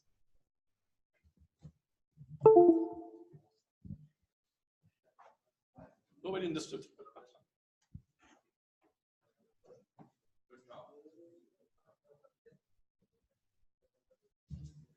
Okay, our next speaker is once again owner Yaman, who's going to talk to us about preoperative clinical evaluation of deformity patients. Hello to everyone. This is not classification, but to make it understand it easily, I'll divide it into 3 pieces. First of all, for the congenital deformities, we have to examine the skin because it will give us some clues. We have to examine if there is a hypertrichosis or skin color changes or skin changes like neurofibroma here. And especially for adolescent idiopathic scoliosis cases, we have to know the age and also the gender because it helps us to have an idea if this curve will progress or not. And the entry to the clinic is important because the ataxy of the patient will give us an idea if the patient will have any problem in the lower part of the spine there. And if a patient has a pain, it's an important thing because in mainly all adolescent idiopathic scoliosis cases, there is no pain. And we have to check if there is a problem at the lower extremities, if there is a, if one leg is shorter than the other one, or is there any problem in the knees. And we also have to check the shoulder, if the shoulders are balanced or not. And how do we examine it? On the radiographics, X-rays, if the left shoulder is down, it means this patient has a negative tilt. And if the left shoulder is up, it means this patient has a positive shoulder balance, imbalance. Another point, to measure the tip of the clavicula, you may measure the difference. If this patient's left shoulder is up, it means the patient has a positive shoulder imbalance. Another point is the trunk shift of the patient. You draw 2 lines. The first line comes from C7 and the second line comes from the central sacral vertical line. And the difference between these lines shows us the trunk shift. If the patient is shift to the left, it says negative imbalance. And if the patient shifts to the right, it means this patient has a positive corneal imbalance. And on the radiographs, you can measure it by the line passes from the central sacral vertical line. Another key point is the difference between the C7 and this line here, and the other line passes through the central sacral vertical line. The left is negative, the right one is positive imbalance. Another thing that you have to examine is the rib pump. When you bend this patient forward, the Adams test, you may see the rib pump here. And for the adult degenerative scoliosis cases that we see commonly, we have to deal with the back pain, with the radicular pain, and also with the neurogenic claudication. Before deciding how to treat a deformity case, we need a scoliosis case, a scoliosis graph. In this case, this patient admitted to the outpatient clinic. This patient's normal position was like that. We sent this patient to the radiography department. We were expecting a film like this, but the patient has come back with a film like this. because the radiology technician has told him to stand straight. So you have to cooperate with the radiology technician, because management of a patient on the left side and management of a patient on the right side are not the same. So you have to collaborate with the radiology technician. This is a patient, 60 years old. You see there is a lumbar degenerative scoliosis here, and you see this patient has a positive sagittal imbalance. But the main important thing is here that when did all the symptoms started? We only performed a microdiscectomy at T12L1, and you see the sagittal imbalance has corrected. So we are not operating the films, we are operating the patients. Another case, the patient has admitted to the outpatient clinic like this. He was having back and left leg pain. There is a lumbar degenerative scoliosis here, again a positive sagittal imbalance here, but all the symptoms have started 10 days ago. We only decompressed and apply a dynamic instrumentation here, and after the surgery, you may see that the patient has a normal sagittal balance. So the key notes of this examination is very important. We have to deal when the clinic has started, the symptoms has started, and we also need scoliosis graph before evaluating a patient. Thank you so much for your attention. Perfect. Questions?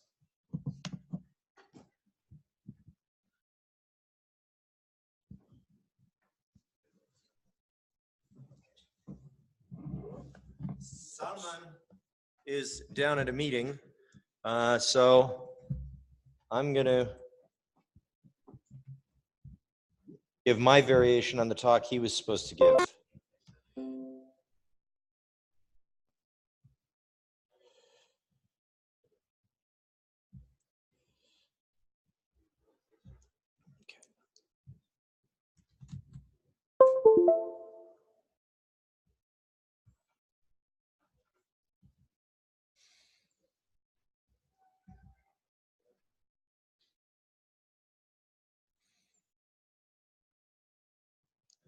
Where's show? Okay, good.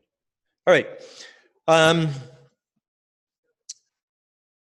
How many people in the course of a week would order scoliosis films on a lumbar degenerative patient?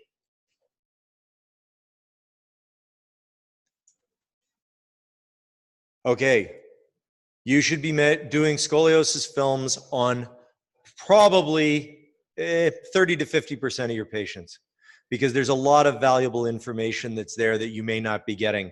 So as I alluded to earlier, I am a firm believer that adjacent segment degeneration is probably not due to the fact we are doing a fusion, it's the position we're fusing patients in, and that sagittal alignment is the key to long-term success.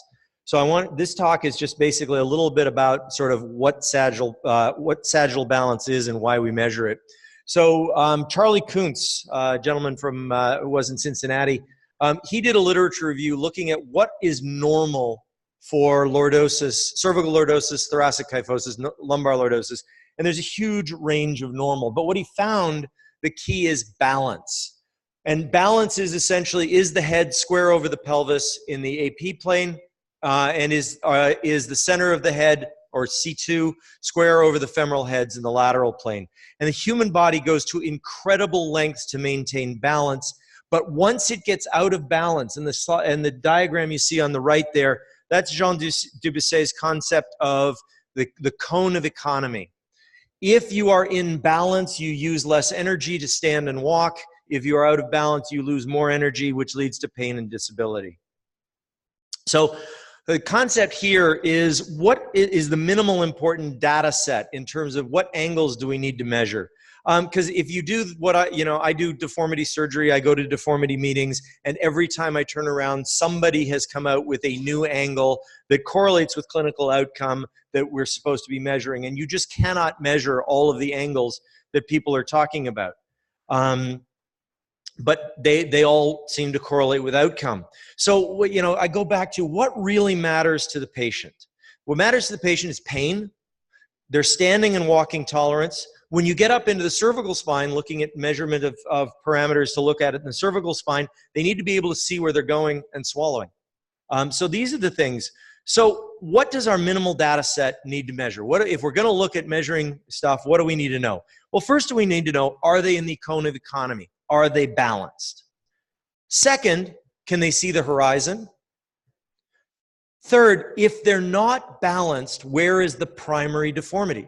Because you want to correct the primary deformity, not the secondary deformity.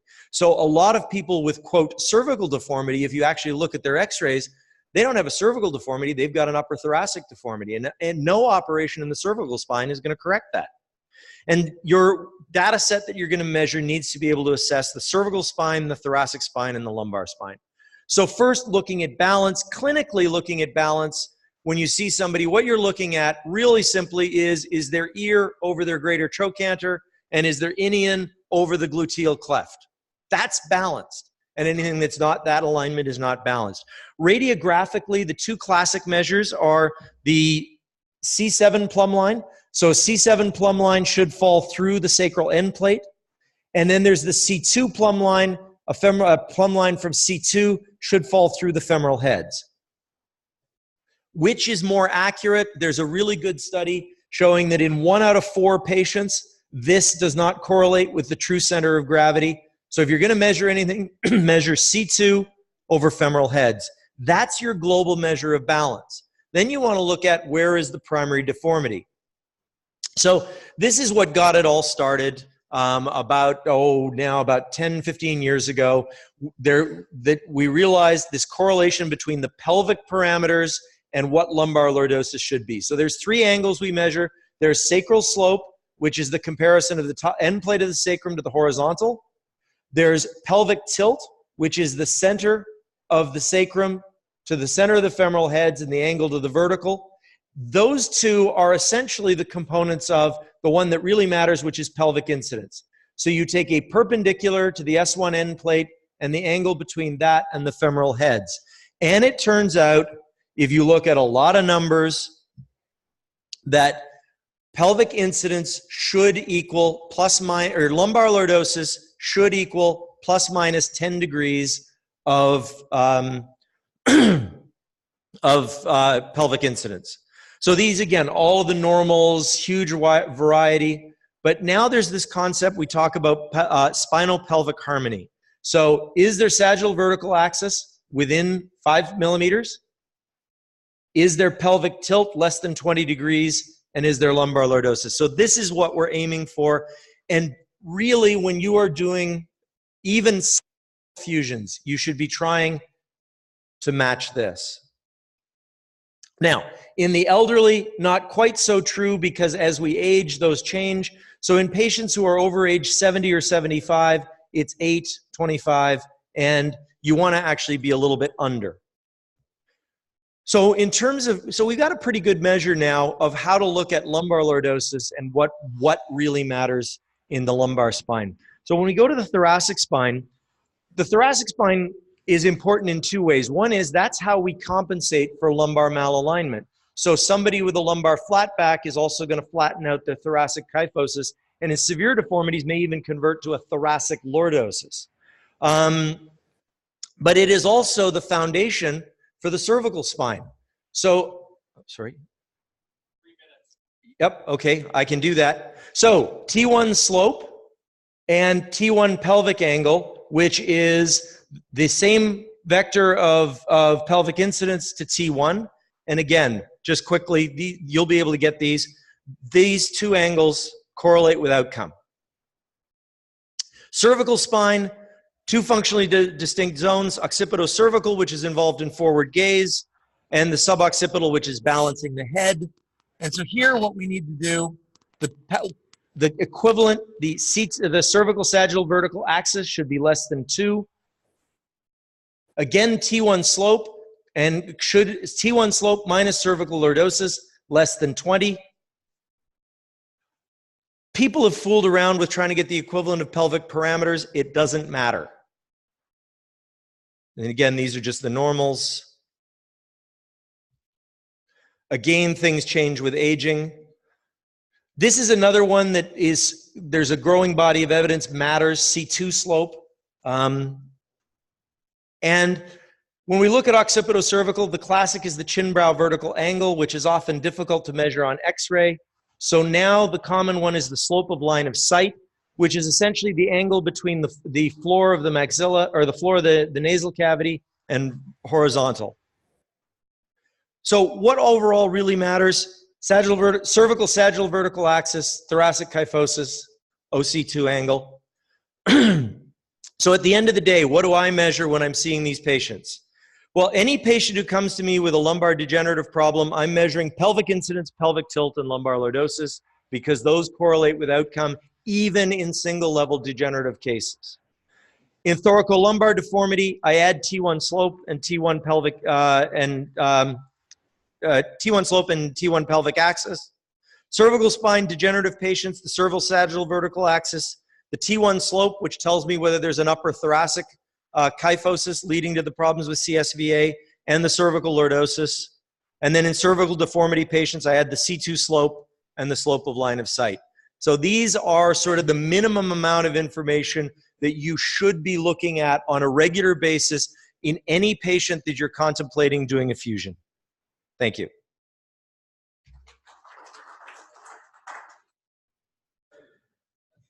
It is lunchtime. So we are scheduled to return at 1:50. So that gives us 35 minutes for lunch. Enjoy your lunch.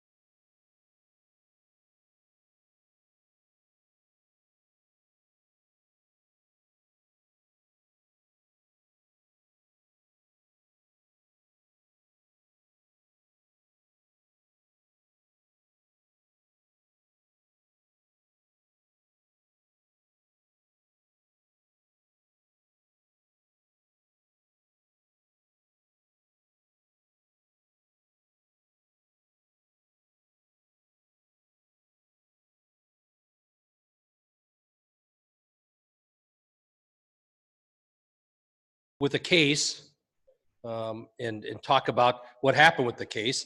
Unfortunately, I don't have any of the CT images, but this is a 75-year-old man who fell from standing height. And the best I can tell you is that he has burst fractures at T11 and T12. Posterior column is intact. Anterior and middle column both have fractures through them. And this basically shows his general alignment, all right? And he's not my patient yet because this is not something I took care of. He was taken care of in another state, actually. And they told him that he needed surgery right away, despite the fact that he's not really that malaligned, doesn't have any canal compromise and no neurologic deficit. So he underwent this operation. All right, so he had percutaneous screws placed, 2 levels above the upper level and 1 level below. And this was his immediate post-op CT scan or topogram from the CT scan. And this is essentially what I have for the films. So he came back to see the surgeon in about 4 weeks, and they ended up getting this film on him. All right, so what's happened already? Right, he's already failed, right? He's already kyphosing over. So this guy needed more than a tension band. He needed some anterior column reconstruction. I'm not sure if the surgeon noticed this or not because he sent him out and ended up getting another film that looked like that. And we can keep going with the same old story. It didn't actually come through his back. So he comes to see me 5 months after surgery, and I didn't know this was my patient, but he's walking down the hallway like this. And I said, Jesus, I hope that's not for me. Lord, I walk in the room, and here's this nice old guy sitting like this. So I told him what it would take for me to fix him, and gave him a couple scenarios, and then he disappeared for about 5 months, and decided that he really didn't want what I had to offer until 5 months later when he came back. So this is essentially a failed posterior construct done minimally invasive for a 2-level burst fracture. And so after we're done with these talks, we'll probably just talk about what I did for this man rather than try to figure it out now, because once again, we've been doing this. Look at a case, hear some talks, and then decide what to do. All right? And I apologize, I don't have a lot of films, but he has no neurologic deficit. His issue is really just back pain. Lots of back pain. Can't stand up, and it's getting worse. So, all right? Who's up?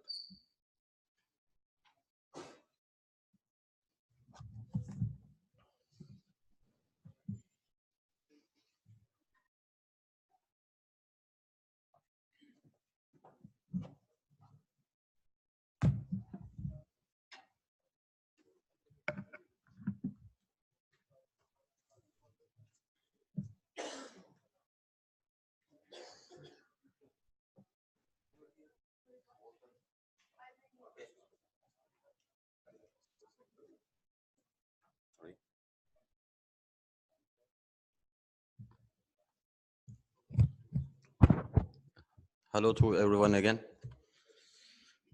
To operate an adult degenerative scoliosis case, first of all, as the previous presentation, I told you that you need a scoliosis graph so that we can measure the pelvic tilt, especially the lumbar lordosis, the sagittal vertical axis.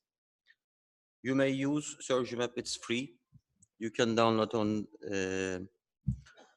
thank you, on internet. As Doug has told us, I will make a little summary about it. In daily practice, how can we use this pelvic incidence, pelvic tilt, and lumbar lordosis? First of all, we have to know the pelvic incidence because on the left side, we have to know how many lumbar lordosis does patient need after the surgery. And on the right side, if you look closely, this patient on the left side needs a greater lumbar lordosis. And on the right side, the patient needs a less lumbar lordosis. So the difference between pelvic incidence and lumbar lordosis has to be less than 10 degrees. And another parameter is SVA. Is it enough to measure the sagittal balance? It's not, because in the middle part, there is no problem. But on the left side, you see the SVA is increased, but on the right side, the patient has a normal SVA, but the patient can maintain this SVA by increasing his pelvic tilt. So I pass this part. What happens if a patient has a sagittal imbalance? First of all, this patient tries to bend his knees, flex his knees, then tries to retrovert the pelvis so that maintain the sagittal balance here. So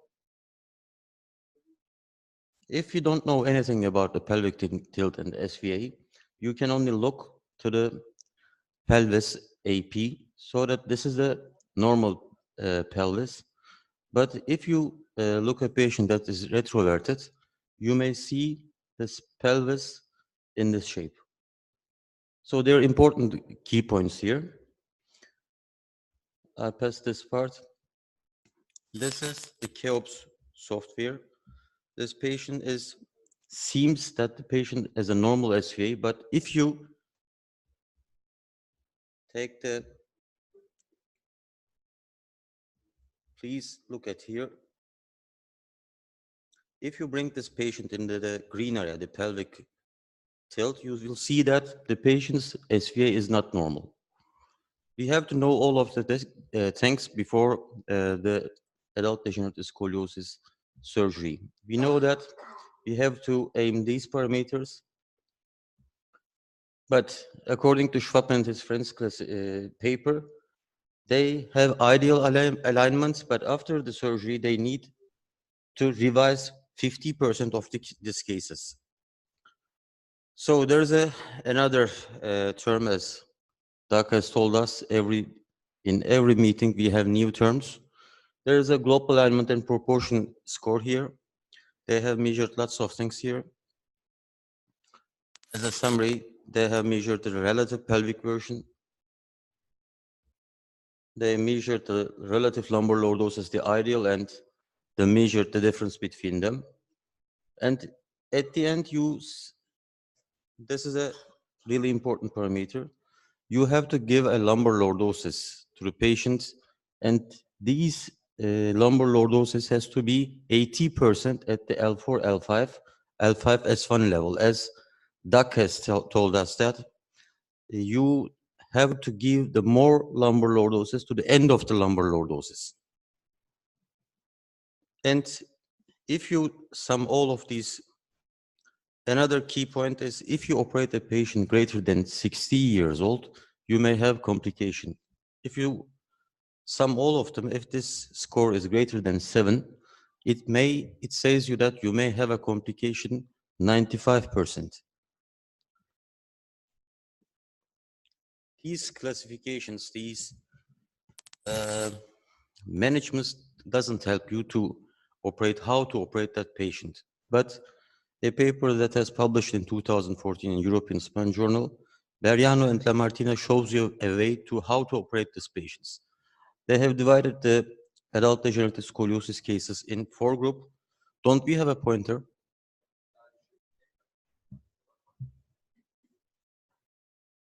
So in the first 3 groups, you don't need to correct the deformity.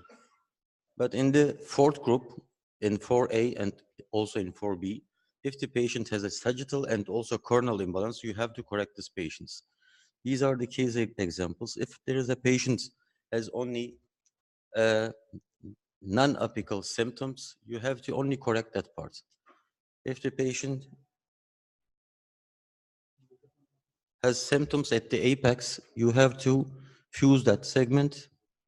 In 3, it's a larger curve, but at the type 4, you have to correct the sagittal and also the coronal balance.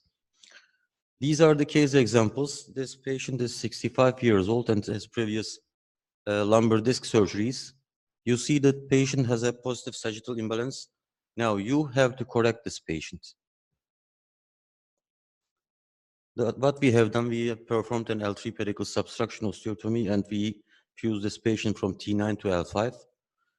Before the surgery, this spinopelvic harmony was not good, but after the surgery, you have a spinopelvic alignment now, harmony. You see the SVA is in normal range now. A patient that we operated because of lumbar degenerative scoliosis, but we performed a dynamic instrumentation. So after the surgery, the patient has normally positive sagittal imbalance. Then we performed L4 pedicle substruction osteotomy and diffused this patient from T10 to iliac.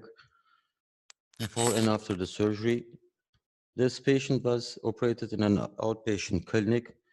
You see this patient has an adolescent idiopathic scoliosis in late term. A surgeon has operated this patient. If you look only the coronal plane, he has corrected the deformity. But what happened then? If you look to the Schwab classification, the patient is nearly normal to the normal range, but 6 months later, it failed because of the coronal imbalance here. Then we operated this and corrected the coronal imbalance before and after the surgery. So before operating an adult degenerative scoliosis patient, you have to examine that patient very detailedly. You need scoliosis graph. You have to take care about the age. You have to take care about the clinics. Also, you have to take care to pelvic incidence to give this patient a proper lumbar lordosis. You have to decrease the pelvic tilt, and you also have to correct the coronal balance.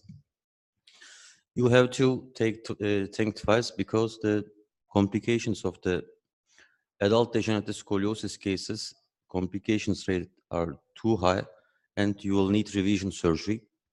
Thank you so much for your attention. Questions?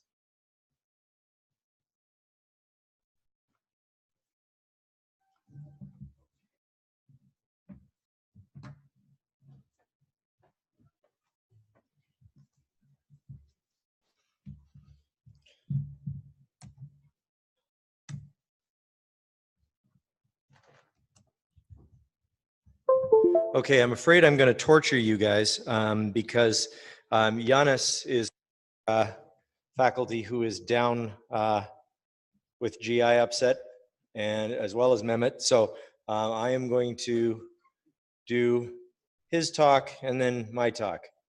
So settle in. Come on.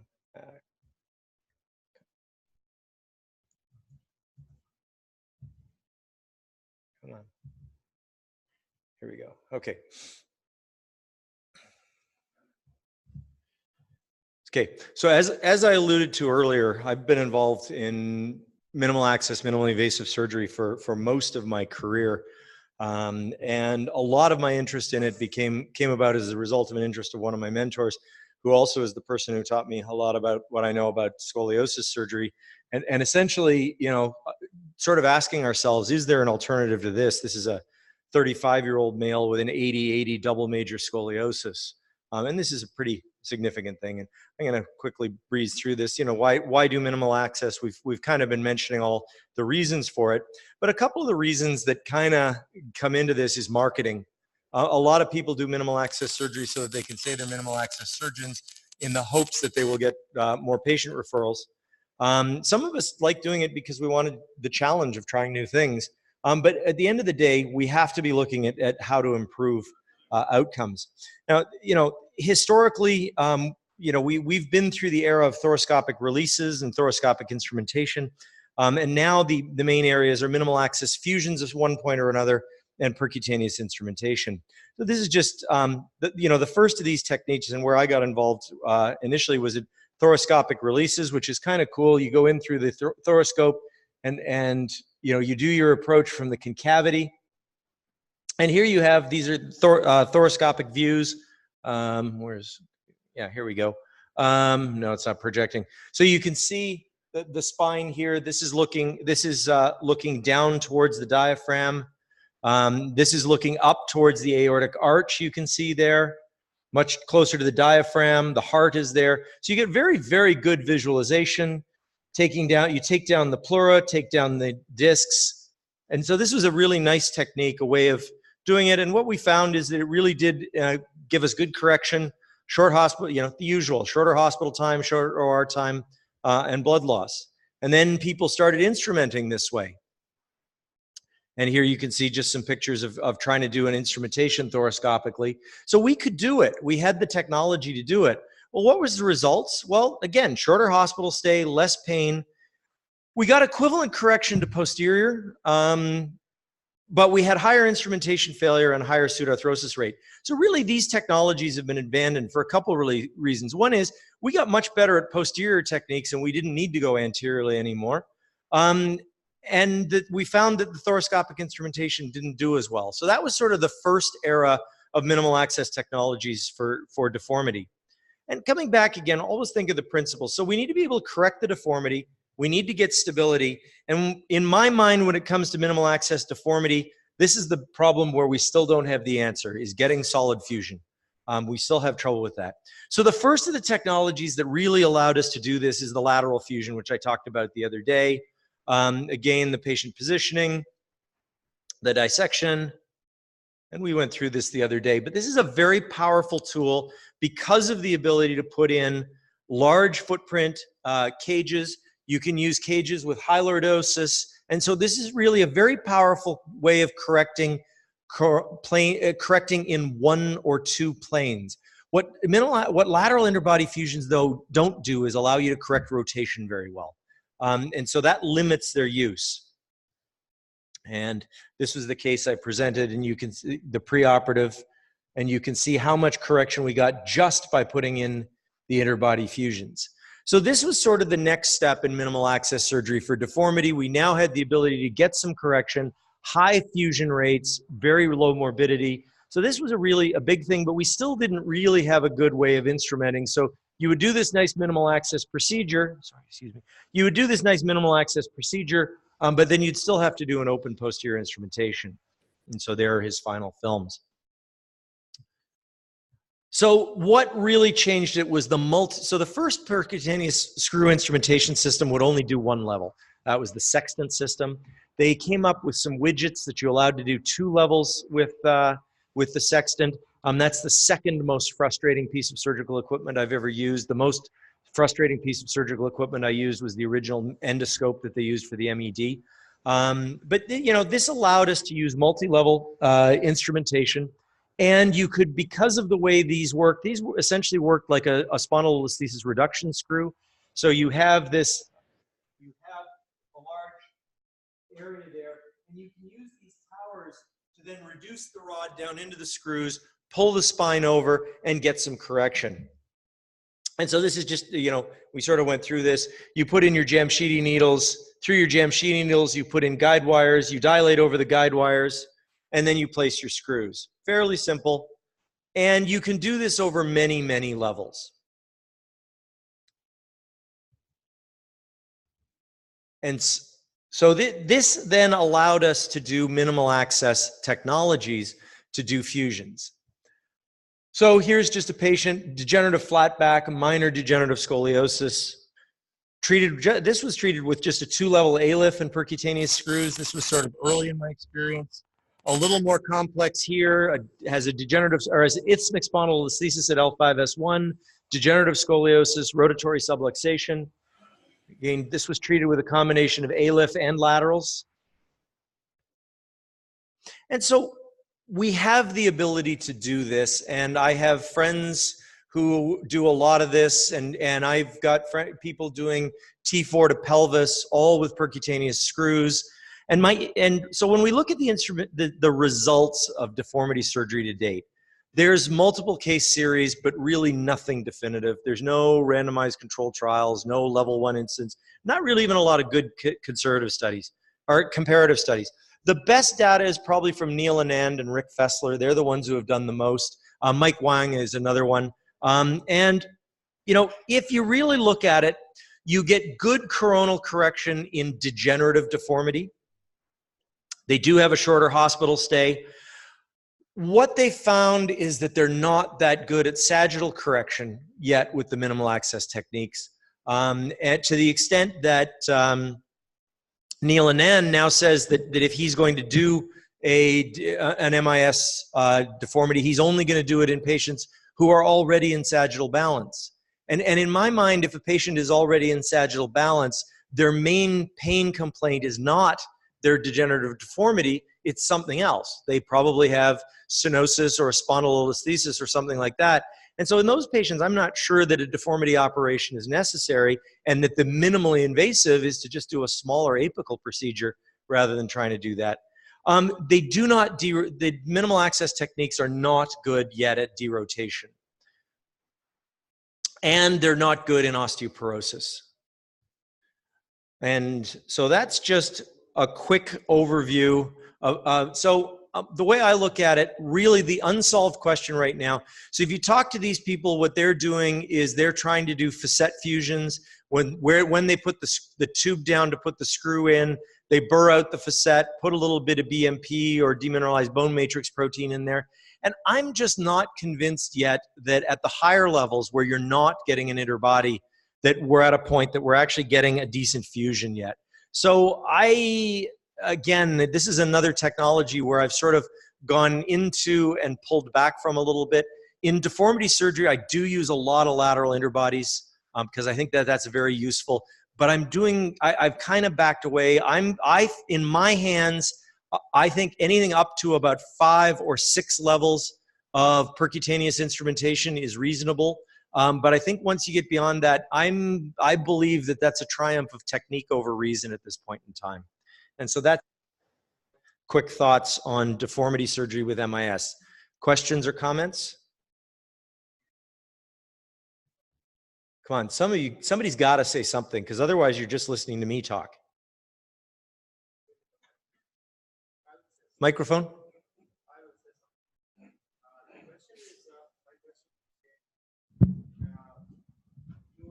show us very good images of. My question is that we saw very good images of some of your patients. Question came in my mind is that how, like in your country, I think there must be some strict rules that doctors should follow.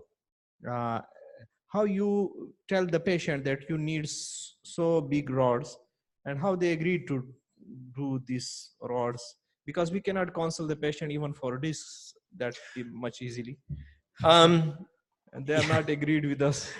So there are huge cultural differences between places. There's no doubt. The problem we have in the United States, I have more difficulty trying to tell patients I don't think an operation is a good thing for them. So people coming to me they've seen somebody else, they have a 30-degree degenerative scoliosis, they've been told they need a T10 to pelvis, and that I'm the deformity surgeon. They come to see me, and I look at them and I go, they've got a mobile rotatory subluxation. I do an epidural injection at the subluxation level. They get 100% pain relief for a week. And I say, you don't need a big deformity operation. I'm just going to do a 1-level lateral and percutaneous screws. And they want to know why I'm disagreeing with their doctor who said they needed a big operation. So it's very cultural. The couple of things that I would say, a patient with a degenerative deformity who is in spinal balance does not need a deformity operation. And I learned that through bitter personal experience when I was doing a lot of this early on, because I was trained by people who said in scoliosis, you either treat everything or you don't treat them at all. And I think that that's the wrong thing to do for these patients. I think that deformity surgery is reserved for somebody who is out of that cone of economy. They're out of balance. And the thing about it is that those patients they come in some of the most miserable patients in my practice, and they are some of the happiest patients in my practice. When I look at the patients who are unhappy with their outcome after surgery, I think some of the microdiscectomy patients are less happy. And that's because the microdiscectomy patients remember being normal, and the deformity patients don't remember when they were normal. Okay. I was asked to give a talk about how to tailor surgery for scoliosis. And I'm going to do this as how to tailor surgery for deformities. deformity surgery is a complex problem. Every one of these patients is a little bit different, and I think that's what attracted me to doing deformity surgery, is that I have to think more when I'm doing deformity surgeries. There are many, many factors, both patient factors and other things, that influence how you're going to treat this person. And we have to look at how big is their curve, how rigid is their curve, where is their curve, are they rotated, are they balanced, what is their bone strength? And so there are a lot of things to consider. And as you may have, I don't believe that there is any single technology that is the answer to everything. There are some things that I do this for, some things I do that for. You know, I do posterolateral fusions, instrumented, uninstrumented. I do T-lifts, I do laterals, I do A-lifts, I do osteotomies. You know, and to me, the way I look at it is it's all about tools. And, you know, you could fix your car with a multi-headed screwdriver, a vice grip, and a roll of duct tape. You could do most things with a car. But boy, if it's my car, I want to go to the mechanic who's got that toolbox, that big red toolbox with every single potential wrench in it at all, because he's going to use the right tool for the right job. And I look at all of these techniques as tools in my toolbox, and I use all of them. So what are the tools in our toolbox? Well, if you look, if you've got a curve, be it a kyphosis, a lordosis, a scoliosis, really simply, you can distract where it's short, you can compress where it's long. In scoliosis, you can translate the vertebrae, just move them laterally. You can rotate or derotate. And then we also have, sort of further on, we have the osteotomies and the vertebral body resections, which you think about. So I'm going to sort of go through each of those tools and show you where I think those tools make sense. What are their advantages and their disadvantages? So the first one that we used was distraction. And this is classically your Harrington instrumentation, where you would put a hook at the upper end of the curve, a hook at the lower end of the curve, and distract. This was the first instrumentation system. It was very good at correcting in the coronal plane. You could also do the anteriorly or posteriorly. One of my mentors, John Kostowick, developed a system for treating kyphosis with an anterior distraction instrumentation. So it was an advance in its day. It was a huge advance, but it had some problems. One is it creates flatbacks because you're only correcting in the coronal plane. You're not correcting in the sagittal plane. The next one to come along was compression. And the classic there, well, this is the, an idea, the original, classically the Harrington compression rod or Dwyer anterior instrumentation for scoliosis. And essentially what you're doing here is you're shortening the convexity rather than lengthening the concavity. So when do I use distraction and compression? I use these in a deformity with minimal rotation because this is not going to help with rotation. And I use distraction and compression really to tweak correction. I need to get a few more degrees here, a few more degrees there, and there I'll use distraction and compression as an option. The next sort of area that came along, the next tool that came into our toolbox was translation. And the classic description here was Eduardo Luque using sublaminar wires, where he would fix the bottom of the curve, he would put wires, and he would tension the wires and essentially bring the spine over to the rod. This was then sort of made a little fancier by John Webb and Max Abbey, who developed the Synthase USS system, used a side opening screw, and you would translate the spine over to the rod.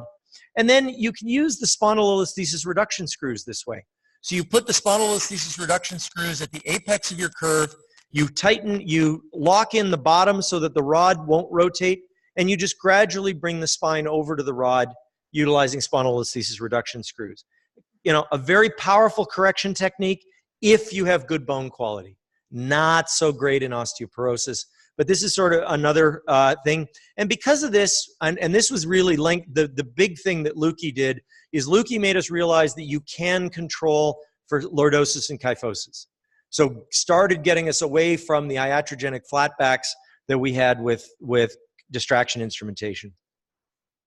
Jean Cottrell and Yves Dubuisset then came up with the concept of rod rotation. And conceptually what you're doing is you're taking a curved rod to match the scoliosis, rotating at 90 degrees to create kyphosis, because most idiopathic scoliosis is also hypolordotic. So obviously if you're going to try and increase the kyphosis, not a good option in a patient who has kyphoscoliosis. And this is essentially what you do. So you have a rod bent into the kyphosis that you want. You turn that rod 90 degrees, fit it into the screws, and then just rotate the rod back over.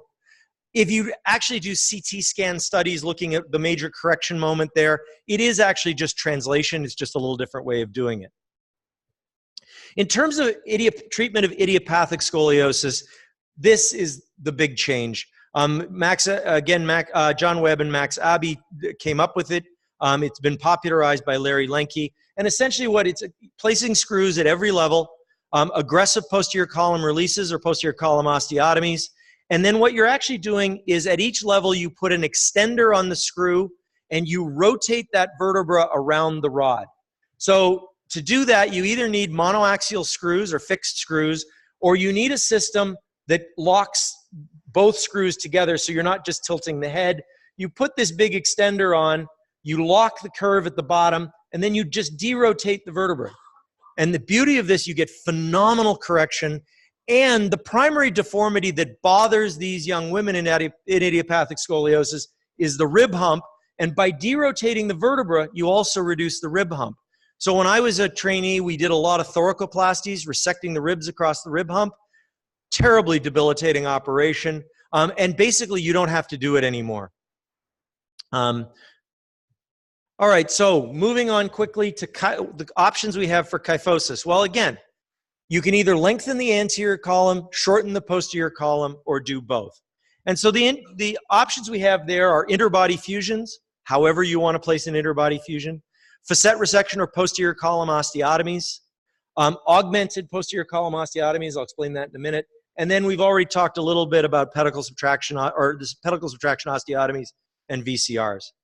So facet resection osteotomy is essentially a bilateral facet and pars resection, also called now a Schwab 2. We've tried to get away from use of the terms Ponte and Smith-Peterson, because most people get them wrong, but also we're trying to get away from using eponyms in general. You need to have a mobile disc for this to work. You can get 5 to 8 degrees per level. You can do multiple levels. So it's a very powerful correction technique as long as you have a mobile disc. You can also get some biplanar correction doing this, resect a facet on one side but not the other to pivot off. So that's another option. And I mentioned the idea you can combine the posterior column osteotomy with an anterior interbody and get phenomenal correction through a single level. So this is a patient, proximal junctional kyphosis above an L2 to sacrum fusion, and you can see how much correction you can get through a single level posterior column osteotomy with a single level cage. So phenomenal degrees of correction are possible through a relatively small procedure. Posterior column or pedicle subtraction osteotomies, again, used to correct predominantly sagittal plane deformities, can be used as a biplanar osteotomy for coronal deformities. You're getting correction through bone. So if a patient doesn't have mobile discs, this is a tool that allows you to correct. You can get up to 30 or 40 degrees in the lumbar spine, a little bit less in the thoracic spine because of the rib heads and the fact that the vertebrae aren't quite as tall. And so here's just, again, a quick case example. Patient with a post-traumatic kyphosis. She had a distraction instrumentation done as a teenager for a lumbar burst fracture. So you can see she's actually got lumbar kyphosis. And so here we are. As I mentioned yesterday, I always put all of my screws in first, put temporary holding rods on. This was her posterior fusion mass. I've now resected, the pedicle's been resected here. I've gone through the fusion mass there and there. A little bit of a decompression above so that you don't compress the thecal sac as you close it. And you can see just closing the osteotomy down. So we've shortened the posterior column by that distance with fairly good correction. Biplanar osteotomies, essentially correcting in both planes, usually done now as a biplanar pedicle subtraction osteotomy, but can be done as a 360. Here's just an example. This is a woman, she was a graduate student from Saudi Arabia who had polio at age 2, so this is a polio scoliosis. And you can see a fairly complex deformity, about a 90-degree scoliosis, 130-degree kyphosis with a pelvic rotation. You can see AP chest, an oblique pelvis. So again, similar instrumentation in. I've started my biplanar osteotomy, and essentially in a biplanar, what I've done is I've removed the pedicle and the vertebral. This is the lateral vertebral body. Her vertebra was rotated more than 90 degrees. I've left the cortex on the other side, and then closing the osteotomy down. And there's our final correction there. And then finally, the last of the tools that we have are the vertebral column resections, which is essentially a kyphectomy or apex removal used in very large curves. You can do it anterior, posterior, or purely posteriorly. You can get phenomenally large corrections doing these procedures. You got to be very careful, though, that you can get significant shortening, and if you get shortening, you can get folding of the spinal cord, or which can cause neurologic compromise. So again, these are procedures that have to be done with neurologic monitoring, and you'll usually want to use some form of strut to lengthen. And conceptually, what a posterior column resection is, at some point in the procedure, you have the superior part of the spine, the inferior part of the spine. There is nothing connecting them other than dura. So you have two completely separate sections of the spine, which allows you to get very aggressive corrections. So this is a young woman who has a congenital kyphosis. This is about 160-degree congenital kyphosis, treated with a vertebral column resection with good restoration of balance. So again, there are multiple techniques that we have available for correction. All of them have a role. In most things, I'm using a combination. I didn't show you, but that one polio scoliosis, I used derotation. I did a little bit of compression distraction. I did the biplanar. So you're often using that one. And the way I look at it is the more tools in your toolbox that you have, the more you're going to be able to do. Questions?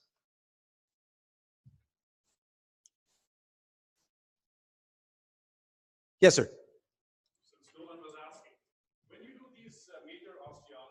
Yep. And if they are like 90 degrees or even higher level osteotomies, when you see a change, a major electrophysiology change, do you stage procedures? Do you wait? What do you do? Why I think it's happened. The most recent time I had a change is I watched my fellow slip and hit the cord with an instrument. And could we do potentials? Yeah, left side's out. And in that case, you know, I figured it was just a concussion, and I just continued on with the procedure because I know it wasn't a maneuver that I could correct because we hadn't done any correction yet. So it really depends on when it occurs. The place where, you know, a couple of things. So if you get it when you're closing an osteotomy, that probably means you've overcorrected.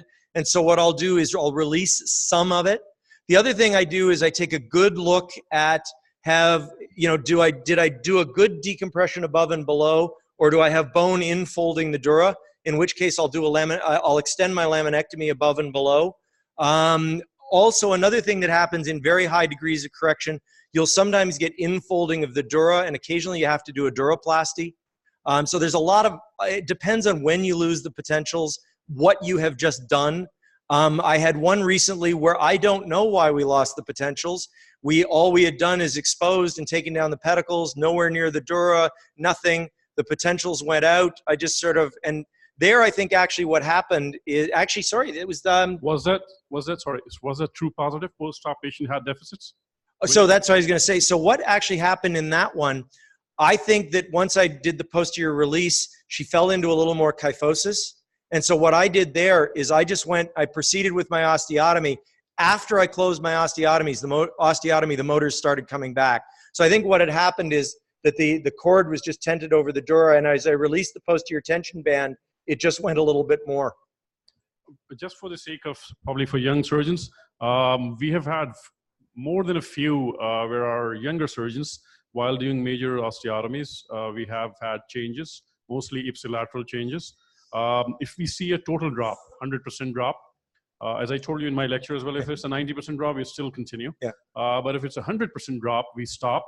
And the longest I have waited is 2 hours during the surgery, that the signals did not come back, but eventually started coming back. See, my thought is, you know, and if you're using potentials, you should have, and we actually have in our OR a printed sheet. So potentials go out. What do you do? And this is every person in the room has a role. So anesthesia. What's the mean arterial pressure? So unlike in kids, where you'll often use hypotensive anesthetics. In adults, if I'm doing a deformity surgery, I want my MAP above 85. I don't want them hypotensive because I want the cord perfusion because adults don't have quite the same resiliency. So, you know, and then has there been a change in agent? What is the patient hypothermic? Because all of these things can lead to that. So, you know, you have a protocol, and that's the other thing is if you have a protocol, when it happens, you know what you're supposed to do. Yes, Asif. So, Doug, excellent presentation. Related question to what he brought up. So, as the resources are limited here, would you do such a case without monitoring? Gray hairs. I have them. The reason I have gray hairs is because I'm old and I go back to the pre-monitoring era. There is nothing wrong with a Stagnera wake-up test. Scary, the patients, when you tell a patient you're going to do that, it's scary. None of them ever remember it. But no, I've done these with Stagneras. So essentially for the younger people who may not know what it is, really simply, once you've corrected the deformity, you wake the patient up lying on the OR table with everything still open. And so, you know, you tell your anesthesiologist, we're getting close, you know, drop the agent, whatever. You wake them up, you climb under the table, and you yell at them, move your toes, move your toes. If they can move their toes, you're golden. If they can't, then you've got to figure out why not. So wake-up tests, they still are a valid way of doing it. I don't like them personally because it slows things down because it takes typically about a half an hour to get one. But, you know, if it's a choice between a half hour extra OR time and not doing the procedure, yeah, it's worth it. If you're going to do that, there's the poor man's Stagnera.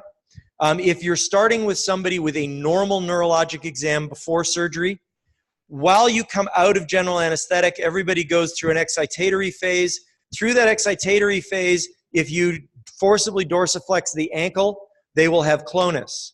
So if when they're waking up, you forcibly dorsiflex the ankle and they have clonus, you know that their spinal cord is intact. You don't have to wake them all the way up. You can put them back to sleep. That's a very limited window. That window is typically somewhere between a minute and 3 minutes. But if you get it, then you don't have to wake them all the way up. So my question? Sorry. Question? Yeah. Yes. During major osteotomies, how much time you take and how much blood loss? Because there is a significant venous plexus. How you control it?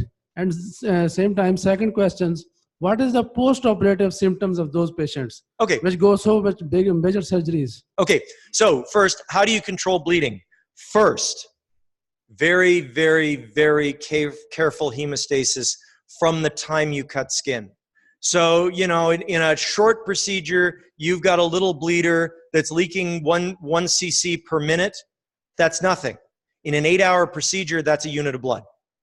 So meticulous hemostasis. A lot of use of hemostatic agents, gel foam, flow seal, whatever. The major blood loss starts once you get into the canal. Put all your hardware in before you start going into the canal. Second, with your anesthesiologist before surgery, have a cutoff. If I am not starting to close before I have a blood loss of X number of days, then we stop, we close, we come back another day. If you look at these cases, you'll either have 800 cc's of blood loss, 1,500 cc's of blood loss, or 5 liters. Because once you get about 1,500, they all become coagulopathic, and then you're just not doing it. So I tend to use about a 1,200 cc cutoff. If we're not starting to close by 1,200 cc's, I will put temporary rods in across whatever I've been doing. I'll stage them and take them home. How do these patients do symptomatically after surgery? For the first week, they are miserable. And I tell them they are going to be miserable. I think that basically, the way I look at it, if at 6 weeks, they're at their preoperative level of function, they're doing well. By 3 months, they're about 70% of where they're going to be. And overall, the recovery after a procedure like this is a year. But pretty routinely, you're getting drops in oswestry of 30, 50 points in osmometry, these people get phenomenal improvement in their quality of life if you get them back into balance. If you do a big operation like this and they're still out of balance, they're still just as miserable as the day you started. I just add to Stagnaro wake-up test, actually. First, in Pakistan, I don't know the neuroanesthesiologist, whether we have here or not, but we have a neuroanesthesiologist working from India, from All India Institute of Medical Sciences in our hospital. He's a professor of neuroanesthesiology. In India, there are about 100 neuroanesthesiologists in a population of more than 1 billion people. Now in Pakistan, I don't know whether surgeons know whether they have neuroanesthesiologists. So no way here your patient is going to wake up in 30 minutes if the surgeon is operating with TIVA. Number one. Number two, patient will move even if the patient has a power of 3.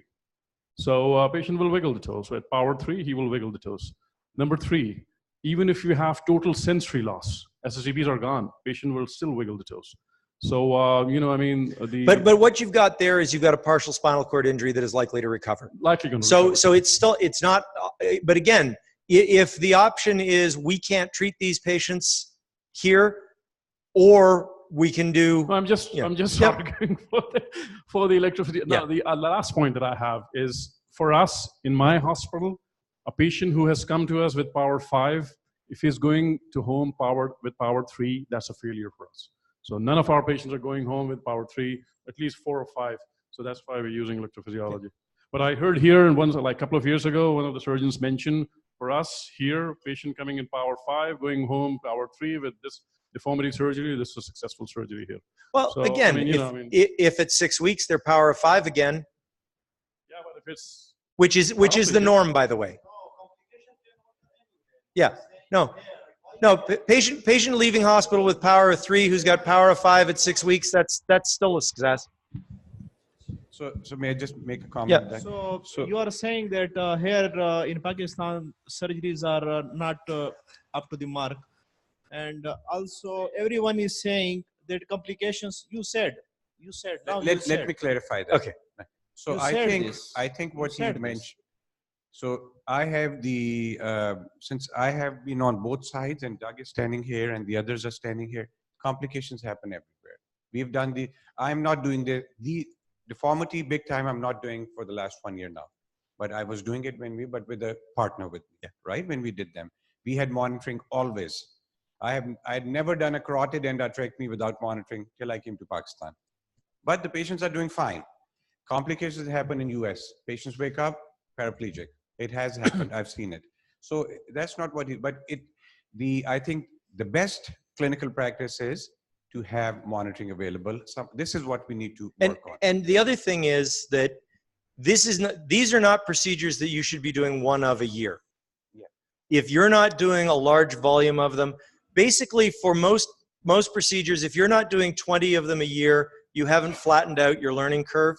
And you should look at the question, should I be doing this? And also, this should not be done at every center. One of the problems we have in the US now is that with the newer technologies and things, everybody thinks they can be a deformity surgeon. And hey, it's keeping me in business because I have to do all the revisions. But no, these sorts of procedures should be limited to a small number of centers and a small number of surgeons. You know, this is not something that every hospital in Pakistan should be doing. This should be focused in 2, 3, 4 high volume centers that are doing most of it. Okay, we're going to move on. Just one remark to the neurophysiology. I think the goal for the patient care should be the result, let's say, after 6 months or 1 year. Yeah. And if you put too much effort in ideal electrophysiology during the procedure, you might end up with an incomplete procedure. And this, like not a complete deformity surgery. You stop the surgery, like in a resection in any intracranial procedure. This is not a good result. This is a disaster. This is an overrating of electrophysiology during monitoring during the procedure. It's not that it's not necessary. Electrophysiology helps a lot. But you have to analyze the data and then transfer your analysis in the current case. And frequently you have an incomplete problem, then these patients will recover. And those patients might either be treated very badly if you stop the procedure, and do an incomplete resection, incomplete deformity surgery, whatever. Sorry to say so, but this is overrating of electrophysiology results. Okay. I wanna add No, we're I wanna add because if one we thing. start on that, we'll okay. You go ahead, and then we're going to move on. A few months back, their workshop occurred in the LNH. I was observing that. And first stage, the case was done, and the half of the case when electrophysiology was results were coming up to the mark. Then they deferred it, and then they reoperated on the next day. If their results was not interpreting correctly, then they realized the neurophysiological monitoring is not up to the mark. So they did on next day. It means sometimes neurophysiology flop, and they have to go for patient have to face another surgery another day. So yeah.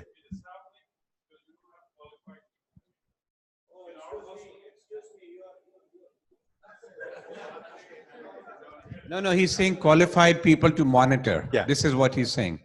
So monitoring, this is what he's saying. Okay. Yeah. All right.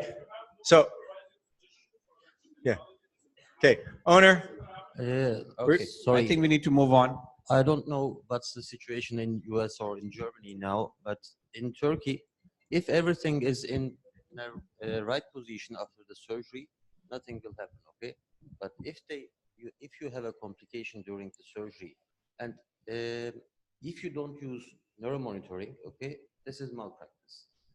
Yeah. Again, if everything is okay, nothing will happen. But if you have a complication during the surgery, and if you don't use neuromonitoring, this is not complicated. In other words, what you're saying, the only people who sue are the people who something bad happened to. Which, okay, Salman, I took the executive decision that we're going to do the tea break before we start the final case discussions, just because we barely got in here. Okay, all right. So moving on, we're going to talk a little bit about congenital spine deformity. So really simply, what is congenital spine deformity? It's a scoliosis or kyphosis. The classic definition is due to failures of formation or failures of segmentation of the vertebra. So by definition, these are all present at birth. They're associated with anomalies in the renal system and the cardiac system. So if you diagnose a scoliosis, a congenital scoliosis, part of your workup is a urologic and cardiologic consultation as well. This is part of the spectrum of early onset deformity, which is the sort of the new buzzword for it. There's a condition that doesn't meet the definition of congenital scoliosis, but absolutely is, and that's congenital rib synostosis. These patients will develop incredibly aggressive deformities that are often difficult to treat. So when we look at our classification of congenital scoliosis, so you have failures of formation and failures of segmentation. So this is a combination. So here we have a hemivertebra, and so we would call this a semi-segmented hemivertebra because there isn't a growth plate here, there is a growth plate here. This is a fully segmented. This is a wedge vertebra. So the whole vertebra is there, just one side is hypoplastic. Here, one side is aplastic. Then you have the failures of segmentation, a block vertebra. This is an unsegmented bar. So again, there's a bar here, but two growth plates. And this is and this is an unsegmented bar with a hemi. So these are sort of the types of deformity you can have in terms of generating scoliosis. In terms of generating kyphosis, you can have an anterior fusion with posterior growth. So this would be much more progressive, anterior tether. You can have, again, the block vertebra. You can have a partial failure of formation. So here you have aplasia anteriorly and laterally with a hemivertebra. You can have aplasia, so you have aplasia anteriorly but not posteriorly. You can have a butterfly vertebra where you have the two sides but not the anterior. So this is just sort of the classification. Where is this important? This is important in looking at the when surgery is going to be indicated, and particularly which patients are we going to need to do surgery on early. So why do we operate on these patients? Well, one is if you've got somebody who is progressing or you're concerned about progression, we operate to prevent progression. Ideally, we would like to correct the deformity if we can. The congenital scoliosis, and particularly the congenital rib synostosis, adolescent idiopathic scoliosis is never going to, if it's a true adolescent, is never going to develop significant cardiopulmonary compromise. We were taught that for years, but that is just not true.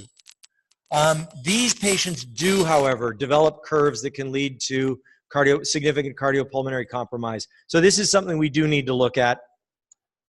We want to look at the risk of neurologic deficit with growth, because many of these patients who have congenital anomalies will also have split cord deformities or tethered cords. So we do have to worry about progressive neurologic deficit with growth in these patients. In my practice, which is predominantly adults, I'm mostly looking at pain resulting from the deformity, and we're treating that. So when we look at our goals for treatment in congenital scoliosis is no different than our goals for treatment in any deformity. We want a balanced, stable spine, acceptable cosmetics, minimal risk, and in the kids, particularly the congenitals, where we may be doing fusion very early, we want to maximize their growth potential. We want them to grow as much as possible. So not all congenital deformities are equal. Each of these anomalies has a different risk of progression. Some of them are not going to progress much at all. A fully segmented hemivertebra is not going to progress much, or a fully unsegmented hemivertebra. Fully segmented is going to. Different regions of the spine have different abilities to compensate for the deformity. Some of these patients, one of my mentors used to call some of these kids vertebral salad, where you would have a hemi here, a bar here, a hemi here. And what's fascinating is you would have these kids who multiple deformities, but they end up balanced, and you don't need to do anything with some of them. And again, you have to be considered tethered to split cord. So what we want to do in these young kids when we first see them is we want to identify who is at risk for progression, because you want to probably treat those early. So what we're looking at when we're looking at risk for progression is what's the differential growth? How is one side of the spine going to grow compared to the other? The more intact growth plates at that anomaly, the higher the risk. So a semi-segmented, lower risk than a fully segmented. Semi-segmented is higher risk than an unsegmented. Tethers also increase the risk. So if you look, block vertebra, really no risk of significant progression. Wedge vertebra, because again, they have growth plates, they have the same number of growth plates, semi-segmented, unsegmented, semi-segmented hemi, and then the worst is you've got a bar on one side and a segmented hemi on the other. This is the baddest of the actors. And in kyphosis, bars have the anterior bars have the greatest risk. Second, the location of the deformity matters. The lower in the spine or the higher in the spine, so the closer you get to the head or the closer you get to the pelvis, you have less chance to compensate or balance out that deformity. So high cervical deformities, low lumbar deformities, you're more likely to want to do something early. The upper lumbar to mid-thoracic are the best tolerated because there's the most room for compensation. The upper thoracic tends to lead to shoulder asymmetries. The upper cervical tends to lead to cocked head deformity. And the problem in the lumbar, the lower lumbar curve, particularly the L5 hemi, which I'll talk about it a little bit more in a minute, these are the patients where the problem there is not so much the primary curve, it's the progressive compensatory curve. This patient you saw a little while ago, severe deformities can end up still balanced. This woman didn't come to see me until she was 26 years old. She did well through most of her life with this. So when we look, what are the advantages of early surgery? Well, we can minimize progression. We can minimize the compensatory deformity. So if you can correct the deformity early, and you can do a much smaller surgery, than somebody who's got a significant compensatory deformity where you have to correct the compensatory deformity. And you actually, for some deformities, have the potential to grow out of the deformity. So if you have somebody with a fully segmented hemivertebra, what you can do is you can actually do a growth arrest at the apex. You go in anteriorly and you curette out the disc space just on the side of the hemi, and you do a unilateral posterior fusion, and you leave the contralateral side, you leave the concavity, and what will happen is that they will, to some extent, grow out of that deformity as you've suddenly created a tether on the convexity, and you can still grow on the concavity. So that's an advantage of doing things early. The disadvantages of doing things early, it's a little riskier in these younger kids. They don't have the same physiologic reserve. They don't tolerate things as well. You also have the potential for unanticipated growth arrests. You can make the problem worse. One of the big things, because these kids are going to be concerned about cosmesis down the road, is the risk of arresting trunk growth. And so they end up with a long limb dwarfism. And then there's the risk of doing a surgery in a patient that might, with growth, balance out anyway. So you might have done an operation you didn't need. The advantages of operating on these patients late, they get more growth, so they're less likely to have a short trunk deformity. There are more options for treatment because their vertebrae are bigger. And again, you allow time to see if the curves is going to get large or go out of balance. The disadvantage of late surgery is you then may have to do a much bigger procedure because you have a structural compensatory curve, and you may need more extensive surgery to rebalance the spine. Looking at the various anomalies, the bad actors, the ones you're more likely to intervene on early.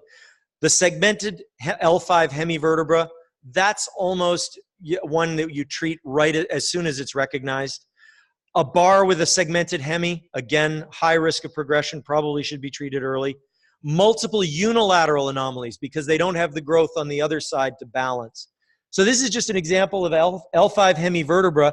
And so the problem you get that L4 is tilted, there's no way to compensate. So all of your compensations, and they can develop very significant, very rigid structural deformities.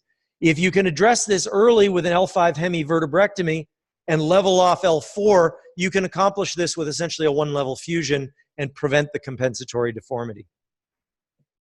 Patients with multiple anomalies, again, these are the ones more likely to progress. The better actors, the ones where you're less likely to have something, is where they have multiple bilateral anomalies, and the semi-segmented or wedge deformities. These are ones you're much less likely to be dealing with. And this is just a nice example of a balanced deformity. L5 hemi, L3 hemi, top of L2, or however you want to number it. So although she has a trunk shift, she's reasonably well balanced.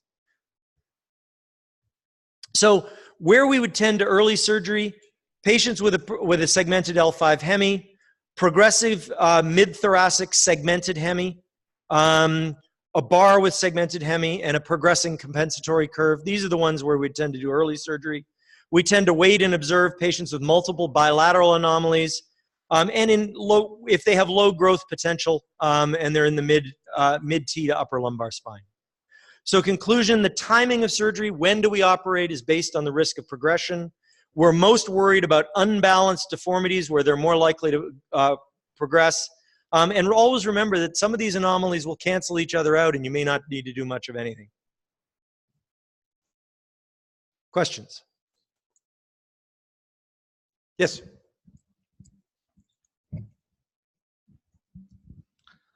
Sometime in the congenital or developmental scoliosis or kyphoscoliosis, we see that a significant number of patients have either Arnold-Chiari malformation associated or there is Death-Urquhart syndrome. Yes. So what should we do in that case? So actually, so funny. One of the studies that one of my mentors was involved with long ago, Doug Hedden and the neurosurgeons, Charlie Drake's son, I'm trying to remember the other, at Sick Kids in Toronto. They actually have looked at this. So those are deformities that are going to be a little bit different. The Arnold-Chiari, they tend to develop the scoliosis because they develop a syrinx. What happens then depends on when you decompress them, the Chiari, or in the tethered cord, when you detether them. and how big the curve is and what their potential growth remaining is. So if you get somebody with a Chiari who is Risser stage 0 to 2, and their main curve is less than 30 degrees, many of them will grow out of the curve.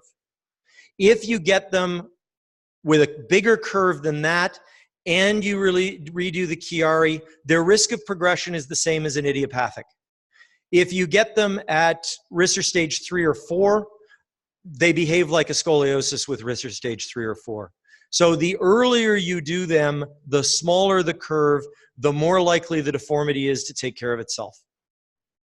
And what you do with those really is you decompress them and follow them for a year or two to see where the deformity is going. Yeah.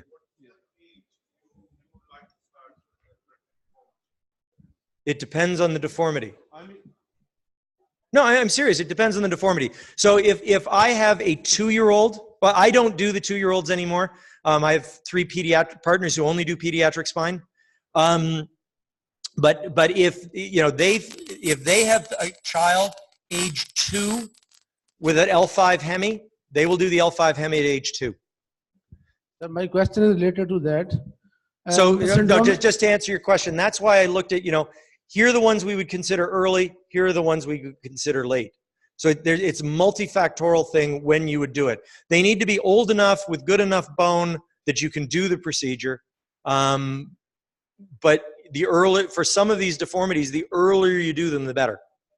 Okay, one more question and then. The congenital anomalies are mostly syndromic patients. They have other anomalies too. And also the age of presentation, it depends. Mostly the congenital anomalies patients did not survive so long. How much patients get neurologically benefited after this corrective surgery? Or it's only a corrective surgery and no neurological? So again, you got to look at what the deformity and the child themselves.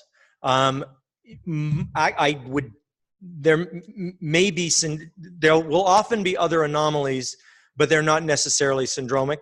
A lot of these kids can, my mentor, Doug Hedden, has got a beautiful picture of an x-ray of one of these vertebral salad kids that he didn't operate on. You look at it, there's every anomaly you can think of in this kid's spine, and the picture beside of it is a kid with a skateboard under the car with him going over the car. It's the same kid.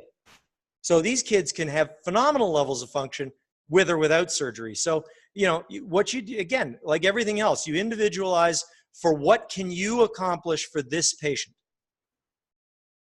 Okay. Thank you. Hello again. Basically, distraction causes kyphosis, and while you're distracting, you're correcting the lordosis. And while you're compressing the posterior segment, you cause lordosis and you correct the kyphosis. The main maneuvers that we're using during the deformity surgery, the first one is the Harrington forces. If you distract, Doc, may I have your pointer?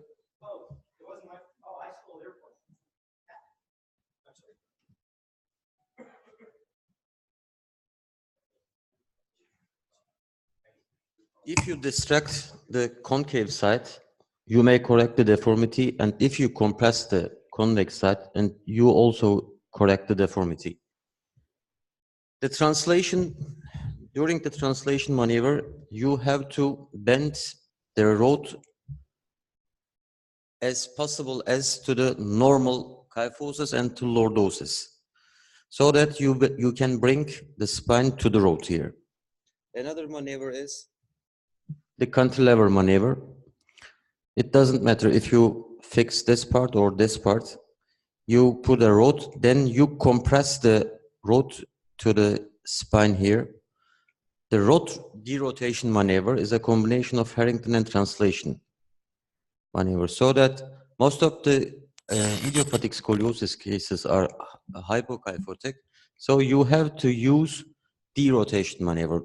Or maybe we can say that the classification of the Lenke shows us which maneuver that we have to use, the hypokyphotic, normal kyphotic, or hyperkyphotic. One of the rod derotation maneuver is the concave rod. You first place the concave rod here. Here is an example. We have operated this patient last year here in Pakistan. This is the concave side. This is the convex side. We put this rod into the screws here. Then we hold it with a rod holder. All screws are loosened here.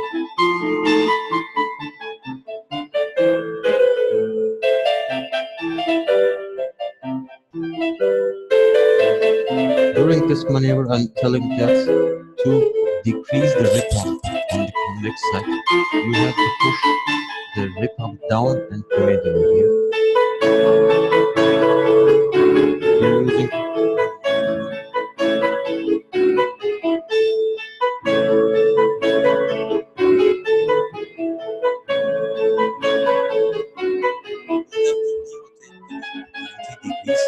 and my colleagues are asking me, how do you decide it? There is a line here that I have checked before the rope bending. I have to see that line that looks to me.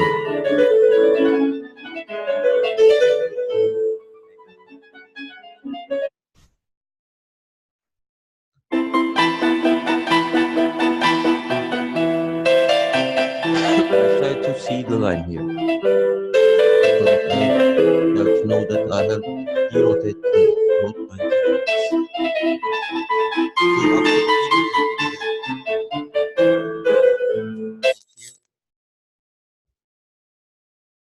only with rod derotation, preoperative and postoperative of the patient, then, as Douglas has told us, you have to bend an under-corrected rod on the convex side to push down the rip pump on the convex side. There is also, you can also use the double rod technique. This is a video from my colleague Emrah Jaroğlu. You can also use double rod technique here. This is the cranial part. This is the caudal part. It has advantages and disadvantages. After you derotate it, you have to fix the apex of the concave rod here. Now he's going to play with this spine now, you see. Now he's fixing the apex here.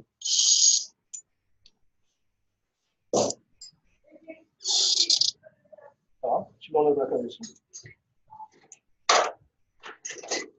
With rotating and derotating the convex root here, you'll increase the rip pump and you may decrease the rip pump. It's a choice that you're going to give a kyphosis or segmental derotation here. You see it? And direct vertebral rotation is, as Douglas has showed us, you have to correct the rip pump also. The main thing that the patients are looking for here after adolescent idiopathic scoliosis cases are the rip pump. So you insert some, let's say, towers here, and you connect them with a bridge. This is again Pakistan.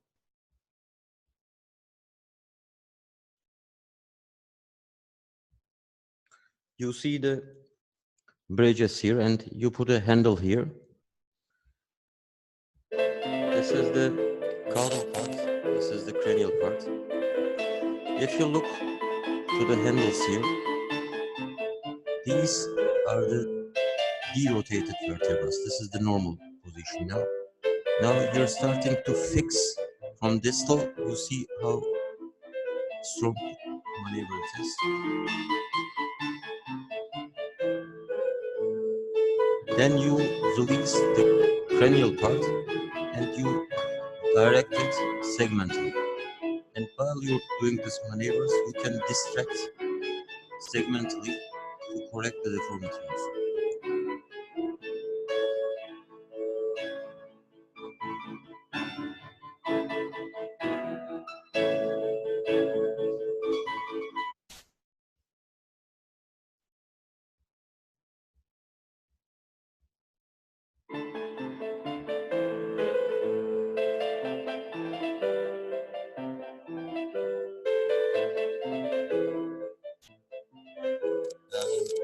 Rerotating the segment here.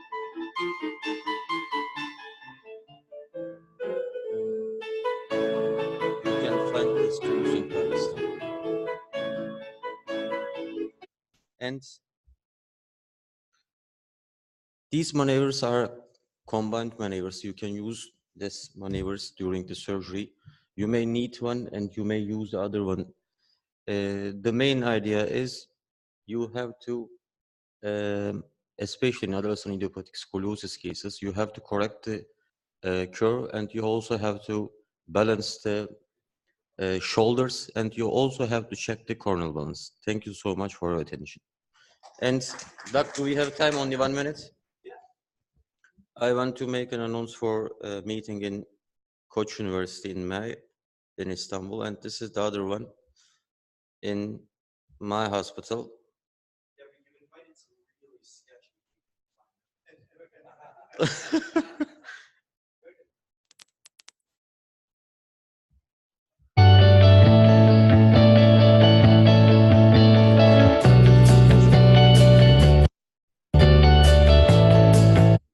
Oops.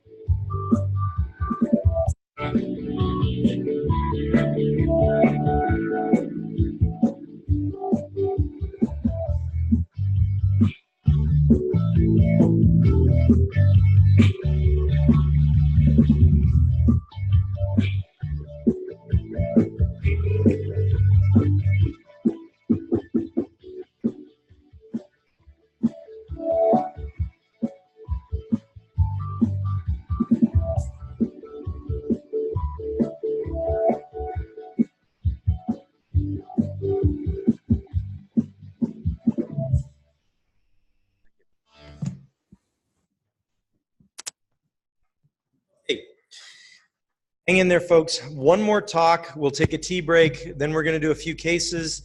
And then the thing we've all been waiting for, Greg doing the quiz.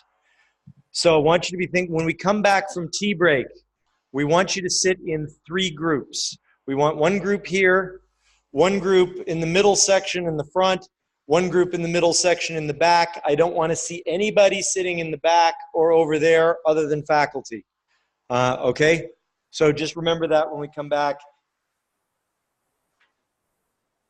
And you'll see why very shortly once we get going. All right. Okay. Where's adolescence? Here we go.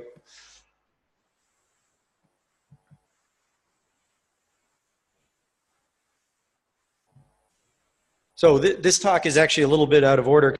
Two talks on how to do the surgery before we gave you a talk on how to assess these patients and decide whether they need surgery or not. So next time we'll try and get the order a little better. So again, definitions: scoliosis is a curve in of the spine in the coronal plane. It's usually a rotational deformity, though in degenerative or traumatic it may not be. There are multiple types of scoliosis, types of curves. Clinically looking at these patients, how do we make the diagnosis? Well, you make the diagnosis by what they complain about to a large extent, because to a large extent, the problem here is cosmetic. They don't like the way they look. They don't like the fact that they have waist asymmetry. They don't like the rib hump. They don't like the fact that one shoulder is higher than the other. They don't like the breast asymmetry. rarely in an adolescent. An adolescent idiopathic will never be respiratory compromised. Juveniles and infantiles and some of the secondary scolioses may. Again, pain is not uncommon. It was always taught that adolescent idiopathic scoliosis is painless. No, most of these girls complain of some pain. Really, though, pain doesn't become the major dominant factor till we get into adults. Clinically, how do we look at these patients? We have to have them standing unsupported with their hands at their side. You're looking, is the inion directly over the gluteal cleft? You want to look, is their posterior superior iliac spine level? Because if their posterior superior iliac spine isn't level, they're either compensating for a coronal malalignment, or they have a leg length inequality, and the problem may be in the leg rather than in the spine. And you want to do a forward bend test to look for the degree of rotation, and side bending to look for flexibility. Clinically, looking at them sagittally, you want to see them standing unsupported. You want to make sure that their knees are fully extended. Again, your plumb line is external auditory meatus to greater trochanter. And to look for pelvic tilt, which was mentioned. When you are standing, your anterior superior iliac spine should be directly above your symphysis. If the symphysis is anterior, they're tilting their pelvis. Radiographically, if you're doing deformity surgery, if you're doing scoliosis deformity, you're doing 3-foot films, it is a very good idea to every 6 months or so go down to your radiology department and tell them how to take the films correctly, because it does really matter how they're done. So you always want full length AP and lateral with the patient standing unsupported. What is full length? You need to see from C2 to the femoral heads. Now, actually, with the advent of what's called an EOS machine, a lot of people are going cranium to calcaneum so that you can see everything. This is essentially an X-ray scanogram that gives you an X-ray from cranium to calcaneum using 1/4 the radiation of a standard set of radiographs. When you're doing the sagittal, this was brought up, they'll often tell the patient to hold on to something. Well, as soon as they do that, they're going to be out of balance. So what you want when they're doing the lateral film is you want the fists in the contralateral supraclavicular fossa, because that keeps the arms in close to the center of gravity, so they're not trying to balance the arms. And also by going contralateral, so some people do this, but by going contralateral, you protract the scapulae so you can see the upper thoracic spine. If a patient, when you examine them, does not have a level pelvis, you want to take 2 APs. You want to take 1 AP with them standing with their pelvis as they normally is, and you want to take a second AP with a lift under their foot to balance out. How do you do that in practice? If your clinic's like any of mine, there's a whole bunch of old magazines lying around. Take a magazine, put it under their shoe. Does it level? Grab another magazine. However many magazines it takes, tell them take this stack of magazines to X-ray and tell them to X-ray you standing on the magazines. Whether they bring the magazines back is up to them. Other imaging, when assessing these, I only do an MRI if I'm suspicious of another cause for scoliosis. In adults, I do a lot of CT to look at bone quality and flexibility. In kids, I generally don't. Bending films, and in kids with large magnitude deformities, the bending films don't really do much, but a push-prone film or a traction film. So a push-prone film is you have them lie down, you put one hand on the pelvis, one hand on the apex of the deformity and push. And our traction film, really simply, one person holds under the arms, one person holds the ankles, pull. So quick basics, we're going to look at what is a primary curve, what is a structural curve, compensatory curve, fractional, neutral, or stable vertebra. So really simply, a primary curve is the biggest, stiffest curve. All primary curves are structural. A structural curve is any curve that does not correct 50% on bending. So not all structural curves are primary, all primary curves are structural. A compensatory curve is the curve that allows you, that balances out the other deformity. A fractional curve is the curve that brings you back to neutral. So here we have a double major scoliosis. How do I know it's a double major? Because we did bending films, and this stayed about the same, and they're both significantly rotated. If this wasn't very rotated, this might, and it bent, that might be, or if this wasn't very rotated, that might be a compensatory curve. And if it bent, it might be a mobile and not structural. This is a fractional curve.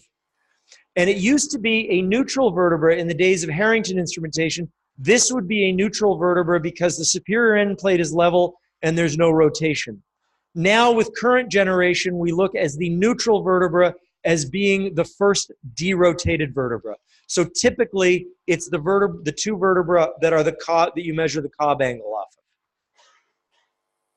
So quick basics, we've done sagittal balance, sacral slope, pelvic incidence. I won't bother. So why do we classify anything? We classify anything for three things. We want to predict outcome, we want to guide treatment, and we want to guide research. So how do we classify scoliosis? Well, first off is idiopathic scoliosis. It's further differentiated into infantile, presentation before age 2, juvenile, presentation before age 8, or adolescent, after age 8, before skeletal maturity. And true adult onset is rare, more common in males than females, and that is scoliosis that develops after growth plate closure. Neurogenic scoliosis, post-traumatic, degenerative, congenital, and my personal favorite, iatrogenic, it does exist.